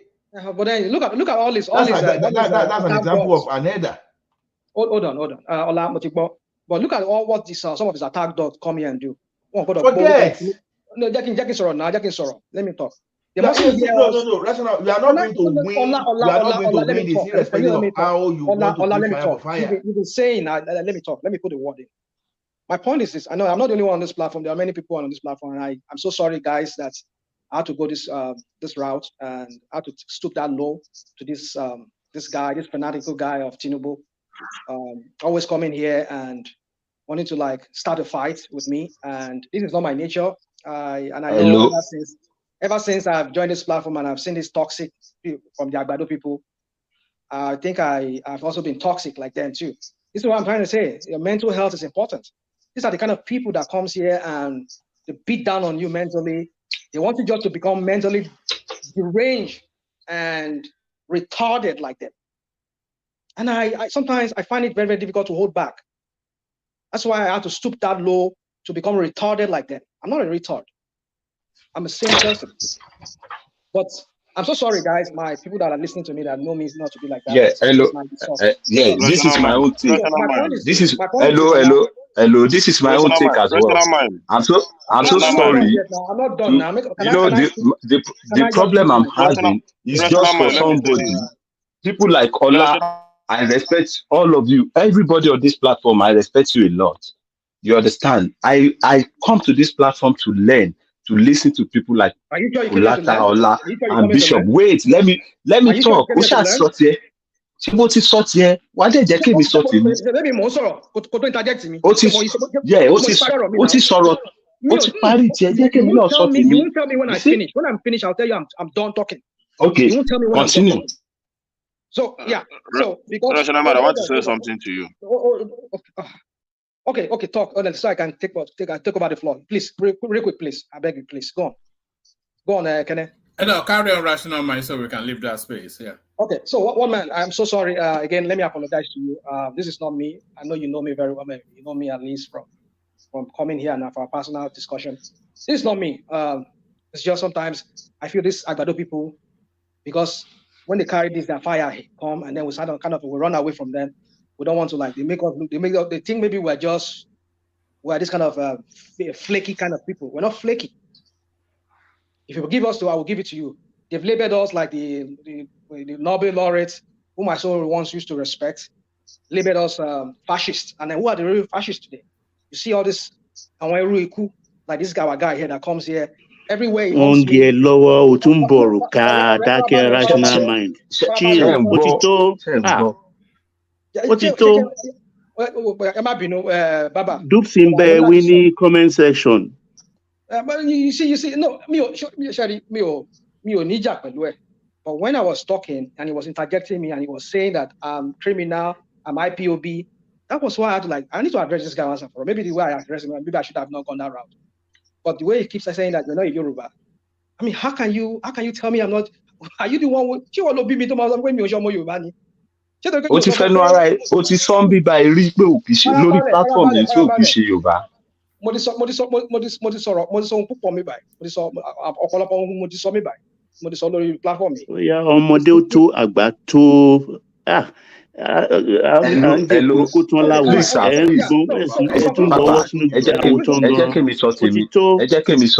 jẹ́ kí n sọ tèmi, please. Rational mind, I don't have any problem with you. But me fẹ́ kó má let me talk now. Me fẹ́ kó má deceive àwọn èèyàn mi. I don't want you to deceive my people. You are not in Yoruba. There's no problem in that. Oh, Bishara wa 100%. That's what I'm saying. Oh, kì í ṣe Yorùbá 100%. Nǹkan yọkan tí mo sọ nìyẹn bí ìbú ẹ o bí ìpẹ́ ń rí jìnnìrín o bí. Okay, sọ bí tó ti wá fún wa. Mo ṣe máa sọ fún ẹ, mo jẹ́ nìkan ni, ṣé mo jẹ́ nǹkan ni, ṣé mo mọ̀ ẹ́ rí ni?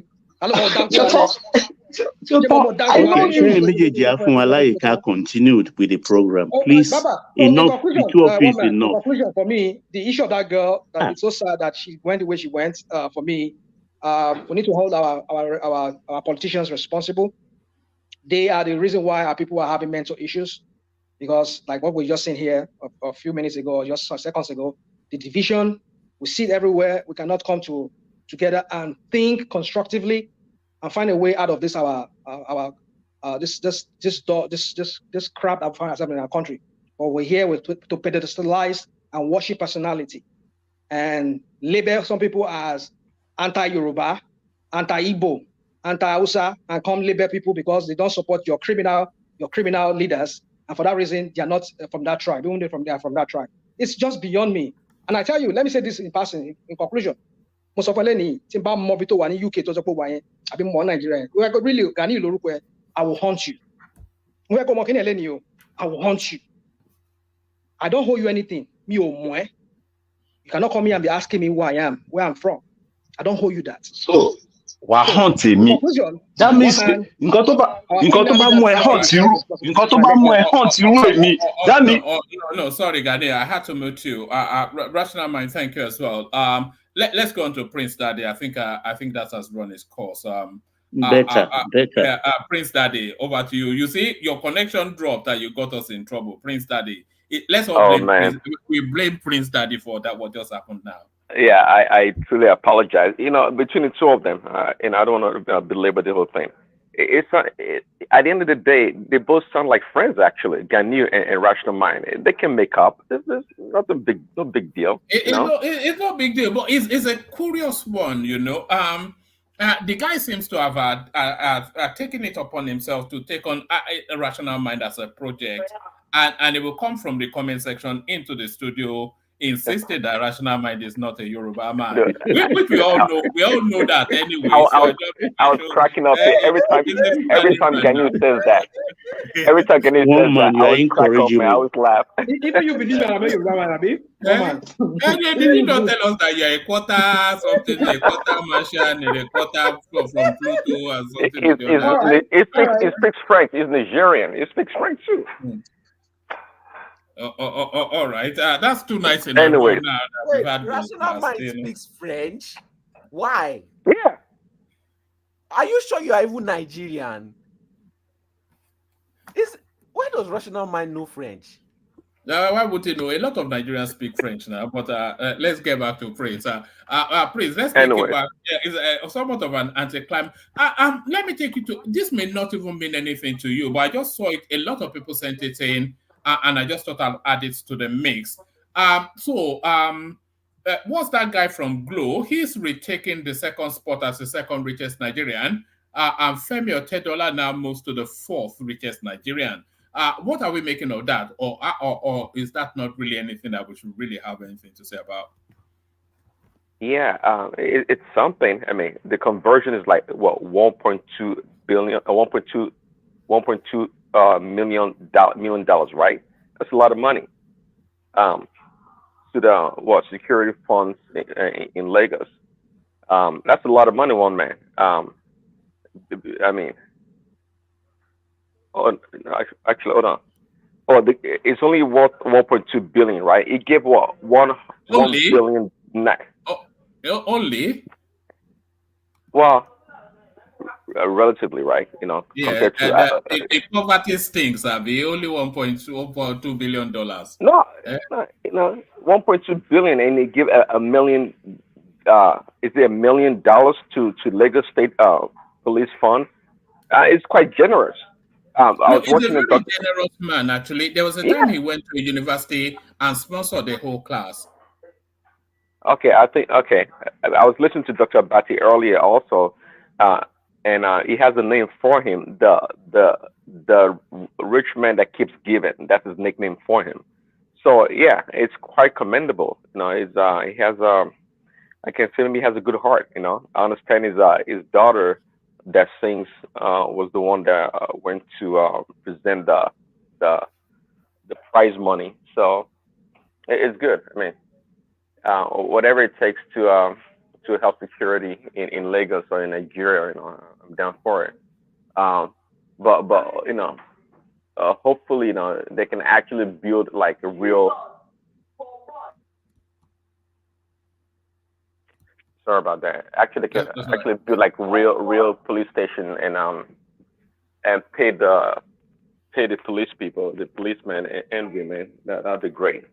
But yeah, it's a nice feel good story. I like Otedola actually. Normally, I don't like rich Nigerians because I'm always dubious as to how they came about their money. But I don't know still how he came about his money. I think he actually came about his money from offshore oil dealing back in the day. But his his generosity. There was Xenon oil now. You used to own Xenon oil. Yes, yes. There was a time he was narrating this story about his friend taking him to some space, and he ended up buying a whole truckload of wheelchairs for at this disabled institution, you know, and it does those things endlessly, you know, and often quietly as well, which is admirable, you know. You know, if I'm not wrong, I think it's fairly young too, what, like 62 maybe? Yes, I mean it's still in town. It's on Instagram. He's enjoying his daughters. You know, I even like his parenting style, which is sort of a body up sort of parent rather than a authoritarian weight down. Up, you know, I like the guy, and I don't often like people. Woman, if you can like Saraki, trust me, you can like him or Tedela 10 times more. All right, let me take you to this pharmaceutical space. And look at this guy. His mind is in the gutters. Look at what this guy commented. Can you see that? Don't mind him. When I tell you that the people, 80% of the people here, they are and not. He commented it publicly. They are normal, you know, publicly. All right. Let me take you to this paracetamol storyline, which seems to be the one that is gripping the session today. Your take, Prince. Yeah. No. Talking about it earlier. Well, I like Chuk's submission on it, but Pansat was kind of I mean, Pansat had some good points, but was kind of going around the circle. Didn't want to acknowledge that wrong mislabeling drugs. That in itself it leads to poor health for the people. So, but yeah, it's just an attempt for the manufacturers to make more money at the end of the day. You know, if they can reduce the potency of the drugs and people buy more, of course, you know, the more boxes or more pills move off the shelf and they make more money. So at the end of the day, it's people will always compromise for their own pocket, for their own greed, and it's human nature. I mean, and that's why I heard a saying from this former U.S. president. He said, it said trust but verify. And that should be our mantra in Nigeria and in everything that we do. It's quite clear. From Bete, do to Joe, and everything we do should be, I trust you, but we have to verify, making sure people are doing the right things. But the interesting thing also, when it comes to drug labeling in America, for example, the FDA, the Food and Drug Administration, gives the manufacturers or the producers leeway on how to label stuff. Sometimes things they call 100% organic, sometimes it's not 100% organic. It could be 95% or 90%, but they allow them that label because they've been able to justify to the FDA why it should be 100% organic as opposed to 90 or 95%. But someone said earlier also, maybe we should be actually thankful that, instead of them selling us chalk or some other dangerous substance, at least we have a real drug with less efficacy. So maybe overall it may not be a bad thing. Not that we're encouraging it, of course not, but it is what it is. A place where regulation lacks in almost everything. It's kind of tough. It's kind of tough to make sure things are right. Just like when we were talking the other day about policing and having enough money to have adequate security, because it requires a lot of money, a lot of funding, and the government does not reserve such funds to help in policing or making sure we have safety, safe drugs or safe equipment and tools in our country. I don't know, but I think somebody mentioned earlier. I can guarantee we have an agency for sure. That's one thing about Nigeria. Actually, if you look at it, Nigeria has laws about everything. as much as the United States does, and we have agency for everything, but it's just non-functioning. They don't do anything. Was it 2 or 3 years ago? They had this guy on television. Maybe I was watching a DLS show, and he was talking about they had this. They spent, I'm not sure how much they spent, a lot of money though, over 30 years, in order to research Kilishi. You know what Kilishi is, one man? I know, I saw that. I think it was some sort of a science and technology sort of department, and they asked them to come and, we've set you up for so many years. What have you done? We've discovered how to dry Kilishi, and that after the $500 million that has been budgeted. You know what Kilishi here is beef jerky. Is that beef that's jerky? what we call it here. Yes, and they claim to have discovered how to dry beef jerky. The most ridiculous bunch of. Imagine, I mean, well, let's be real. Sometimes when we blame all these people, any place, even here in America, one man in the West, where you don't have oversight, where you don't have an agency or somebody's job to make sure things are working, we are all human beings. People will take advantage of the situation. Trust me, I don't think because Americans trust everyone, their workers, that's why they introduced time cards and punching cards. I don't think so, because if they did, they wouldn't introduce those things, as mechanisms for tracking the hours and making sure people are doing what they're supposed to do. That's like rational in a normal society. That's what happens. And the Nigerian state is built on lack of such protocols, because it's always a game in the system. How to game the system, that's how it's always been. So this notion about Bete Du and this Ojo guy, because they're young, the new crops of leaders, they're going to do the right things when they have the opportunity to steal all the money they can. It's a joke. It's a joke, Is that not the most disappointing though? There's the clip going round of this Bete Edu that she gave, where she gave her hairdresser $1,000 tip. Did you see that clip? No, I didn't see, but I heard from you like a couple of days ago. It was yesterday. Yes.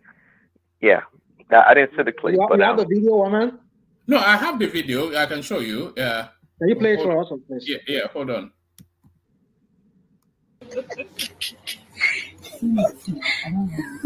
She just said Vicky, and I opened the envelope. When I opened the envelope, behold, all the staff were smiling, celebrating all the staff. It is too much. This is too much for lunch. This is too much for lunch. This is too much. I don't want to be confused. Let me know what I'm doing. Honorable Angel, did you see what Madam just did to us? So there it is right there. Imagine. One man. Look at how they are sharing our money. Yeah, well, there it is, But the real disappointment is that they are meant to be Gen Zs or millennials or whatever. So that is to tell you then that there is no hope for the future, Prince. Now, I was saying earlier, one man. That's what I was trying to explain to Rational Mind about orientation and people having been traumatized. It's our orientation. It's a normal thing. What we call crazy or abnormal, it's so normal over there. I don't know. To me, I mean, it's people like, I don't know. I didn't expect that this young, even much younger politicians are going to be any better. Why should that be the case? I'm surprised how people think that way. It's like they live in an alternate world. Oh yeah, because they're young, they're in their 30s or 40s. When it comes to power or into position of authority, they're going to start doing everything right. Well, it's quite clear that Ojo guy himself, he had a company whereby it was doing business or receiving contract from the government and getting paid. You said it before on the show. Bete Edu herself, she was a commissioner in River State or Akwa, wherever she's from, and so they themselves, they've been in the system. They've been in the system. They know how the system works. So I'm not sure why you would think they would show up to the biggest stage and all of a sudden become saints or angels. It doesn't even cohere. Prince Dad. Yeah. Let me say this to you, woman, real quick. During the electioneering, You saw this lady everywhere with Tinubu. Are you telling me that all those things, like all the keyboard warriors, that people like her and other people like this guy, the Minister of Interior, do you think that all those positions they just got it, they got it because they were good? No, because they contributed. They spend their money to campaign for him. And so what do you expect when they get in there? Won't they recuperate their money back? That is it. That is the politics that we play in Nigeria. There's no hope for that country, because as long as we use the same system, whereby because one man wants to run for president and we all that are one man's friend here, maybe one man's club friend. So I want to give you $1 million to support your campaign. Prince Daddy says he's going to, Identical says he's going to do the same. I mean, we all say we're going to campaign for you, use our own money. But what do you think we just do that for the sake of because we like you? No, it's because we knew that when you become president, we will come and meet you. Can you give me that contract? Can you make me this? Or this is my boy. Put him there. That boy that I'm putting there, I'm giving to you that you should put there. He will be making money for me, or I'll be getting contract from his ministry. It is just how it is. It's the corruption. But to be fair, is that different from the politics of politicking in America? Is that any different? No, you see, don't get me started on that. I don't want to go there. Let's but answer that question though. Answer that question. Is it unique or peculiar to Nigeria? Well, man, you see, let's not compare America. America is different in all levels to Nigeria. They have a system that works. I mean, I was expecting to even maybe you're going to talk about that. We hear a son of a president facing an ethics committee over some allegation of corruption and some kind of stuff that was a sitting president, his son in Nigeria. A president is a monarch. You didn't even touch his family. How much more say you want to even bring him before any ethics or whatever? I mean, and again, if you're being fair, that's exactly what is going on. That's exactly what is going on here in America also. Listen, the same reason why Hunter Biden is thumping his nose at the Senate from not showing up, or the Congress for not showing up. Let's move past that. Anyways, my point is this, Pim Daddy, is that my point is that you cannot compare America with Nigeria in so many levels. They have a system, they have institutions that work, even though it's just to show for the optics. But those optics still kind of deters people from doing. I mean, look at so many people that are being. I mean, in the Congress, some Congress people were being kicked out. It's because they have a system that works. You mean in America, if you get caught, you get punished? Is that what you're saying? Most people go to pay for it. Oh, you mean a bit like better I do? Except, oh man, we saw a congressman who used campaign money for himself, and he got kicked out, and he's still facing FBI investigation of that.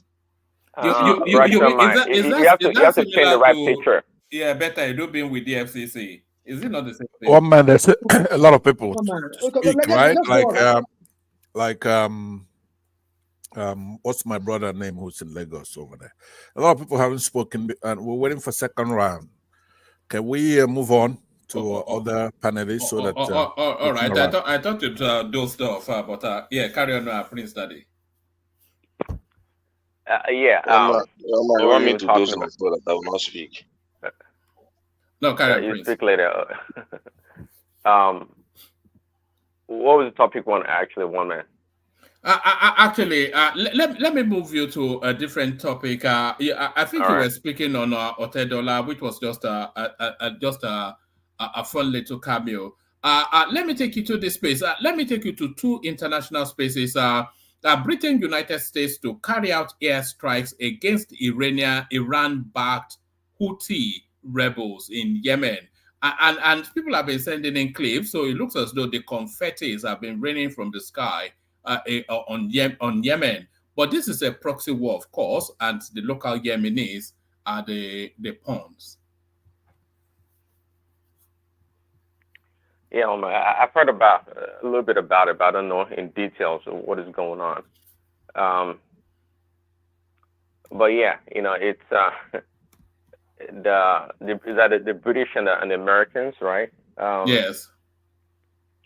You could yield it to me, Prince, and I'll handle it for you. Do you want to yield it to me? Well, 3 or 4 minutes. Hold on. Let me chime in first.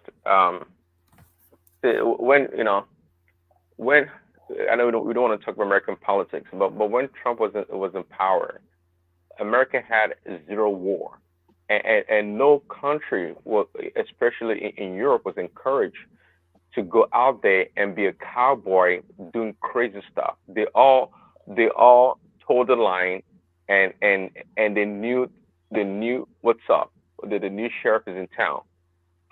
Trump threatened to defund NATO if these European nations do not contribute towards NATO's funding. And guess what? Germany opened its pocket, its wallet, and paid up. So did many of these other countries, including your country too, one man. So now comes this Democrat Biden, and guess what? See all the work that is going on. This thing about going to drop bomb on the Houthis in Yemen, it's part of the whole global system of the military industrial complex. Quite frankly, that's what is going on. Because if Trump had been in power, or someone like Trump, they would have resulted in some kind of a negotiation somehow to resolve the problem. Or to find amicable resolution to the issue. Sometimes, I mean, Trump, they called him crazy, but he was the one that took upon himself to go to the DMZ to go meet with Kim Jong-un. The same person prior to him coming to power, America was under Obama, trying to go to war with. So this is the offshoot of this lawlessness that is going on now around the world, from Ukraine to now Yemen and all these other places. Unnecessary. Again, at the end of the day, dropping bomb, who's going to die? Of course, the children and women and innocent ones are the ones to die. That's just the bottom line. So I'm not a big fan of the. I mean, I believe in America, protecting its territory, especially the territorial integrity as it relates to the country borders. But when it comes to going overseas and dropping bomb on people, it's not my forte. I don't buy into it. We can always talk and negotiate, and all these groups, whatever you want to call them, in Yemen. The CIA, they have books on these people. They know what is going on. They absolutely know what is going on there. But again, it's all, if you trace it back, it all goes back to the military contractors, and that's when Vivek Ramaswamy calls Nikki Haley that she's corrupt. This is part of it, because she's also running for president, and she's also part of the system. Part of the system, the corporatocracy of the military industrial complex. That's where she belongs, and we need somebody. Or straight away, we need Trump to come back, because if he did, no more war. I'm telling you, the war between Russia and Ukraine will be over. Literally be over. It wouldn't need to carry out a war anyway, Prince Daddy, because they usually do that war to secure a second term. That's usually what the American presidents do. We saw it. We've seen it endlessly. We saw it with Obama. We saw it with George Bush. As soon as because when you get to the latter ends of your administration, you become increasingly unpopular, and then they just look for a country to blow up to rally the people. That was the old model. Yeah, go ahead, please. Yes, the thing here is America did not initiate this. Apparently, some group of Houthis took it upon themselves to at the goading of Iran to block an international or militarize an international highway, maritime highway. That's the Red Sea, which is the shortest route for all vessels going to Asia from Europe. Now, blocking that place has made it expensive, because now they have to take a longer route It's like what we call an Israelite journey, which puts inflation on freight charges, insurance, and stuff like that. So naturally, if this is allowed to stand or to go on for too long, this year projected economy worldwide will just go up north. So this is the problem. There could be food shortages and a whole lot of things. And then do the world policeman fold his hands and look on while this kind of rubbish happen? Who are these people? So they just need to arbitrate them. Yeah, at one go. This is the situation there. Well, I can agree with you, Baba. If that narrative or that story is true, actually, because many times it is true. Well, I don't dispute it, but many times they always have this elaborate, beautiful stories that are very logical. But at the end of the day, if you dig in, like the WMD in Iraq, you will see that there's something else behind it. How come the Chinese are not part of the negotiation to clear that strait that has been blocked? The Chinese now, they will go to sleep knowing America will go for it. So they are cheap people. What do you expect? Because it's like what is going on in Gulf of Guinea. You can see until Europe came to our rescue, we found vessels find it very difficult to traverse the West African coast. So they are right, as far as I'm concerned, in this regard. Sorry about the interjection. Can I ask a question? The route, who owns that route? It's international waters. It's international waters. Are you and sure they want to control it? It is international waters, the Red Sea. Are you sure it's international waters? So sorry, yes. What's the route again? It's not the Suez Canal, is it? No, it's not the Suez Canal. It's not the Suez Canal is different. The Suez Canal is Shuttle Arab waterway. Between Africa and the Saudi Arabia Peninsula, there's that water, the Indian Ocean. So because whoever owns it, because in maritime, I don't want to say maritime law, but in maritime understanding, you have to be your country owns X amount of nautical miles into the sea, depending on depending on the geographical size of your country. So they look towards the landmass and then calculate. So it might well even be their territory, which they've ceded to international trade. Exactly. Yeah. So Simba, I get your point. I know where you're coming from, but I'm not the owner of the floor right now. Please, Prince Daddy, go ahead. Sorry. Prince, is Trump eligible to contest? Of course, and is leading. But so I'm trying to see different straits, right? Is that a Strait of the Hormuz or the Strait of Gibraltar? The Strait of Hormuz. Oh, is that it? Okay. Oh, is that Simba? Hormuz. Yes, okay. Gulf of Eden. Yeah. That's the Yemen. That's it's a narrow entry. It's a narrow entry between the Indian Ocean and the Red Sea. And they will now pass through the Suez Canal. Who owns it? Is Yemen is a boundary between Yemen and Djibouti. So? And it's a very narrow part. So even it's not up to that nautical mile that you are talking about, because Red Sea is also is their territory. Yes, what they are doing there is just protecting their own interest, and they are seriously harming people of Yemen. When we talk about the Panama Canal, all vessels pay. They register them. When we talk about the Shuttle Arab waterway, which is the Suez Canal, they pay. But this particular one is a freeway. No, it's not a freeway. How can you say it's a freeway? You know how much they are paying to? Who does vessels right now pay to?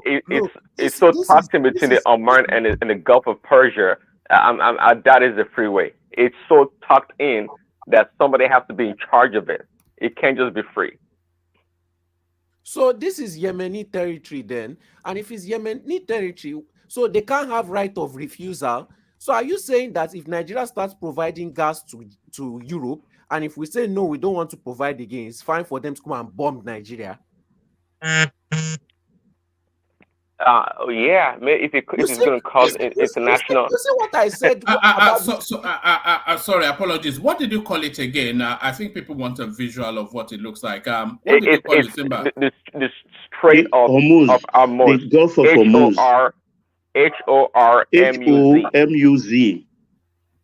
H-O-R-M-U-Z. Woman, do you have Google Earth? These US people, I've always said... Sorry, hold on. Did you say the Straits of... Yes, S-T-R-A-I-T. Right. Okay, yeah. Carry on. I've always said it. These US people, anything that is benefiting them, they always have a way to just justify it as long as they are benefiting from it. Oppressors up. Let me not say what I want to say, but they strike again. They strike again. We'll ban you for coming to the United States if you're not careful. No, that's why I don't want to talk. I still want to come.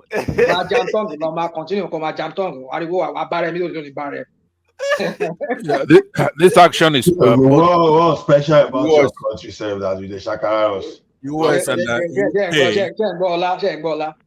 let me tell you, I don't live in the US. You know how many Canadians are running to America, yeah? How many Canadians are running here? The US is the best. But you know how many US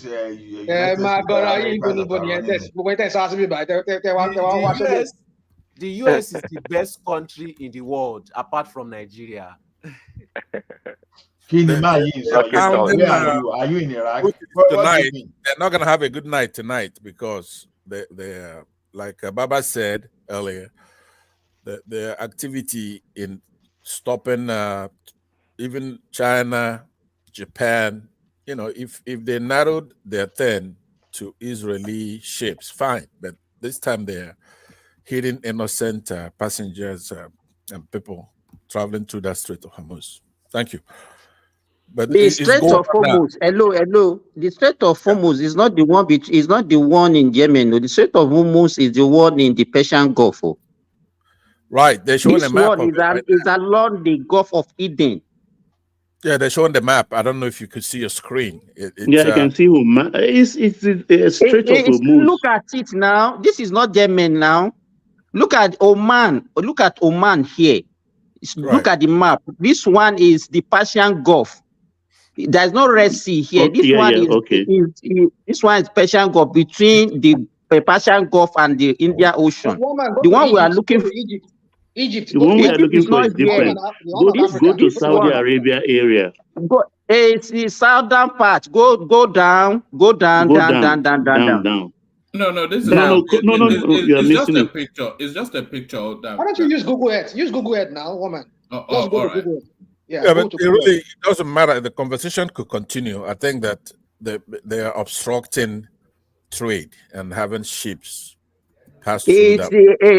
That's what they made you people to believe. The origin of the war is not obstruction of the ship. The origin of the war in Yemen is all about what is happening in Africa. It's about resources. Yeah, it's the remote cause of these activities between Saudi Arabia and Houthis, right? So this action where Biden is pounding them, you cannot remove Saudi Arabia from engineering propaganda. Biden is desperate. But the immediate cause of the activity is the war between Israel and Hamas. So that is their own excuse. Houthis are trying to defend the Palestine, telling Israel to stop their activity in. It's not true. What you don't link. There's no link. There's no link. Passat. There's no link. There's no link between the war between the Palestinians and the Israeli in this one. There's no link. No. That's their reason. I'm not buying it. I disagree with you. Yeah, I'm saying that's their reason, is that they're trying to defend and no. So hold on. That's Houthis' reason. Now somebody like you and I could say, look, we don't buy it. But the activity of United States in bombing Houthis tonight is because Saudi Arabia has been undergoing war with Houthis in Yemen, right? Hold yes, on. for many years, Saudi you are Arabia right. has been pounding them. Passat, you are right.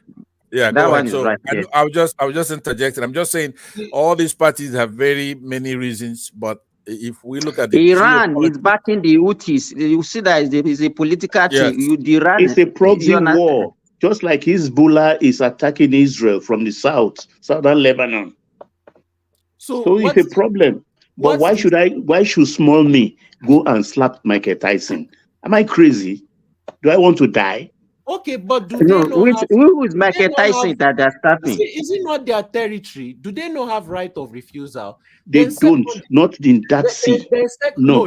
So they don't have right of refusal on top their own territory. No, it is not their territory. Basically, with what you are saying, then let me tell you. Let me say this. The problem here. They are afraid. Let me tell you, the Houthis are backed by Iran. The reason why US, Britain, even Saudi Arabia are fighting the Houthis, they don't want, because the Houthis are backed by Iran. By the time if they seize power in that country, they know that they'll be in charge, and it will be very difficult for them to have that route to be shipping all their goods, because it's a shorter route from Asia to Europe to America also. And that's why they pay a lot of money to Egypt through Suez Canal to use that route. But how much are they paying Yemen?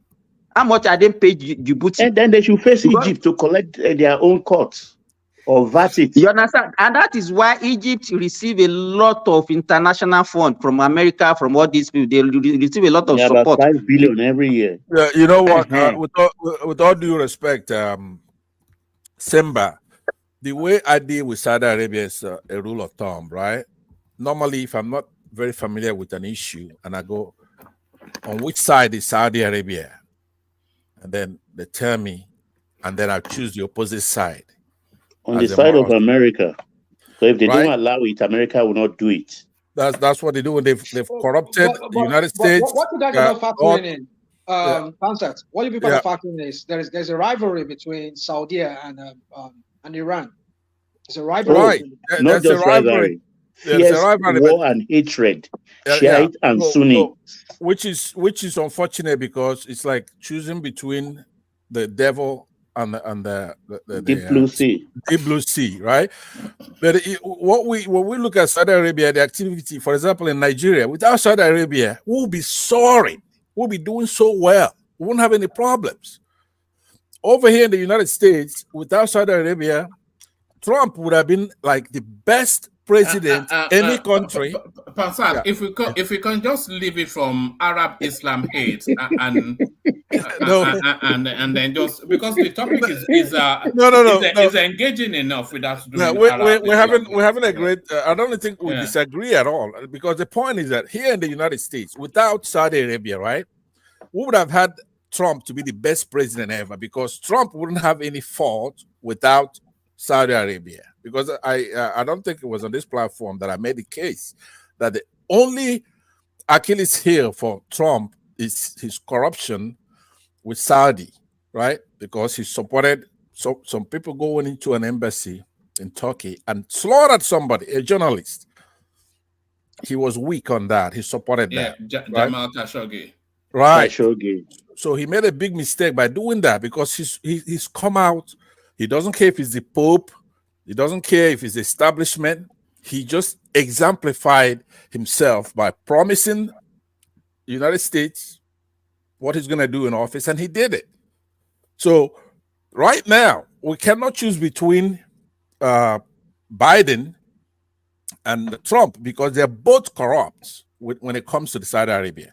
Now, you come to Nigeria, they in OPEC, they won't let us set our prices. They won't let us set how much we're going to sell. They want to allot us a significantly less amount. They're selling like 10 million barrels a day, and they want to give us under 2 million a day, right? And we're 213 million people, and they only 30 million with 20-something million visitors in their country. It's unfair.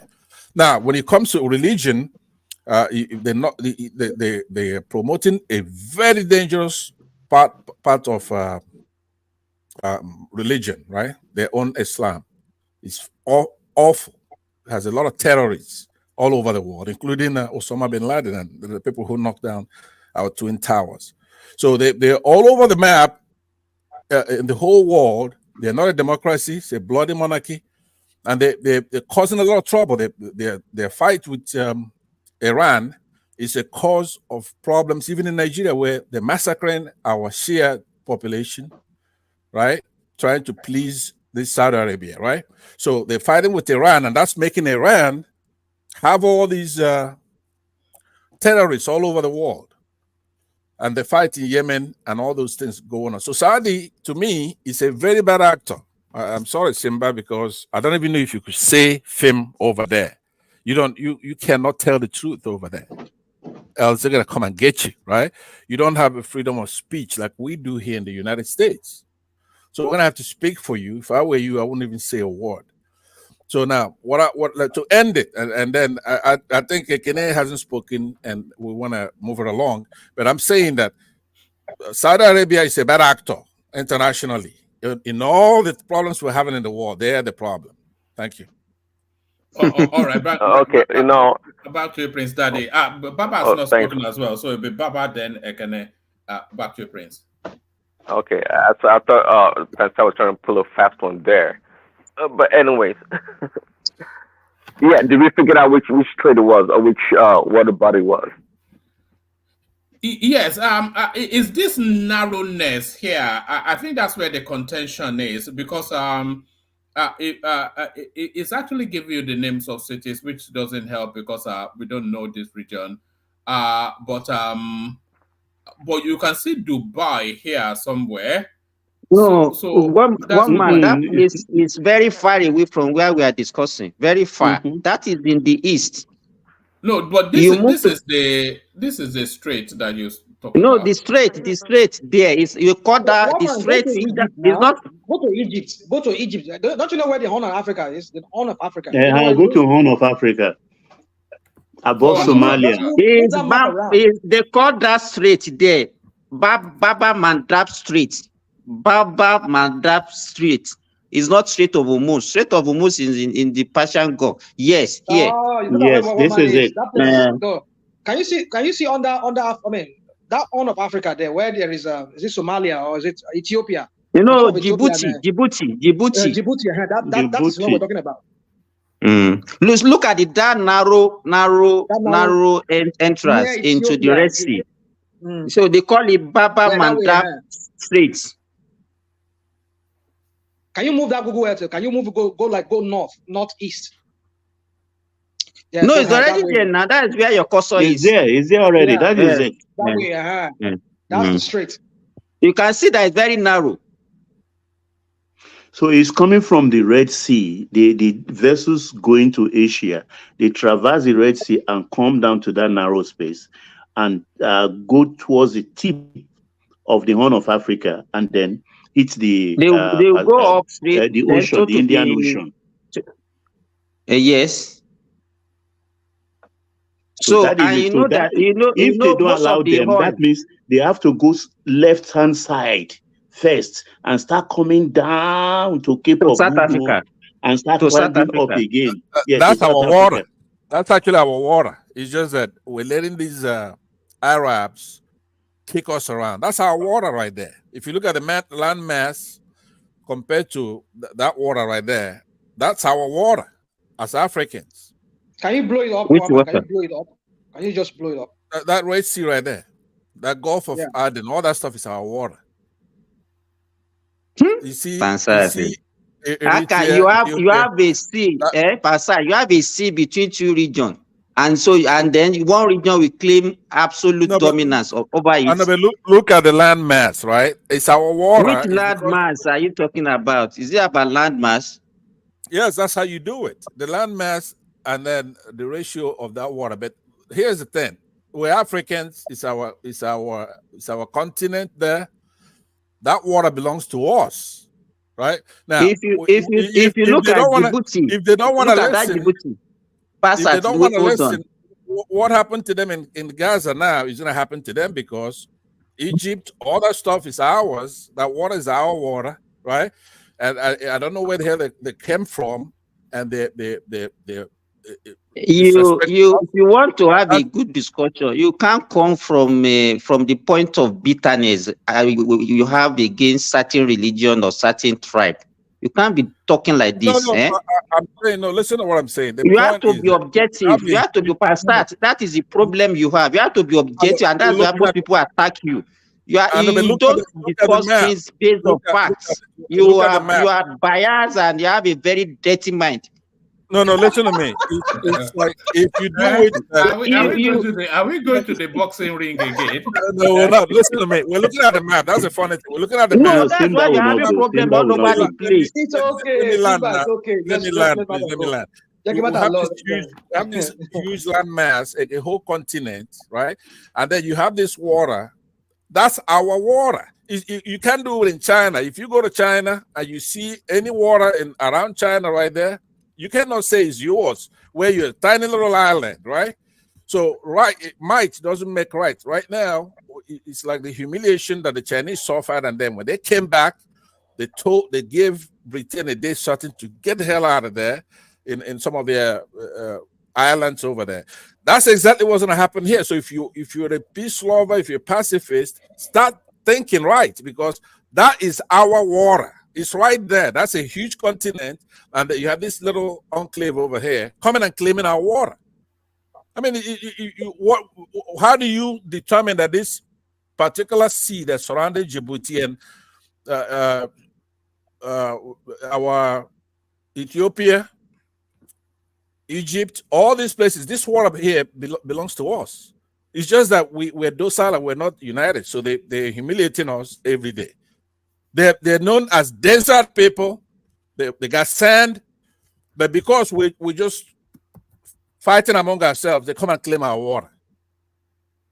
I just want you to think about that. When you say our water, I mean, by whose definition, who's apportioning the waters? Go and look at the way the United Nations assigns things like waters. It's just that we don't have anybody representing us. All these waters should be named the Strait of Africa, right? It's our water right here. How would this tiny little area come and claim the sea that's dividing these two spaces? It's very most important trade route. Yemen is not small. Do you know that Yemen is a very big country?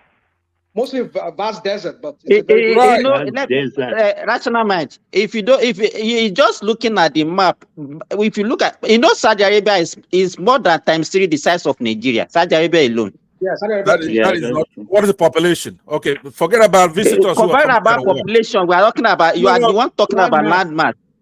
No, I'm saying. Listen to this. What are you saying? You are not making sense. You are just laughing. I thought you were patriotic Nigerian, right? Let's not go that you're patriotic Nigerian, right? So you shouldn't be disagreeing with me. The point is, but you should be, if you are looking for fairness and justice, you shouldn't be talking the way you are talking. No, I'm a fair man. I'm a fair man. Don't worry. I believe that you and I are the same. So Simba, what do you propose? Propose? What do you mean by what I propose? Because they are bombing the Houthis right now to submission. So how do we stop let me tell you what is going on. What is going on in Yemen is not different from what is going on in Syria, and it's not different from what is going on even in Libya. You understand? It's just, let me tell you, it's political, and they fight for resources. That is it. All this one that you are talking, because Baba, you are the one that started that because of the route, is not actually because there is a fear of, because they know that, let me tell you, what they have been enjoying now, because they are the one control. The same thing that we are fighting, that, okay, this Western world did not allow us to enjoy our resources. It's the same thing that is happening in Yemen. So if we are crying, the same problem that we have, and then we see another country that's trying to fight injustice, and we are seeing it as okay because do they meter it so that they pay, or what is? It's not the problem. Is not. It's not about this route now. Wait, see, they know that if the rebels were able to take over that country, then they are going to have a problem. And that's why it's a preventive measure that they are putting in place. Now, there's no disturbance, because let me tell you, the major disturbance around that route is actually moved from Africans. The Somalians, pirates, the Eritrean pirates, and that is why if you go to Djibouti now, all these major economies in the world, they have their military base in Djibouti. USA have their own, Japan has their own, China has their own. Everybody, so that tells you that place is very important. Yes, it's very important so to all of the them. Stomach of the world. Whatever. You know, the reason why we talk like this is because some of you people, you live in those world, and you are talking. That's why you started it by saying because what they are doing. Look, if they are doing the same thing, if they are doing the same thing that they are doing for Egypt to other, let me tell you, Egypt is the only beneficiary along that route. The other countries, what are they doing for Djibouti? They are all what Arab, are they doing for all Djibouti? Muslims. No, just hold on. What are they doing for Djibouti? Djibouti is one of the poorest countries in the world, and they also have that place is also part of what they're supposed to be enjoying. They put their military, but the military bases has improved their economy. The military bases of some of the world powers. What is the per capita income in Djibouti? No, well, I don't know. I don't know as I speak, but I know if Japan parks their boats there, America parks their boats there, and some other country, at least they pay, even if it's ordinary token. It's an assumption. Don't say what you don't know. It's an assumption. Gentlemen, let me. Sorry, Rational Mind. Let me bail out. Hand over to Ola. Thank you for today's session. To the super chatters, Ola, Ayo, of course, and AB and UK. Thank you, gentlemen. I'll see you tomorrow. So have a restful night, woman. Whatever is remaining of the night. Yes, thank you, Baba. Ola, acknowledge that you're there. And Ola. Yes, fellow Nigerians. All right, to you. Okay. Thank you, woman. Welcome everybody for the to the second part of the show. So we shall continue where we left the matter. But I think what we're going to do is like for those people that are yet to speak, I think they will have the priority to speak. Then maybe we go like for yeah. So there we go like maybe for 4 minutes monologue, and people can throw their questions and you respond. So maybe maximum of 7 minutes to 8 minutes for everyone, so that everyone, every voice can be documented. Thank you. Okay, yeah. Please, Daddy, please continue. I was saying earlier when Baba gave a submission earlier about the route for the cheap for the straight route. I did challenge that narrative of Sinbad, and there comes Sinbad saying something counter. Are you far from your mic, Pim Daddy? Oh, I don't know. Is it better now? I'll just use my headset. Yeah. Okay. Yeah, I say now Simba came with a different narrative to Baba, and that's what I was suspicious about. That look, we hear this nice logical narrative, but at the end of the day, the true reason why they dropping bombs or whatever they're doing there is not known yet. Just like what happened in Iraq with the WMD. So we need a couple more days to really get to the bottom of it to see the reason why or what is going on. It's probably part of a more extended agenda that they have there. They always have agenda in those places anyway. So we yet to see. And yeah. So I guess on that note, if there's no any other topic for me, I guess the next person would be a Kenny, I believe, or whomever. Okay, thank you. If you don't mind, I just want to ask a question, and I think anybody can. Ekene has not spoken now. Yeah, Ekene will speak now. I just want to throw a question so Ekene will speak, because if I told you that I understand all this war, Yemen and Britain, if I told you that I know the implication on Nigeria, for now, I'll be lying to you. So I just want to shift back to Nigeria. So the question I want to ask is this: And if anybody can provide me an excellent answer, would be good. How will you measure the success of the correct administration? So, just in fairness, how you want to measure short time, medium time, and long time. So, who want to take on that? Well, since I have the mic, let me take a crack at it.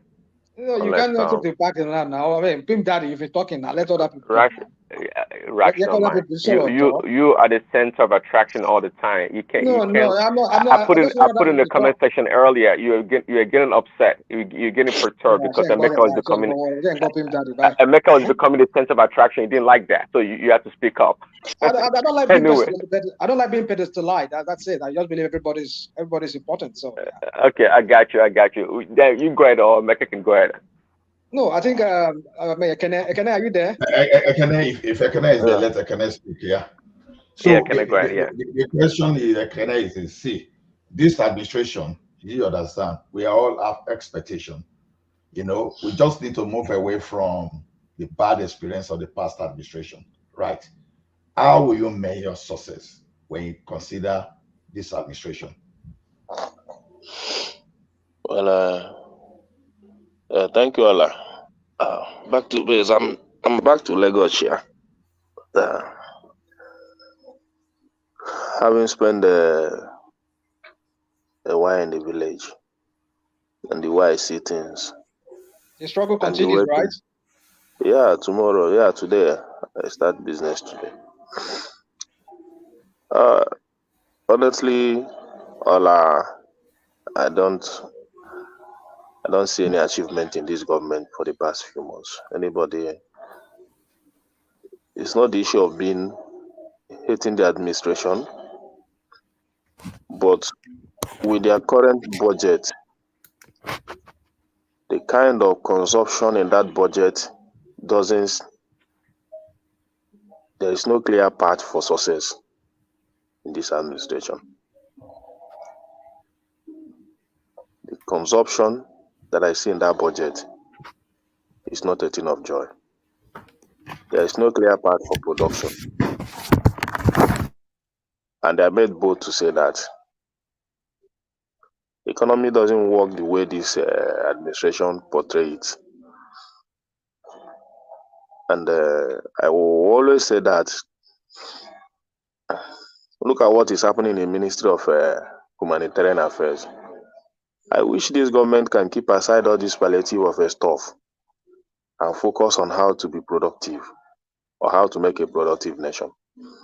Because I don't know why Nigeria like free stuff so much that they forget that all they need is for the government to make a very good business environment for them to survive. Rather, they focus on palliative measures and all that. And Nigeria is still talking about palliative measure when other countries are moving on beyond that. And that is why you saw this corruption in the Ministry of that Humanitarian Affairs. That ministry has become the worst ministry in our system. It has eaten up a lot of billions. People are not seeing it. So, and this government is still going the same direction that Boo did and become a failure, because what you see in all this palliative of stuff is that they use it to siphon money. They use it to siphon money. Why wouldn't this government take very positive action in production? Why? Look at their budget. The consultants fee, even in that ministry and all that, when they budget money, they give you consultant fee. Consultant fee is even more than the money you give to the people. But what are you consulting? We are not serious. Nigerians don't want to learn. But me, I just sit down and look. I want to know where this all this propaganda, all I see is propaganda, honestly speaking. And I will continue to say that. Everything I see in this government is propaganda. The last time they gave a 50% cutoff in during Christmas travel, even though I didn't see any, but people say they see. But they have come out to say about 160,000 benefited from that. I don't know where the 160,000 come from, but honestly, what I see is that they want to corner in another money from there. They have already mapped out the amount, the millions they have spent on that, on Christmas transport, which I didn't see anybody that benefit from it, even though people say they see. But me, I didn't see. I paid my normal transport. I spent my normal expenses, going in and coming back. Both me and my family. Nobody is even talking about it. Nobody is even discussing it in the park. So it's all about propaganda. Okay. Okay. Thank you. Anybody want to? I want to put in a word in there too, please, if it's okay. No. I will give you your 4 minutes time to talk, and people will question you. Now, anybody has question your for question on the thing you asked, Ekene, about assessing this administration. I just want to put a word on that. Pastor, you will go after Ekene, but I want people to question Ekene logic about that production and what it means by production, because obviously we don't expect the federal government to be the one to be producing for us, at least to encourage the private entity. So anybody that wants to ask Ekene question can ask Ekene question, so Ekene can respond. Then after we give Pansat time to tell us how it's going to measure success. I have a question for Ekene. Okay, please go ahead. Ekene, sorry, I'm very surprised that you can come here this morning and be talking about palliative, because if I could remember very well, you are one of those people that will come on this platform and be chanting, "Hey, he didn't put palliative measure before he increased the fuel price. He didn't do this." Now you are against palliative. You are now saying that okay, they should do things that will improve the economy. So why the sudden change? Why do you not think that palliative is not going to work? Because you are one of the people that is entering palliative. If you say that, it means that you don't follow me very well. If you follow me very well, you know when I talk about palliative measure, you know the things I speak about.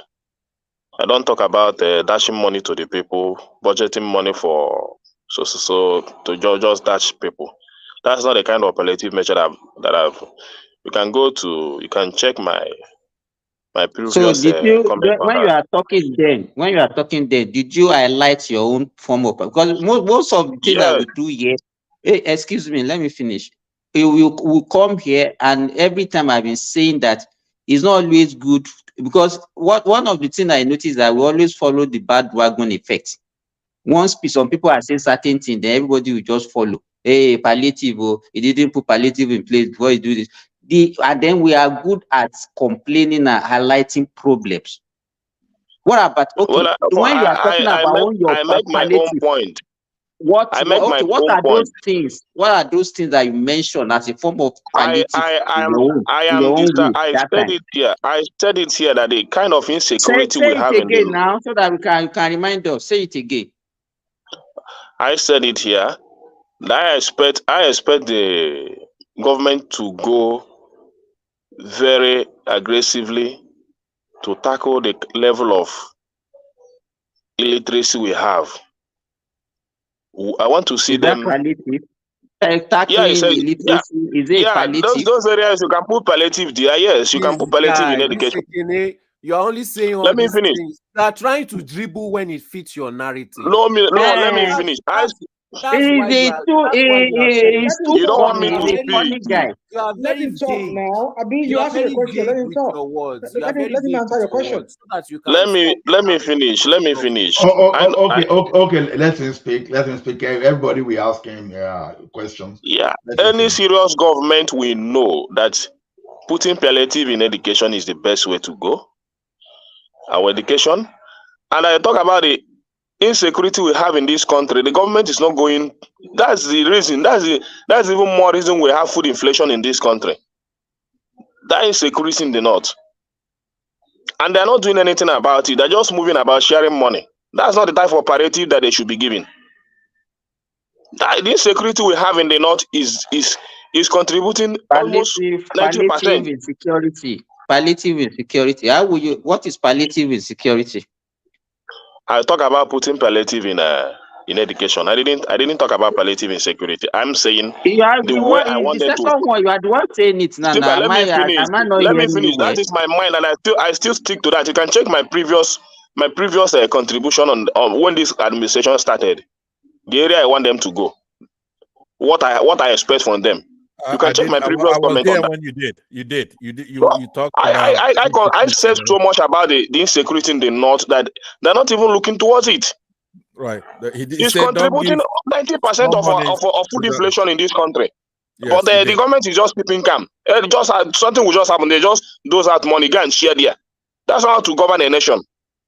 No, but can let me shift to you before Soli ask his question of Pansat. Now, the thing is this, food inflation is not limited to Nigeria. Even where I am now, let me give you an example. If I was going to buy a 20 liters of canola oil pre-COVID, it was around $19 to $20, right? But today, it's about $100. You understand? Look at the jump from $19 to $20 to $100. Canola 20 liters for it. So you will see that food inflation is not about Nigeria alone. It's something global. Post COVID-19. So and I think Nigeria is not isolated. So don't you see a connection between the global effect and what is happening locally in Nigeria? Well, I don't see, maybe because the way I think, I don't see. And the way I reason things, I don't see any connection to that. Let me explain to you. Let me finish. I understand what he's saying. I understand the question he asked me. Solely wait, you come in after Ekene so that you ask him a question. He doesn't want to understand. He has his own narrative. I understand what he said now. Are you the one to explain to me? I understand. He's trying to connect what is happening in Nigeria to other nations. You say you don't want to understand. That's what you say. He said you don't want to understand because you have your own way of listening. I think I don't understand. I don't understand it that way. I don't understand it that way. That is the. If you don't understand something that way, that means you don't understand it. Let me make my point now. Simba, what is your problem? If you don't want me to speak, my friend, shut up there. If you don't want me to speak, what's your problem? Calm down. Why are you taking words out of my mouth? Don't worry. I don't come here to make nonsense comment. Okay, please go ahead. Just go on. Simba. Just go on, Ekene. Just no vex. Go on. But maybe you should take a minute to calm down. Then let me make my statement. Then I'll be leaving shortly to go to dinner. Pascal, please go ahead. Make your statement. Dinner this hour, Pascal. Dinner this hour. Believe it or not, what I sacrificed. 11 o'clock. What are you eating? What dinner are you having at 11 midnight? It's 9 o'clock. I've not eaten.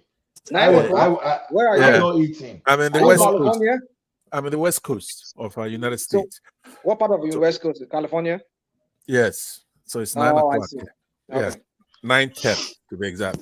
But anyway, the question that Ola posed, it's key. We have to, of course, be fair to the nascent administration. They've been there for under a year.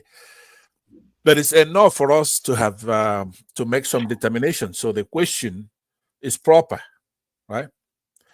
Tinubu, like I said yesterday, came in and he hurriedly announced removal of the petroleum subsidy that then set a lot of things in motion. But there are people who would appreciate that he did that. If you look into it, people who I respect said it's the right thing to do. Whether he did it the way he's supposed to do it or put some quote-unquote palliatives to cushion that, it's not what we're going to be talking about here. But Tinubu's administration look increasingly sterile. More alarmingly, it has adopted the worst habits of its predecessor, Buhari, by combining painful lack of direction with poverty of integrity. His leading administration officials. Give examples. Of what? Of what? They're obvious. You said it is sterile. Give us the example of how it is sterile. I mean, it's obvious. Yes, enlighten us. They have not curbed insecurity in the country. It's gotten worse. Who would have curbed it? Pardon? Who would have curbed it? The government. Who else? Who else would have curbed it? There's nobody. That is their role. The government of Nigeria, when we say government, will mean everything from the central bank, who would handle the fiscal policies, and then the government itself that's supposed to. Hold on. I have to flow. Let me just make like 2 minutes remarks, and then if he doesn't answer the questions you have, then you could pose a question to me. What I'm saying is that these things that are obvious, remember, I can explain it. So, but if it's obvious, then let's not belabor the point. There's inflation in the country that's over 28.9%. So when we say the government, it's not Tinubu alone. We're talking about our National Assembly. We're talking about the courts, all of them, right? Especially those who are in charge of the monetary policy, and then the CBN, that's in charge of fiscal policy. But anyway, so like I was saying, there's lack of direction. It's sterile, right? But the most important thing to remember is that you may want to correct yourself because of the audience. You said CBN in charge of the fiscal policy. Did you say that? The Central Bank of Nigeria. In charge of fiscal policy? Yes. Not the Ministry of Finance? No. The central bank's role, their major role, believe it or not, is curbing inflation. Yeah, you said fiscal policy or monetary. Fiscal. Just the fiscal. Yeah, fiscal policy. From CBN? Yes. What economic theory is that? I'm just wondering. Well, where is the confusion coming in from? Yeah, because the primary role of the CBN is to manage the monetary policy. Why the Ministry of Finance manages maybe you should ask him whether if he knows the meaning of fiscal policy. You should tell us the meaning of fiscal policy. I had it juxtaposed here. Sorry, you're right about that. So the monetary policy. Okay, yeah, you're right. It's just a twist of the mind. So anyway, the most important thing that we want to talk about the administration. It's with they're often the indignation at the administration at this current moment. They have been preaching asceticism. Asceticism is like austerity, right? When they talk, they want people to cut back, for Nigerians to sacrifice. But in reality, they are practicing prodigality. I don't think I have to explain that to you. You could see that in the budget that they presented, amounts that they've put out for the yachts and for the bulletproof vehicles, and the presidential fleet, $38 million set aside for presidential air fleet is more or less the same amount set aside for the student loan program, for example. I know you wanted an example. To renovate official residence of the president and vice president, sport utility vehicles for lawmakers. I think it's over $150,000 per automobile for 460 legislators. At a time, the minimum monthly wage for a federal civil servant in that country is less than $40. $40. It's absurd. Let us sink in. That's absurd. $40. Okay, Sars, let me ask you a question. Sure. You know that the Tinubu promised cutting wastages in the government, and secondly, are you aware that the president has no right to the budget, or let's say to the allocation to the National Assembly, because the three arms of the government, I think they share the this is it RAMFAC or what do they call this government agency that is responsible for sharing money from taking care of the both executive and the legislature. So the thing I'm trying to ask is this: if Tinubu is not responsible for allocating money to the legislature but the constitution, so how do we blame Tinubu for this? So I just want to know. No, the criticism on him is not unmerited, right? He is the one who presents that budget. He presents that budget and he has to assent to it before it can become law, right? So when you have an omnibus bill like that, you could blame Tinubu for everything else. You cannot blame him for bribing his way into getting whatever he wants, right? If whatever he wants, he would have gotten. Look at he's an illegitimate president. He got that by bribing his way up to that level. No, but it's true. So in this, in a nutshell, as I know, because it's just not right to criticize somebody without saying something a little positive, right? I'm a fair guy. So there's a handful of household names like Finance Minister Wale Edun, Central Bank, and Olayemi Kadoso, the Health and Social Welfare. Mohammed. Are you sure you know? Are you sure you know what you're talking about? Kadoso is CBN now. Wale Edun is finance. He doesn't know anything now. We just come here and start talking. No, that's exactly what I said. I said the Finance Minister Wale Edun. Central Bank. Don't drink cancan. Olayemi Kadoso. Even if I made a mistake like that, it's not. It's a subtle mistake, but I'm sure I know what I'm talking about. I'm trying to say there's a few people who are working properly in his administration, but no, it's dire. What do you expect? Right? The country is in a straitened economic circumstance, and they're talking belt tightening while I just told you their prodigality in the way they're living and what they're doing. There's nothing working in the country. He's an illegitimate president. Yeah. Go ahead. I want to go what Ola said before, connecting the issue with the other nation. Okay, go ahead. I want to hear that too. Sure. Yeah, the reason why I said I don't believe that, and I cannot connect it to other nations and all that, because we have not done things. We have not even do anything that other nation did to improve the life of their citizens, and we are complaining that the same thing is applicable to us, that the same food inflation happening in other places are applicable to us also. I don't believe that.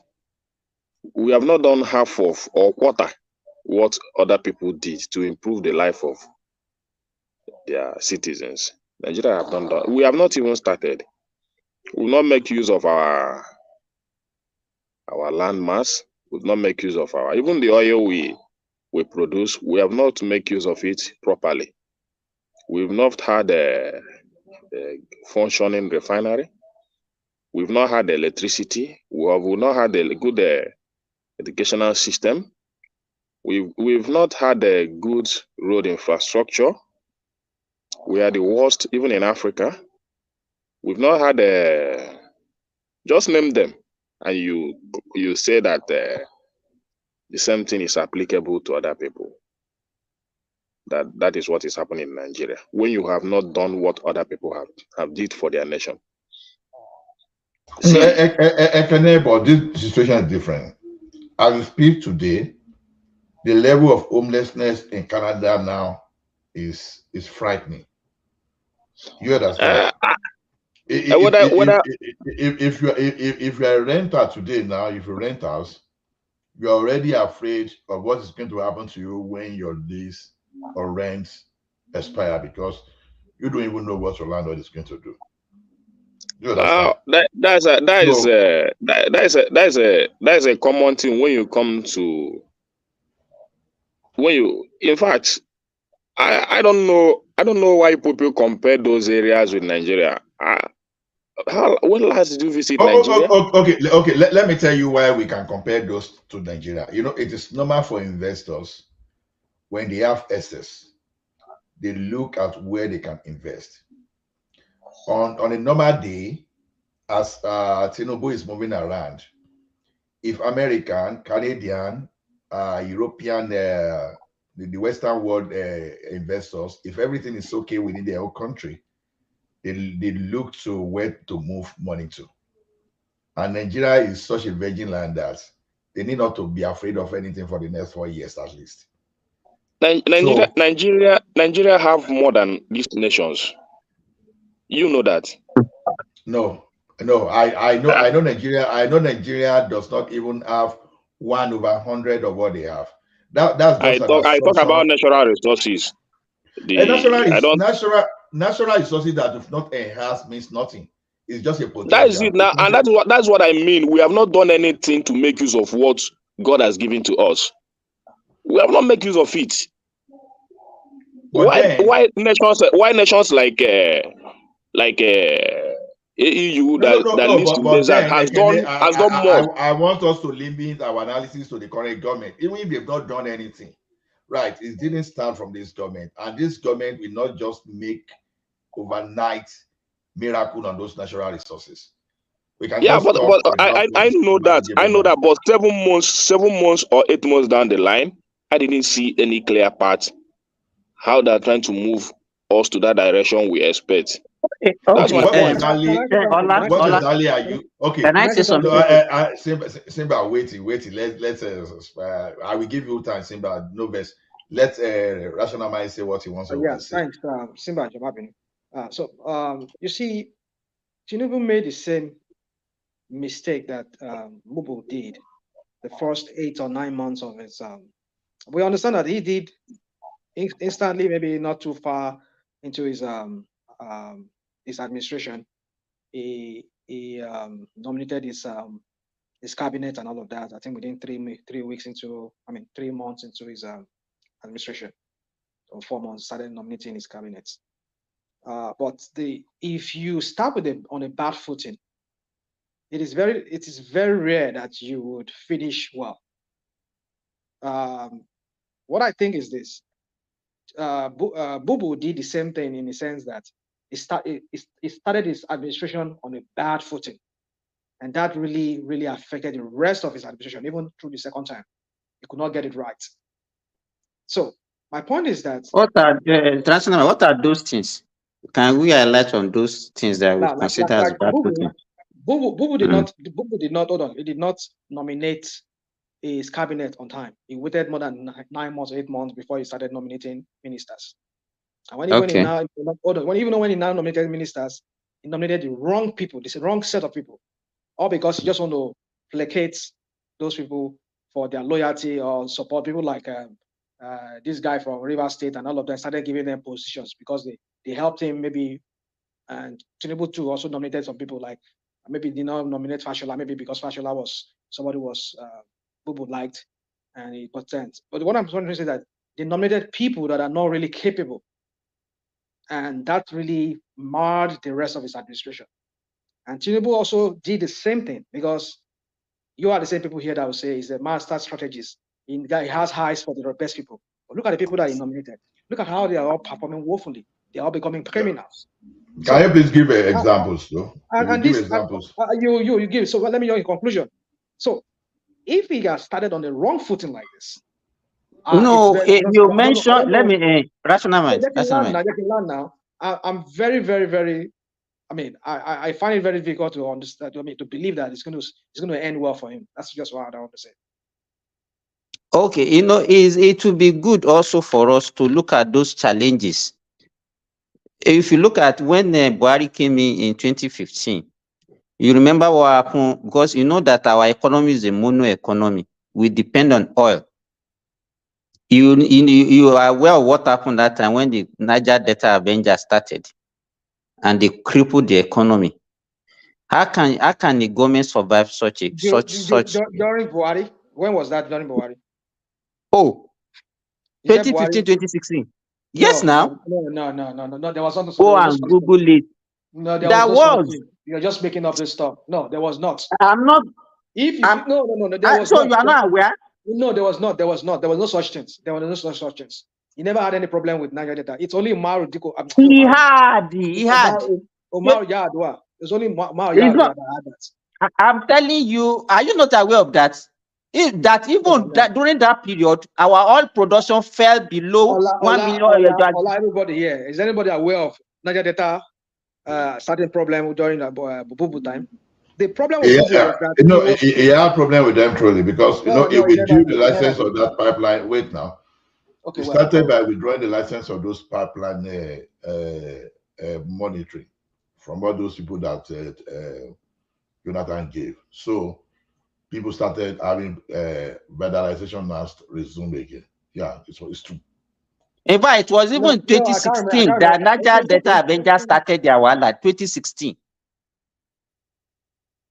You people always lash on anything just to. I'm not giving. I'm just telling you. There is no such thing. I have no recollection of anything like that. I don't just know why people always have to look for one reason just to justify these criminals or what don't do. And you are there in Saudi Arabia enjoying the best thing in Saudi Arabia, and then you're here. You see, come on, it's okay. I know. Rational mind. At least all of us are having our voice recorded now. The problem is 50 years from now, our voice will be on YouTube. YouTube does not sync. Our great grandchildren will come and listen to our voice. They will know the problem is that who fight. We don't want to tell ourselves the truth. If we want to tell ourselves the truth, I don't know how somebody will come out and say Nigeria is moving in the right direction. Nigeria of today, that I know that I live in. I don't know that the argument.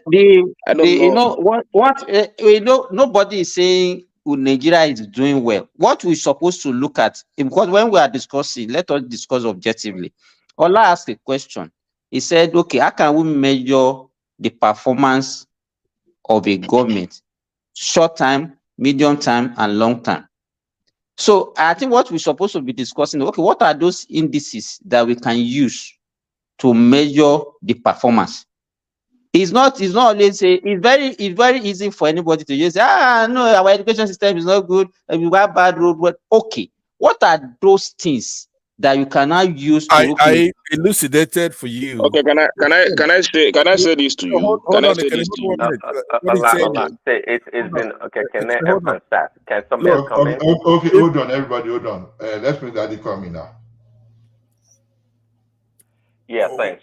Who did you rule on? I wanted to make an interjection on Simba's. No, I know, because Prince Daddy has been quiet since. That's why I want him to speak to.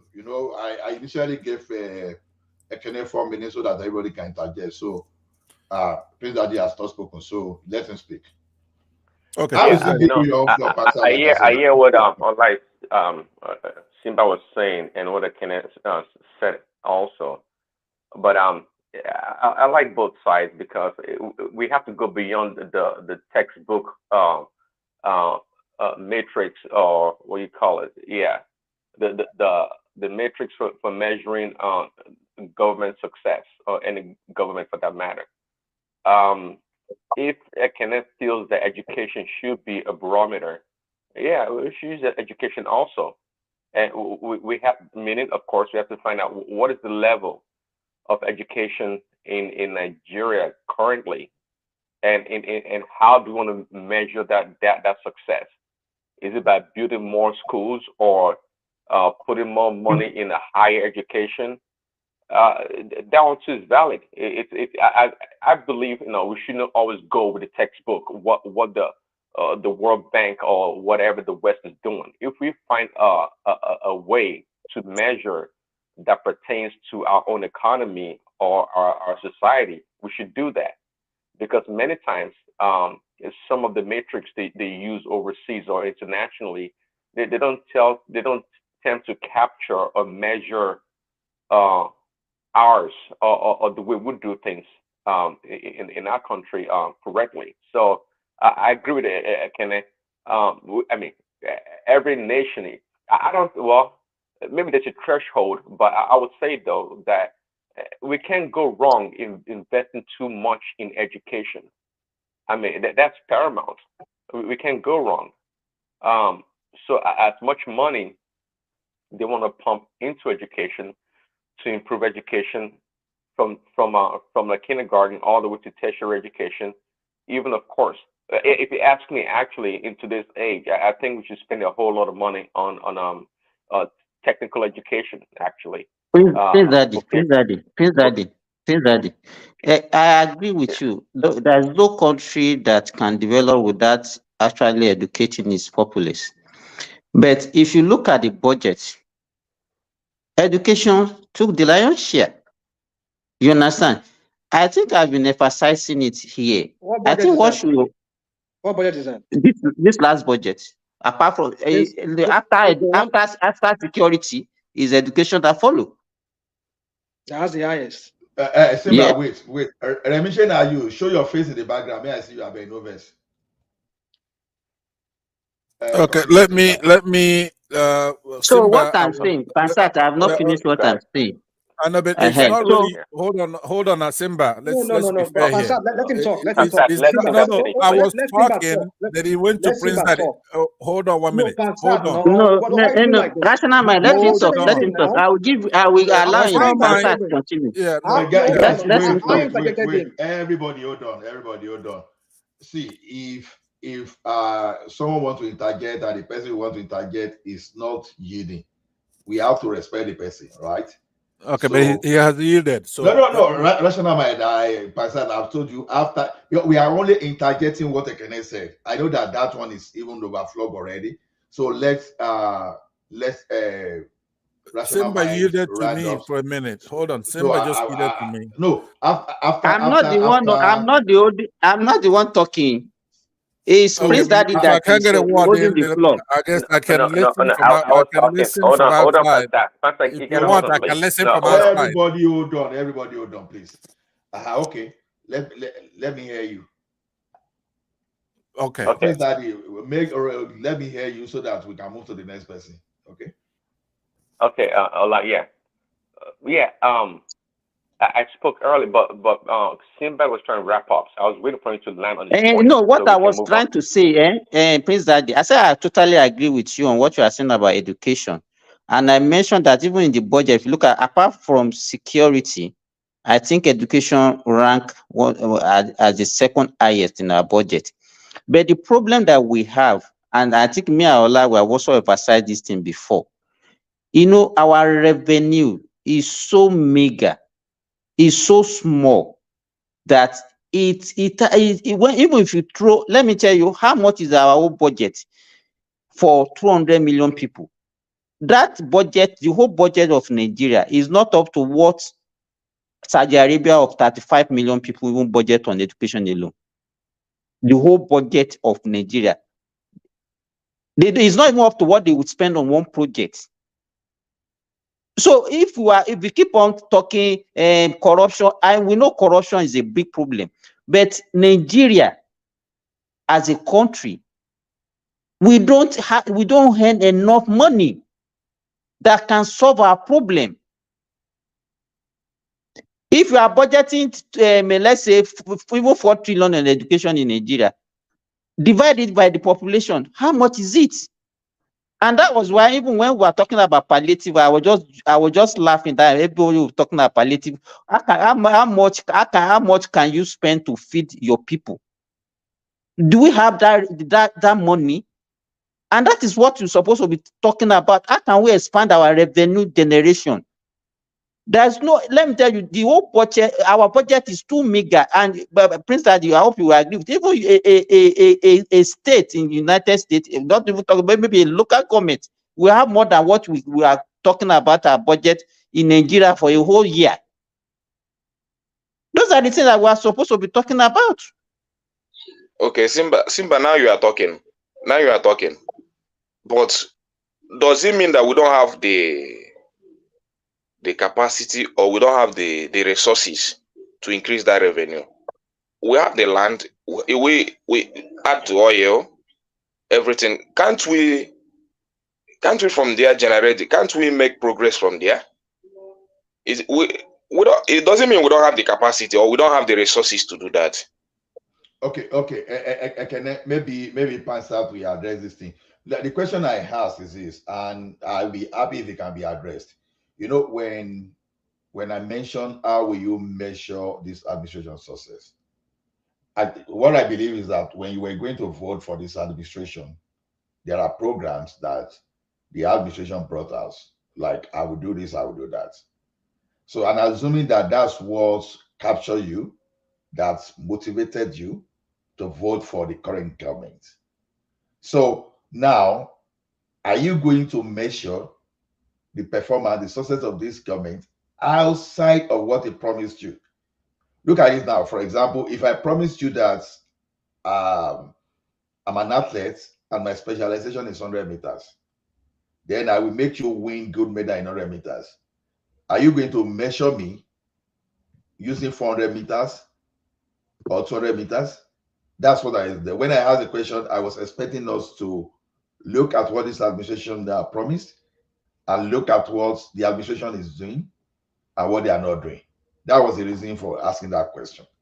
Exactly. You understand? And that's the way I understood it. And it's not going to be based on the revenue and all that stuff, or what you want me to do. Now, somebody who didn't support the administration, such as myself, can read it based on your question. So Nigeria, at the time of that election, faced various challenges, including corruption, insecurity, poverty, inadequate infrastructure, and unemployment. So they're complex issues, but they're intertwined. So it's not easy to provide answers for them. Tinubu knew the revenue base of Nigeria before he ran for office. So he could, if he's coming in and he thought the revenue, now this is addressed to Simba, then you need to come in to expand the revenue base, which is what he was gloating, and his supporters were saying how he moved Lagos from 600,000 or whatever it was to 5 billion or something like that, or 600, I don't know, 600 million.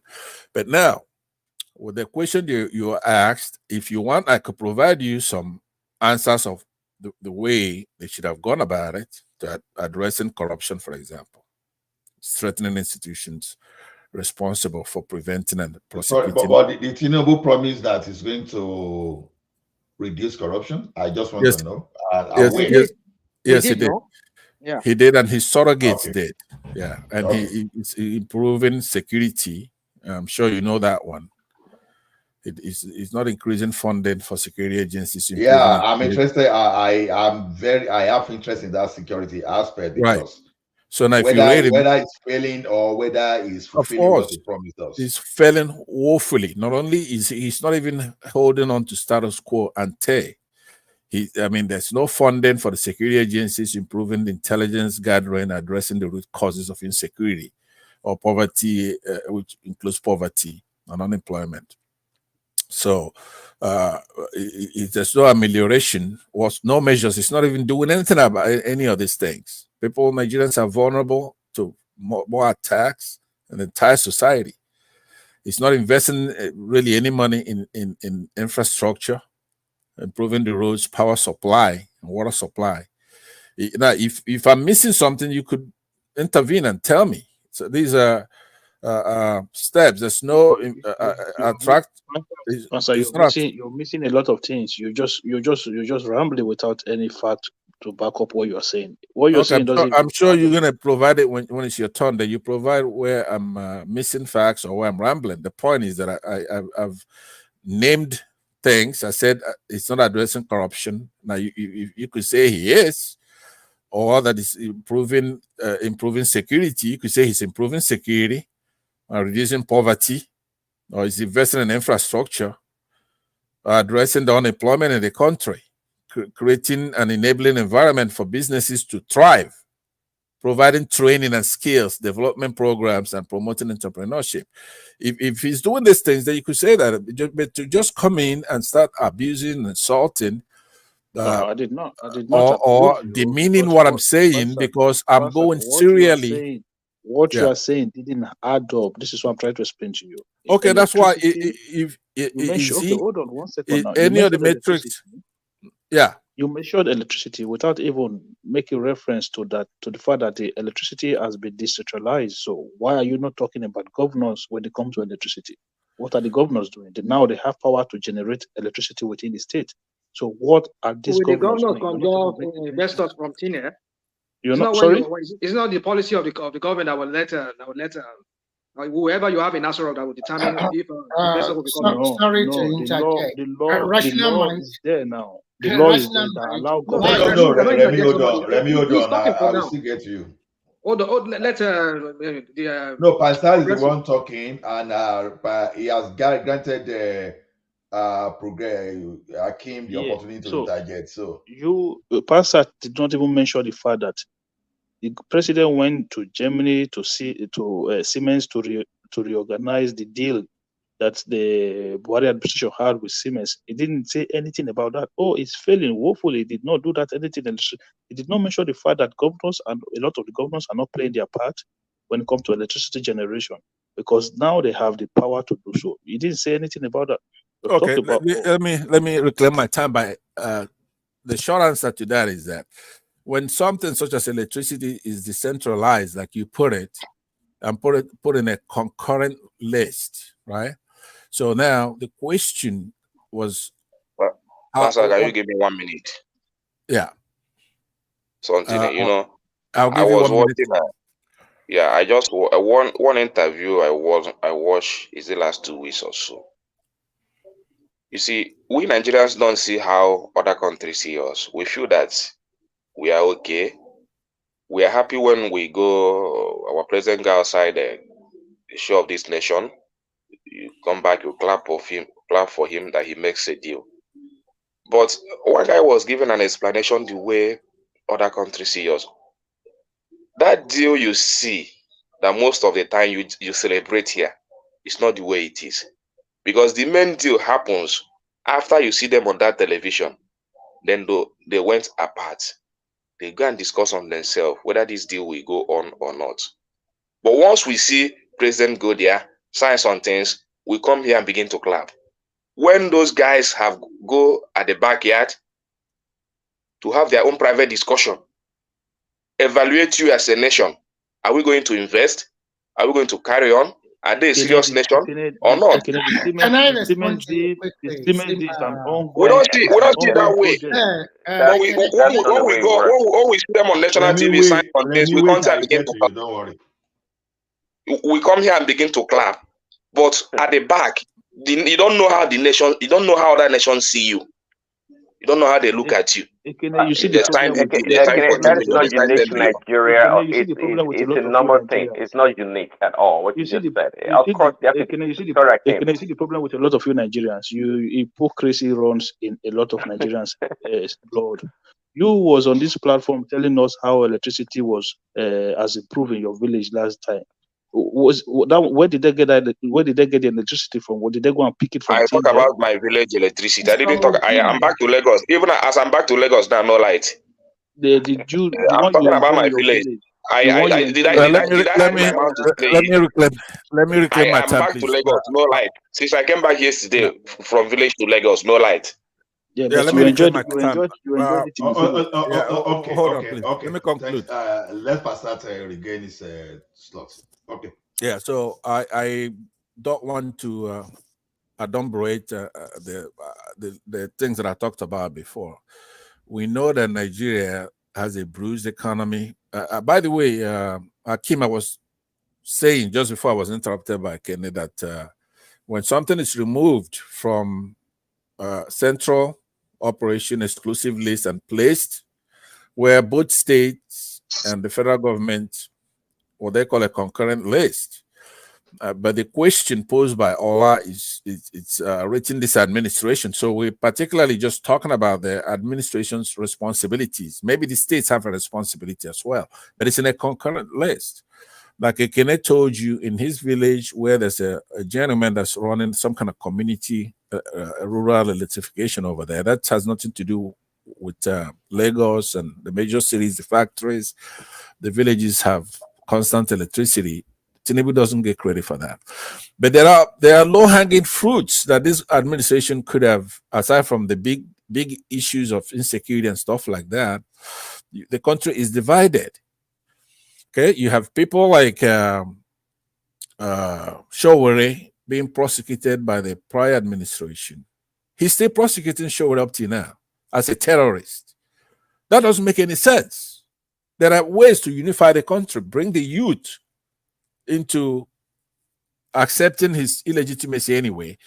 He's still prosecuting Showore today as a terrorist. Yeah, just mention Nnamdi Kanu and let's move on with the conversation. No, you've come in here with God's blazing, you know. But I'm mentioning Showore because you know where he's going. So let's move on. So I'm saying the country is divided, and he could do something about that. All that cohesiveness would help. Have all hands on deck to advance the country. But I know a lot of people want to talk, so there are a lot. I could treat the subject. So, you know, to satisfy you wanted to flout the law just to pacify some people by breaking the law. That you don't mind that, huh? Do you? No. The point is that the law, the breaking, is from Buhari's administration that is prosecuting somebody who said they want to do a revolution. So you have to allow the law to address it. No. What I'm saying, it's in the you have to deal with the Nigeria you have, not the Nigeria that you wish to have. If the state, it's a continuum, right? It's the same government. If they went out there and stabilize the country, you don't think that's a really strong call to action to do something about it? So if someone did what? Someone's trying to destabilize a nation. Don't think that's a really strong charge or something to be done about it. No. What it is that, yeah. Look, the point is that in law, there's due process, right? That's time certain in a lot of these activities. You cannot just hold somebody in prison in perpetuity. You don't pursue the case. So they say that justice delayed is justice denied. So you have to let me land. Don't spoon feed me. Don't spoon feed me on these things. Sorry, are we here for Kanu or whatever? I think he just Nobody's going for Kanu. I haven't mentioned Kanu so that we go to another person. Yeah. So to you, Prince Daddy, and of course you are somebody who's here in the United States, and you know how the law works. You have to obey the courts. If you're interfering into the court system by when the court rules and have somebody released, and then you disobey the court order, or you file frivolous actions to keep somebody in prison, deny them their habeas corpus. I mean, we see that. We know Showore is a known phenomenon. He's not a terrorist. He's not destabilizing any government. But if okay, Pastor, I think we are moving away from this. Please, I want to make a final statement. I want to go. It's already 7 minutes. Just the final. I just want to lay my final view of what is happening in our nation. The current administration has already borrowed close to 50 billion or so, some billions of dollars or so, added to the one that the previous administration has borrowed. And you can see the current budget, the amount that will be used to service those debts, about close to 8 trillion or so for service debt and all that. So when I look at all those things, where do you get $15 billion figure from? No, you can go and check. You can just go and check. Just check the amount they have borrowed since the just for the past. Where did you get $15 billion from? I said you can go and check. Let me make my. It doesn't exist anywhere. That's what I'm asking. Where did you get your own from? It's existing. Go and check. Where? So It when doesn't you exist when you anywhere. when you check, then you can come back and argue that with me. But I'm saying that what the point I'm trying to make, progressive. The point I'm trying to make is this: the debt is increasing. The debt is increasing without productivity, and it's a very big mistake we are making. The debt is increasing without productivity. No account to this money being borrowed. No productivity. Nowhere this money is being productive. And that is why I am deterred. And I'm not happy with the type of or the system of government we are running. Okay, you want him to read that? Okay, I just want to respond to him. Why are you itching to respond when he has not even finished? Yes. Let him land now. No, the reason why I'm itching to respond to him is that all the things he has been saying are Babadash, eh? Yes, I'm Badarish. Okay? I'm Badarish. All these Agbado people. Yeah, not Agbado people. Stop saying something like this. I want us to be objective here, okay? First and foremost, as a country, you have to look at what you have before you plan your budget. This is a country that have not planned very well for over 4 decades. This is a country that we have mismanaged our resources for over 4 decades. And the problem stands at both followership and leadership as well, both of us. And when you come here, you are continuing to talk about other countries did not do this, other countries did not do that. Let me tell you, to be frank with you, every country have their own cup of tea, full. Every country have their own trouble or their own wahala, full. And when we are talking here, when you compare your own country to other country, look at the tax base of Nigeria to other country. How many people are you paying tax in Nigeria? Whether you are a private entrepreneur or a private company or an individual. Is that paying tax? It's not even paying tax. How many do they capture? And they are telling you. How can you tell if I'm paying tax when you are not here? When you talk, you always talk that you are not on ground. We people that are on ground. What do you mean you are on ground? Do you know how many of our students? I'm going to dinner, guys. Good night. I'll be listening from my phone. Thank you. Bye-bye. So, do you know how many of our people we have in Nigeria? Do you know how many people we talk to every day? Do you know how many people we have to also offer help or assistance? But every time you always talk about you're on ground. So people in abroad, they are not on ground because they are far away or they are in 6 hours away from ground. Are you on ground? Are you on ground? No. I am on ground indirectly. Where? I am on ground indirectly. That's what I'm trying to tell you. Indirectly. You are also on ground indirectly. People are just so full of. No. Rastaman. I want to be objective. I want to be objective. I want to be objective. You are talking. When you have made mention, when we talk about Lagos State, you know Lagos State knows and clean all around. You have been to several countries, according to you, in Africa. You have people that you can just pick your phone and ask information from them, and they will tell you as it is. We are so lucky. We are in the age of social media. I can tell anybody to go and record somewhere for me today, and he will record it and send it to me live. So what are we talking about here? And every time you'll be talking, you're on ground. What do you mean you're on ground? If you're in diaspora, you're also indirectly on ground because you have some people at home that can give you information. Fine. The country is having a big trouble now. Everybody knows. But it takes months and months and years to rebuild. It's easy to destroy, but it takes a lot. It takes more years to build. You have to give credit to the government also. It takes years to build. Is this not what we had from Bubu when he was coming, when they were selling it or selling him? Bubu, what they were saying. Whatever. Give him time. Give him time. Whatever. Give him time. He spent 8 years. Listen. He spent 8 years with nothing to show for it. You're telling us to give another person, another trainer looking back. Give him another 8 years. Right? Listen. Whatever. He has not finished 4 years. Already people are campaigning for him. No, rational mind. So what do you want now? With this in 6 months, we just remove him. We say so he's not performing. Then another event will come in. Or what do you want? Yeah, speaking out of emotion. Don't be negative. Don't be negative. Rational mind. Pray for our country. Be optimistic. Be optimistic. what is not be negative. So we cannot National mind. Okay.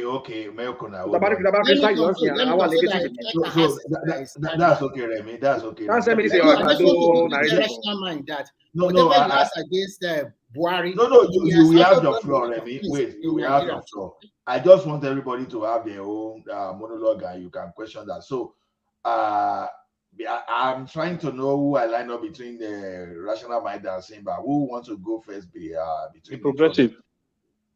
No, progressive. Let me go first. I will not take much time. I want to quickly say something to rational mind before you go. Okay, go ahead.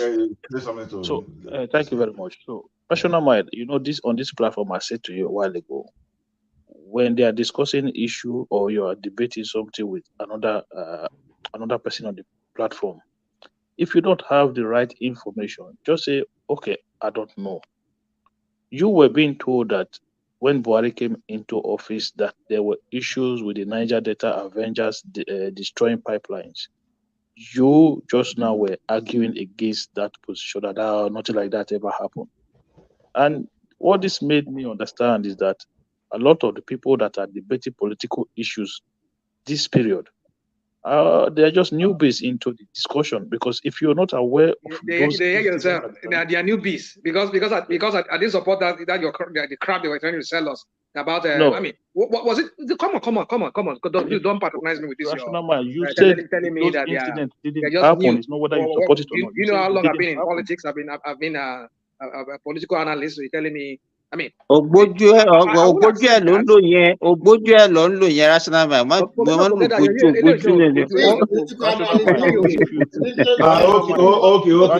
Okay. Hold on. Were there Niger Delta issues? There was no Niger Delta whatever crap trying to sell us here. It was nothing like that. Everybody hold on. Not at the level of, not at the scale of Wait, rational mind. You will respond when you call, when it comes to your time. Okay, so sorry. Let's see back goes now. This you've already I think he's talking. I think to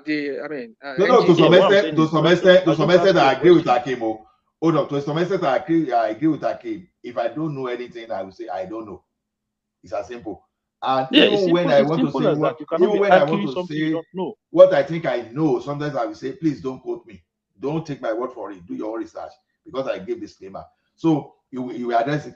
Simba. So I'm still not convinced about the way people are saying, because to me, I seem to think that even people rating Tinubu as of now, they are even being unfair to themselves.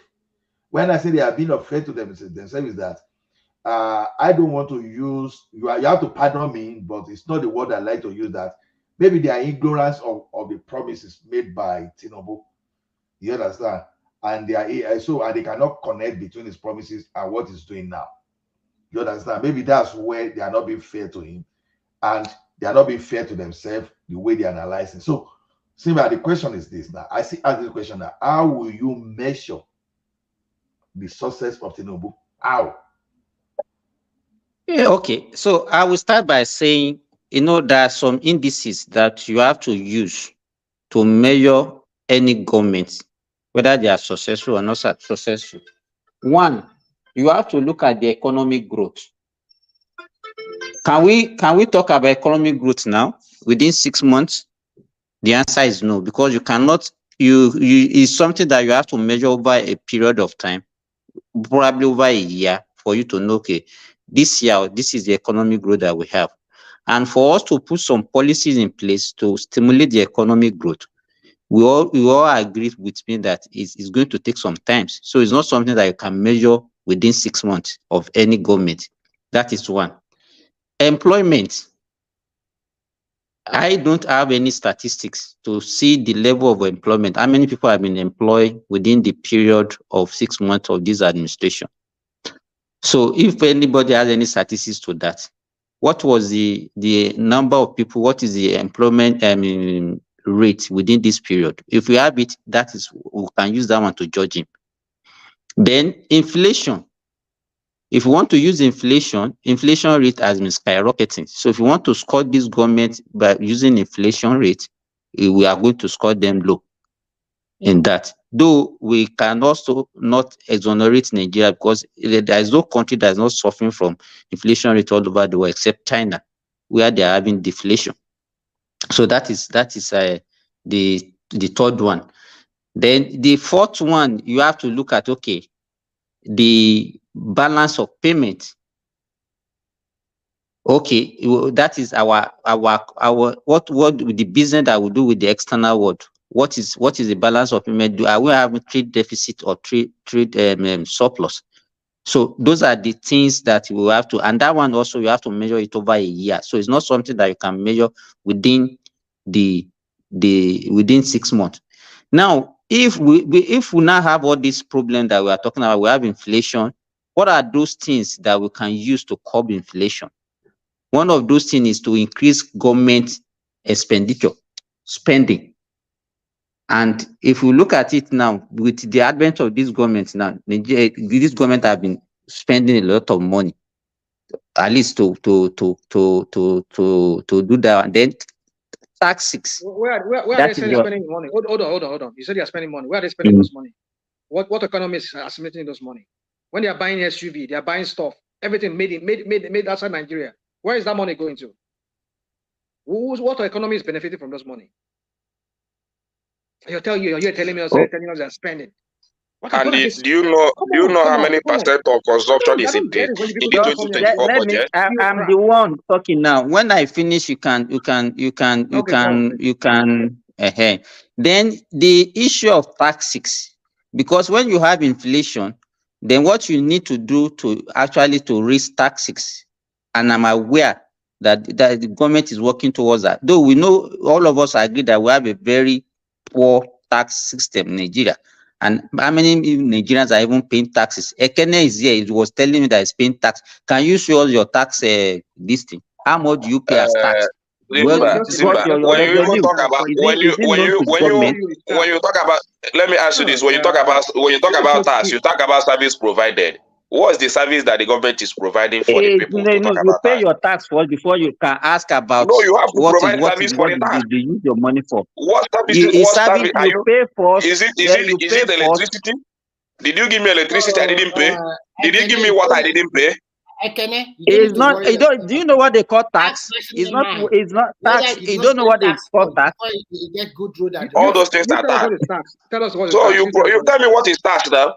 You talk about tax when you are provided service. When you don't provide service, you don't talk about tax. If you consume a service and you pay for your tax, if you consume a service and you pay for the service that you consume, that's not taxation. Hold on. When you go and transfer money from bank to bank, and they common money from there, that's not tax, right? You're not paying tax. No. We are talking about. Why are you doing this? Is that the way? Is that what you consider as where you are residing? Can I address him? John is ready. Let me address it because my battery is going to die now because I have 70%. Battery die. You got to charge it. Oh no. Rational they are the same now. I'm just now answer tax. No answer battery. You don't go to use Chinese charger. Let me talk. In Nigeria, the tax system does not work the way you are trying to compare it to here in America. Here in America, we have basically maybe 3 types of tax. You have sales tax, income tax, and maybe corporate tax. Maybe property tax as well. There are all kinds of tax, but there's a way to streamline it. It is that you pay sales tax or you pay income tax. But in Nigeria, how many? You heard when Tinubu was saying some few days ago, saying there is no data. This is the same man that was making mockery of a man that was talking about data. He saying that statistics is a good job. Suddenly I realized that. No, he said data is making it difficult to govern this country. Oh, that is it, because you need data. You need statistics. And he condemned the data. Let me answer. They will capture you soon. All those money you are making. Can I land now? Let me land. So my point is this: that when you do not have a system that operates in a way that it should operate, whereby people can be taxed, all they are concerned is just that oil. They want to get money from oil, and maybe from the excise duty from the custom. They're not concerned about how to tax. Why you always so itching to talk? Let me just land, please. Because I want to correct an insinuation. You will correct it when I'm done, please. So because your battery will soon down. Yeah, 7%. Just hold on. Okay, go ahead. So when you don't make the provision for people to be taxed, if they make the tax, you cannot be double taxing people anyhow. Look at Lagos. Look at what Tinubu and people are doing in Lagos. You will be taxing the downward drivers. You tax you asking them every time they go and come. You'll be taxing them every bus stop they go. You'll be taxing them. What kind of how do you run a system like that? If you want to streamline it, not true what you're saying. Not true. You need to allow for interjection to make correction. Correction, man. That's not the way it goes. Are you a downward driver in Lagos? If you, well, what he's saying is true now. What he's saying is true now. It's not true. It's not true. Okay, Prince Daddy. The driver that took me from east to Lagos today, where we park, we gave him 500 naira. But that is not tax. That is not tax. But that is not tax. That's not your income tax. That's what. Those you don't call it task, but those things are what the government need to put together. Because if you combine those things and make it effective, it will be useful to. You don't allow tax to filter the road and be collecting money from the people. Those kind of taxes are like when you need tax pay as you go. It's like pay as you go kind of taxes. If you need tax for proper governance, you organize those things for the good use of the people. You don't filter tax everywhere. Okay, hold on. Let me ask President a question. Who put MC Oluoma and all his minions on the road there? Who asked them to be collecting money from those are just, I don't know what category you're gonna put those, but those are just like use. No, is it only in Lagos? Is it only in Lagos? They don't exist in Anambra. It is pay as you go kind of taxes, right? Yeah. It's in Anambra everywhere. I get you. Hold on. I think someone asked Prince Daddy a quick question, right? Please let Prince Daddy answer, then we go ahead. See. Rational Mind, they collect money from MC Luoma and whomever and his gang. Yeah, they collect money, they do this and that. Because guess what, Rational Mind? Because you don't keep things real. The road that they're using, the parking lot, the pollution they're causing, and all these other things. Who's going to pay for it? I don't know the users of these facilities and this in America, you're just spewing crap. What are you talking about? Hold on. Okay, so are you saying Rational Mind? You don't freaking pay fuel tax. You don't pay fuel tax. You don't pay all kinds of county tax based on whatever they want to charge you.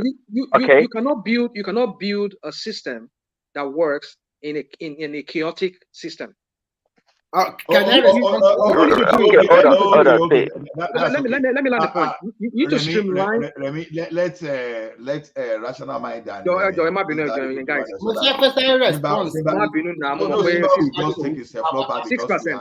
Streamline the tax system. Make the tax to be paid directly into the treasury of the Nigerian people, not people standing on the road collecting money. They will collect maybe 100,000 naira and they will declare 20,000 naira to the government. But you know those things are not on. They are not on. Those people on the road, they are not collecting money for government. They are not collecting money for government. They're not collecting money for government. Who are they collecting money for? Who tell you they are not collecting for government? Oh God! Who tells you that? Even in Anambra State. Good night, everybody. Good night. I mean, who tell you that? You cannot agree with I want to quickly respond. Those money are for state government, not federal government. And state is what? State is what? State is what? No, but this one you are attributing it to federal government. State is what now? State is what? State is not government, right? State is government. Rational Mind. Why do you say that who put them on the streets? The MC Oluoma, is it only in Lagos that they collect those things? Why are you? It's everywhere now. But what we're saying it's not good for our system. It's not good for our system. They should do it in a proper manner. Wait. All those NURTW don't be deceived. They remit money to the pulse of the state government. Really. No, because what are they remitting? They don't have payee. No, they are not like payee. Whereby where is the published statement? Hold on. Where is the published statement of the people of the taxpayers? That this is how much they give to us. Where is the transparency there? Where is the transparency? But have you read? I don't know. But have you read Lagos financial statement? Okay, fine. Okay, they publish. So we don't know. You ever seen, hold on now. Have you ever seen when they publish it that the MC Olueran, the people on the road, this is how much you got from them? Have you ever seen anything like that? Lagos has billions of naira. They have billions and trillions of. They have a lot of money. Kind of crap you can like to spend. No, Lagos has a lot of money. Therefore, we know they're collecting the money. They have money from federal government, right? Your argument was coming from federal government, asking them to streamline this, streamline that. But what you're asking them to streamline are under the control of state governors. Let's start with that first. They cannot streamline that one because there is rational. Okay. Let me talk, man. You're gonna take all the time. You don't want rational. You don't want making a mockery of it. You don't want making a mockery of it. Our discussion. What you are asking for, what he knows what we are talking. The tax that we are talking about is income tax. We are talking about income tax. How many Nigerians? Rational knows that. He knows that, but he just wants to paint the government back all the time. Income tax. How many people are paying income tax? Taxes. That's what we are talking about. Do they even have the data? Do they have the data?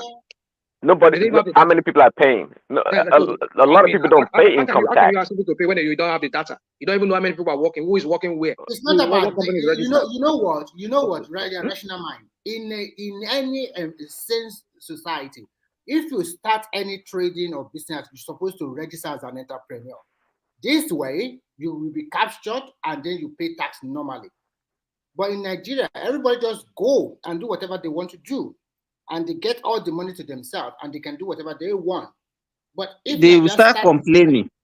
Yeah, if they start this kind of collecting taxes from trader like Kenya and the rest, Alaba market or wherever they find themselves, they will complain or they are collecting our money away. And they want the best thing for their country. And they don't want to pay this income tax.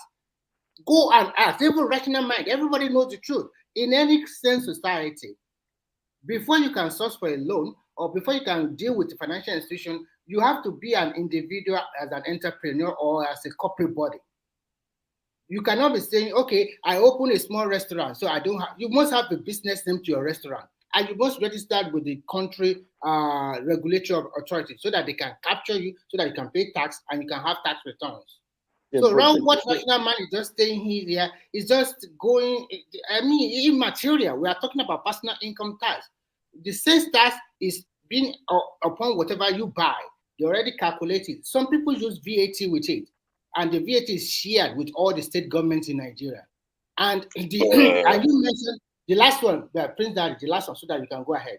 And you guys mentioned that you did not see, although Tinubu removed fuel subsidy, but the allocation to the state since that time have been tripled. How many states are owing their state civil servant salary today? How many states are they owing? How many states are owing? They have more money in their disposal to improve the life of their citizens in their state.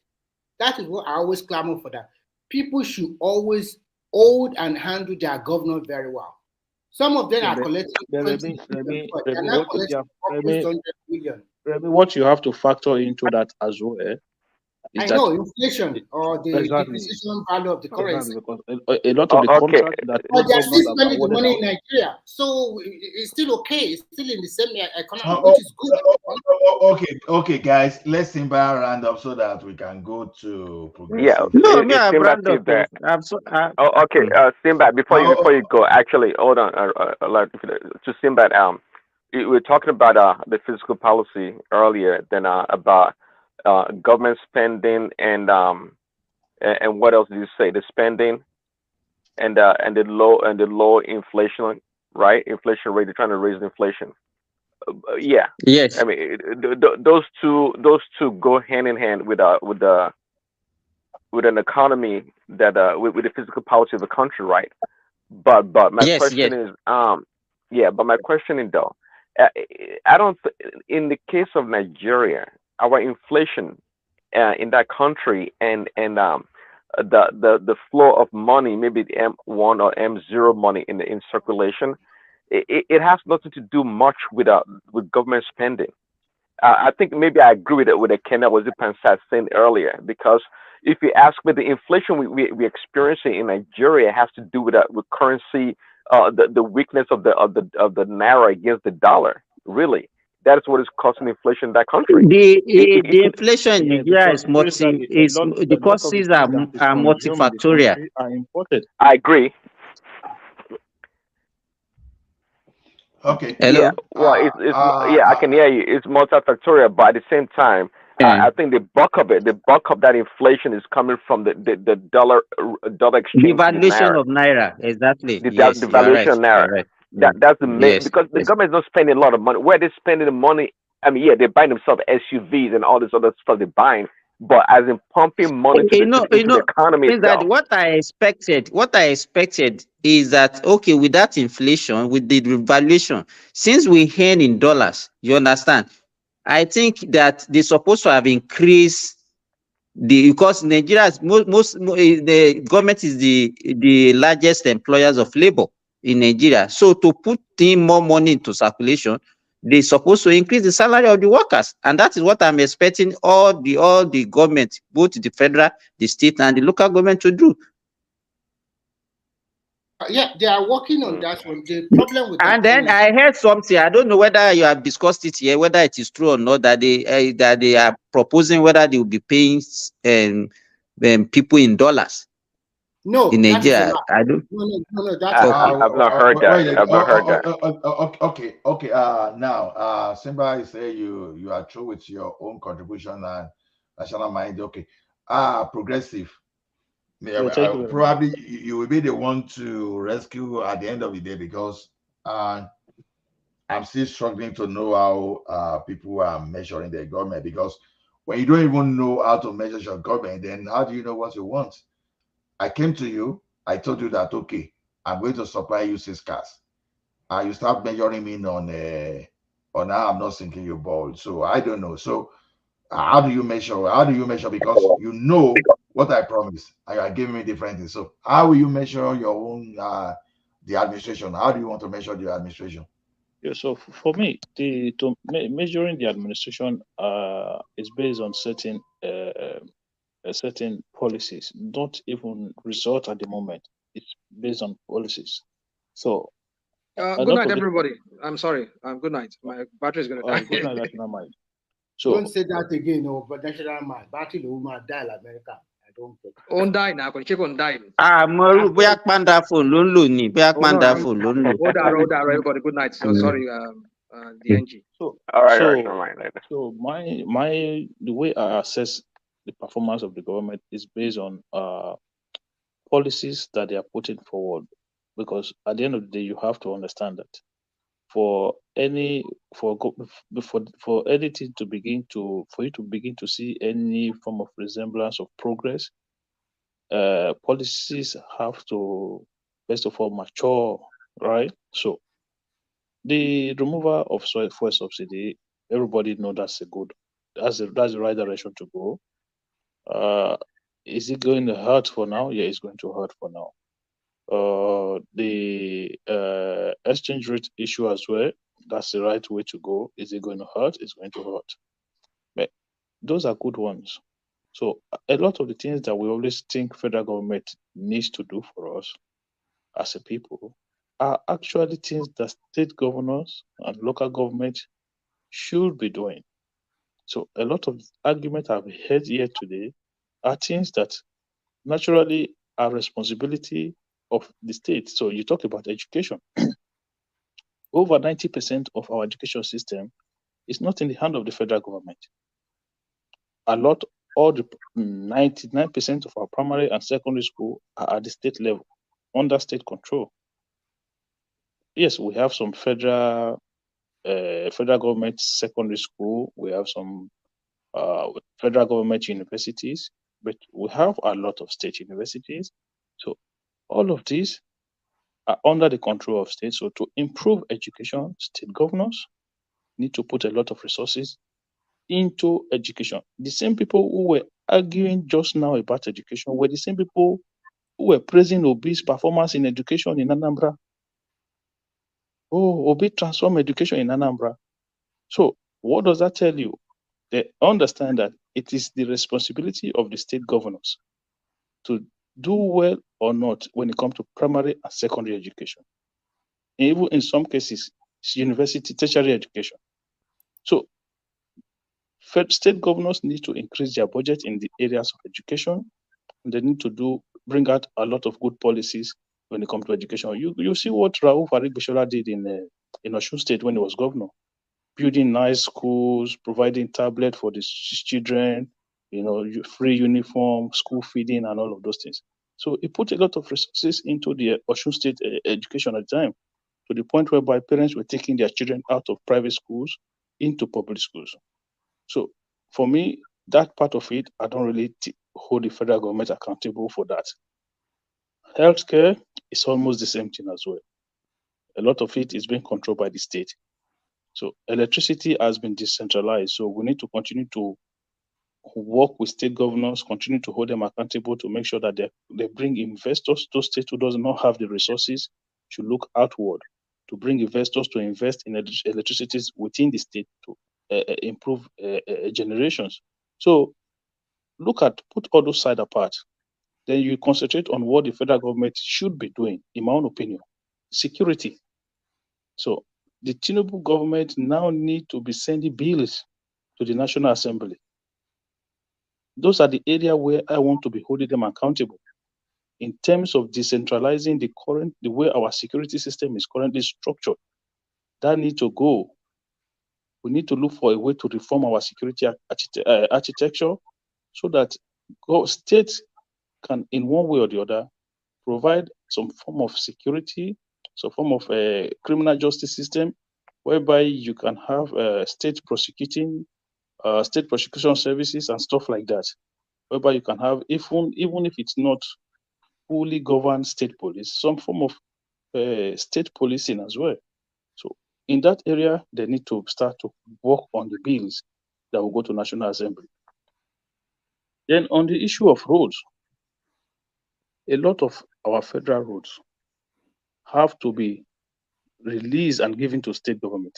So imagine there are roads in my place now that goes through the front of my house along the road, right? And they call it federal road. That doesn't make sense. Such road should not exist. What they should do is just build super highways that connect the country. Those should be the federal road. And you can do that by just bringing in the revenue, bringing in resources, or borrow money and build it and just tow all of them. Yes. And they will pay for themselves. So for me, a lot of our roads that we have today, federal government need to hands off and give it back to state.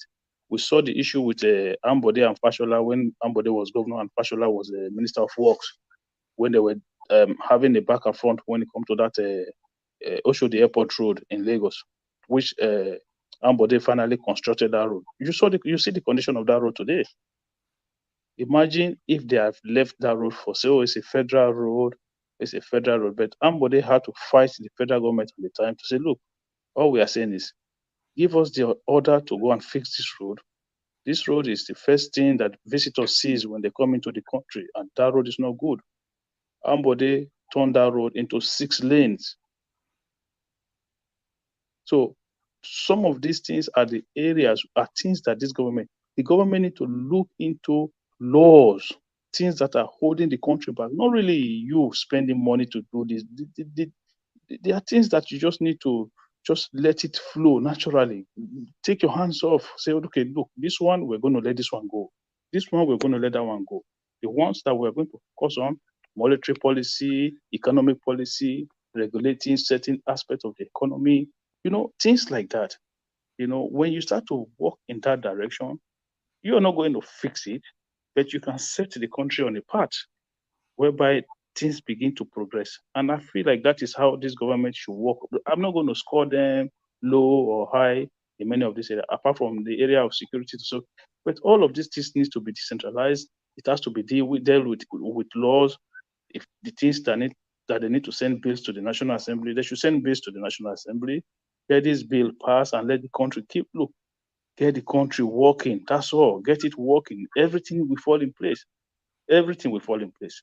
And as a progressive government that they call themselves, I want to see a proper welfare system created under this administration. Not those ones the better head who are trying to take cash to go and hand over to people who needs cash. Create a proper welfare system. If you want to use the NIN, use the NIN system to create a proper welfare system. Employ people to go to this community, register them under the NIN scheme. You have all their biometric data and everything, get their bank account, and that's it. Yeah, Akim, on that NIN, I think they must just enforce it nationwide because it's easy. It's just like BVN number 2, both of them. No person can have 2 BVN number, and no one can have 2 NIN number, just like a social security number. With that one, you already solved the issue of data. At least you can capture 60 to 70% of your population. Yeah, excluding the children under 18 years old, or at least no, including the children. The only thing, even the children. But what we are saying is that so people don't know, and they will say no data, no data. Now you see what the central bank said. As from April of this year, if you do not have NIN number and a BVN number to your bank account, the account will be frozen. That means you won't be able to access your account. So they are forcing people to go and get their NIN number or BVN number, which is good. You can use this as a database to know the people and to also know what kind of work they do. But as you know, in every system in Nigeria, an average Nigerian wants to use the back door to cheat the government also. No, the government also needs to provide facilities for them. Look, if you come to Europe now or any country, like in this place now, we have what you call citizens advice bureau. Like you go to citizen centers, whereby if you need information, they do have here. But I like the way you talk. I like the way you talk. But I also want something. I want to say something about when you talk about decentralization of security to the state. And some of these states, they are so docile, they don't even know how to get money. So I want a way that maybe we also have to start thinking about the evolution of our resources to the state too. Maybe initially it can be 60-40, with federal government having 60 and that state have 40 of their resources, okay? Because if we don't do it this way, some of these state governors, they will still beg hand in hand to the federal government to give money. And if I'm the one giving you the money to develop the state, I also have a control. So, but the problem with Nigeria is because some section or some state, not even section, some state will think if we do this way, this state will develop more better than this one. This one will not develop. It's because people are lazy. We have a huge population of young people that we can force them to, maybe not force, or I don't know what we can use to push them to production. We have a big chunk of land uncultivated. I know you live in Europe. If you ever go anywhere in Europe, you see bushes or whatever, and you will see farmland. You will see trees planted. They don't waste the land. The land should be used to bring in more income to the government. That's what we are talking about. But when you travel from, just for example, look at our country. Some of us that live in the Southwest, you travel from Lagos to Ibadan. How many churches, how many mosques will you see on the road? You're going too far, man. That one is too far. Enter street. Forget road. Enter street. These are lands supposed to be used for cultivation of farm product, of industries or something like that. But what you see in Nigeria, you go all over Nigeria, what do you see? Places of production turn to mosque or turn to church. No, the thing is, what this government need to do, and that was a mistake the Buhari government made. It was later towards the end of its administration that they started doing a lot of those things. But those were the things they were supposed to do from day one. Sending bills, creating a system whereby, the country will start to just work. Things will be. I think, Akim, it's high time Nigeria will just have to start with state police. If we are not doing state police, then we should have decentralized the 36 to the 33 states. And then an inspector general of police from that region manage that 3 states. Only reports to the presidency, okay? Not to even the inspector general of police of the country. If we make it that way, there will be an improvement in security situation. Because I just don't know how a policeman in Abuja control everywhere. It's not done. And they are recruiting 30,000. They said they are going to recruit 30,000 policemen this year. We should continue to recruit. We should continue to put more benefits so that it can attract more young people to join the military. All those they're going to recruit. Look, anything they are doing now, let me explain something to you, Nigeria. You see, anything they are doing now, they're just going to steal money. That's the truth. Tinubu, if I'm the president, I will create a reform system first. Before I spend any money, I'll first of all reform the. That is what he has already police reform. They have already started working. Yeah, he gave them 3 months. Have to be, if you say recruit, Baba, they will just chop all the money. Committee have already started working. The task committee are rounding up. They have already implemented some of their plan, and they will be rounding up soon, maybe in the next 3 months. So I think he's doing the right thing. But some people here, because of animosity or hatred, or it's not their candidate, they will never see anything good. They just talk that, okay, it's there, okay, 1 month, then things will turn around. Then the road that was not applied 10 years ago should be applied today. And I don't understand. He is not a miracle worker. It takes time. Today, Umahi was saying all contractors owed about 1.3 trillion naira. They will be paid, but this is the process. You have to bring your document to verify you have completed the job. Then the Ministry of Work Verification team will verify, the presidential team will verify, and then they will not take everything to the Federal Executive Council. So it's like 4 layers before you can get that money. Not that the ministry is paying. So I mean, Umahi is being wise up. It's not paying anymore. Until the Federal Executive Council now approve your money, then you'll be paid. For those ones that they are going to repair a lot of roads. I just want security decentralized. But I mean, a lot of the road that they are calling federal road, federal government need to let it go to the state. Thank you. I agree with you 100%. Any road within a state should belong to that state. Forget it. Belong to the state. Any state that connects one state to another state should be federal road. But any road within a state is a state. Imagine if you travel from Remy, you can travel from Benin now, right? All the way to Auchi. Yes, you can also travel from Benin through the highway up the way to Lagos. You drive from Benin all the way to Auchi. Or that the whole of that journey, you are inside Edo State. You don't go. You are not. That one should be Edo State road. Now, what concern federal government with that one? The whole of that road, you are inside Edo State. You don't go out of the state. So how is that? Why is that a federal road? So that is the problem. The federal government have a lot on their plate. They should just let it go. Like there's a road. So Remy and Progressive. So what is obviously right. It's not because the government, the federal government, is interested in spending its whole money to fix roads because they really love to fix roads. That's not it. So my question is, what is the incentive for them to want to hold so tight to certain roads that are federal or state? There has to be an incentive for it. Yeah, because Prince Ali, you know, the bureaucracy around those ministries like FEMA, that are the agency that are maintaining federal roads. So you have them stationed across every state. If you begin to hand over most of this road back to state, where will FEMA be? You see, this is part of the problem. FEMA can be maintaining federal road. Is that not enough for them?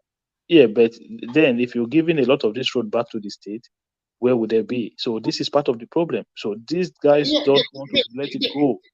They can deploy some of their workers to other ministry that they don't have enough people, and the other ones that are there, some state can absorb them, and the other continue to maintain federal road. You know, when it's so easy.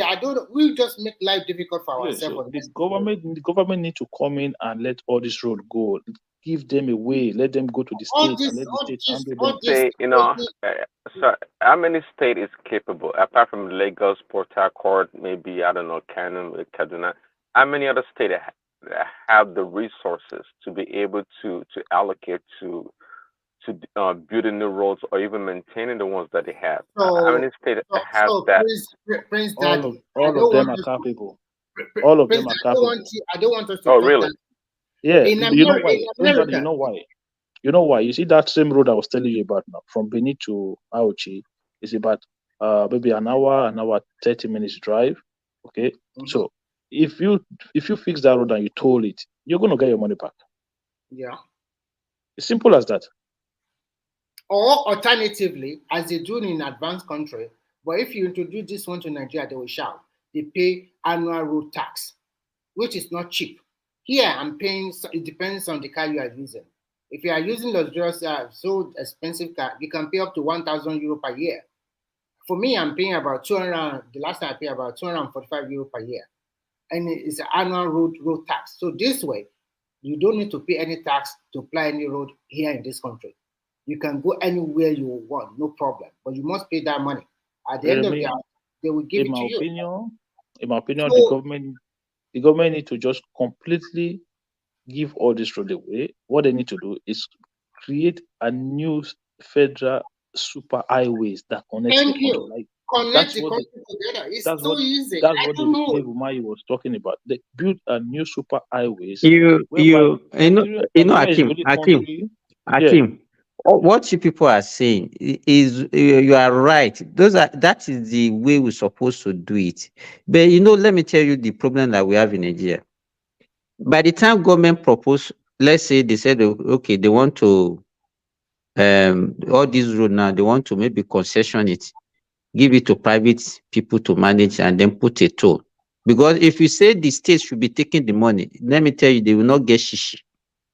Because the people that you put there, they will be stealing the money. You remember that Lagos Ibadan Expressway, Lagos or Expressway were toll before. Yeah. But the government was not getting anything from people, are just putting the money in their own private purse. One of my friend's sister used to work on the toll back then, I remember. So people is not good. Government cannot manage any business. You agree with me? So they're supposed to give it to private people. Give it to them. Let them. Simba, what do you think about road within a state? For example, you are from, let's say I'm from Oshun. I'm traveling from all the way from Oyo to Iwo, or from Iwo to Bomosho. All these roads supposed to be federal roads, supposed to be state road. Let them manage it by themselves and let the government. There was a time they had the proposal to actually, let me tell you, to actually release some of these roads to the states. I agree with you. The federal government does not have any business managing states. Because the state in Nigeria, they will have 3 types of road. We have the trunk A, trunk B, and trunk C. The trunk A road are the one managing by the federal government, and they call it interstate road. Intrastate road. The road that links one state to the other. So, and they have a lot of that, because some state can have like 3, 4, 5 that link, maybe Oshun that has boundary with Oyo, that has boundary with Ekiti. The road, the stretch of the road is too. Simba, what I'm telling you, this road are basically outside your house. Like you wake up in the morning, you come out the road outside your house. It's a federal road. How does that make sense? It does not make any sense at all. Like you cannot. What I'm even saying is that by the time, if government want to go that route, you discover that we now have all these useless Nigerian Labour Congress, all those. Those organizations are they are impediment to progress of that country. If government, okay, look at it now. Look at the refinery now. The refinery has not been working. People are there collecting money, getting promotion. And our money. If I move it to the background, I want to drive. Okay. Yeah. So thank you everyone for your time, and we appreciate you for being our audience today. We expect to see you tomorrow to learn from you. We can share the same learning experience together when one man went to mow the ego himself lands tomorrow. Thank you everyone. Wish you success wherever you are. Good day to everyone. Thank you. You can continue, please. Okay, so look at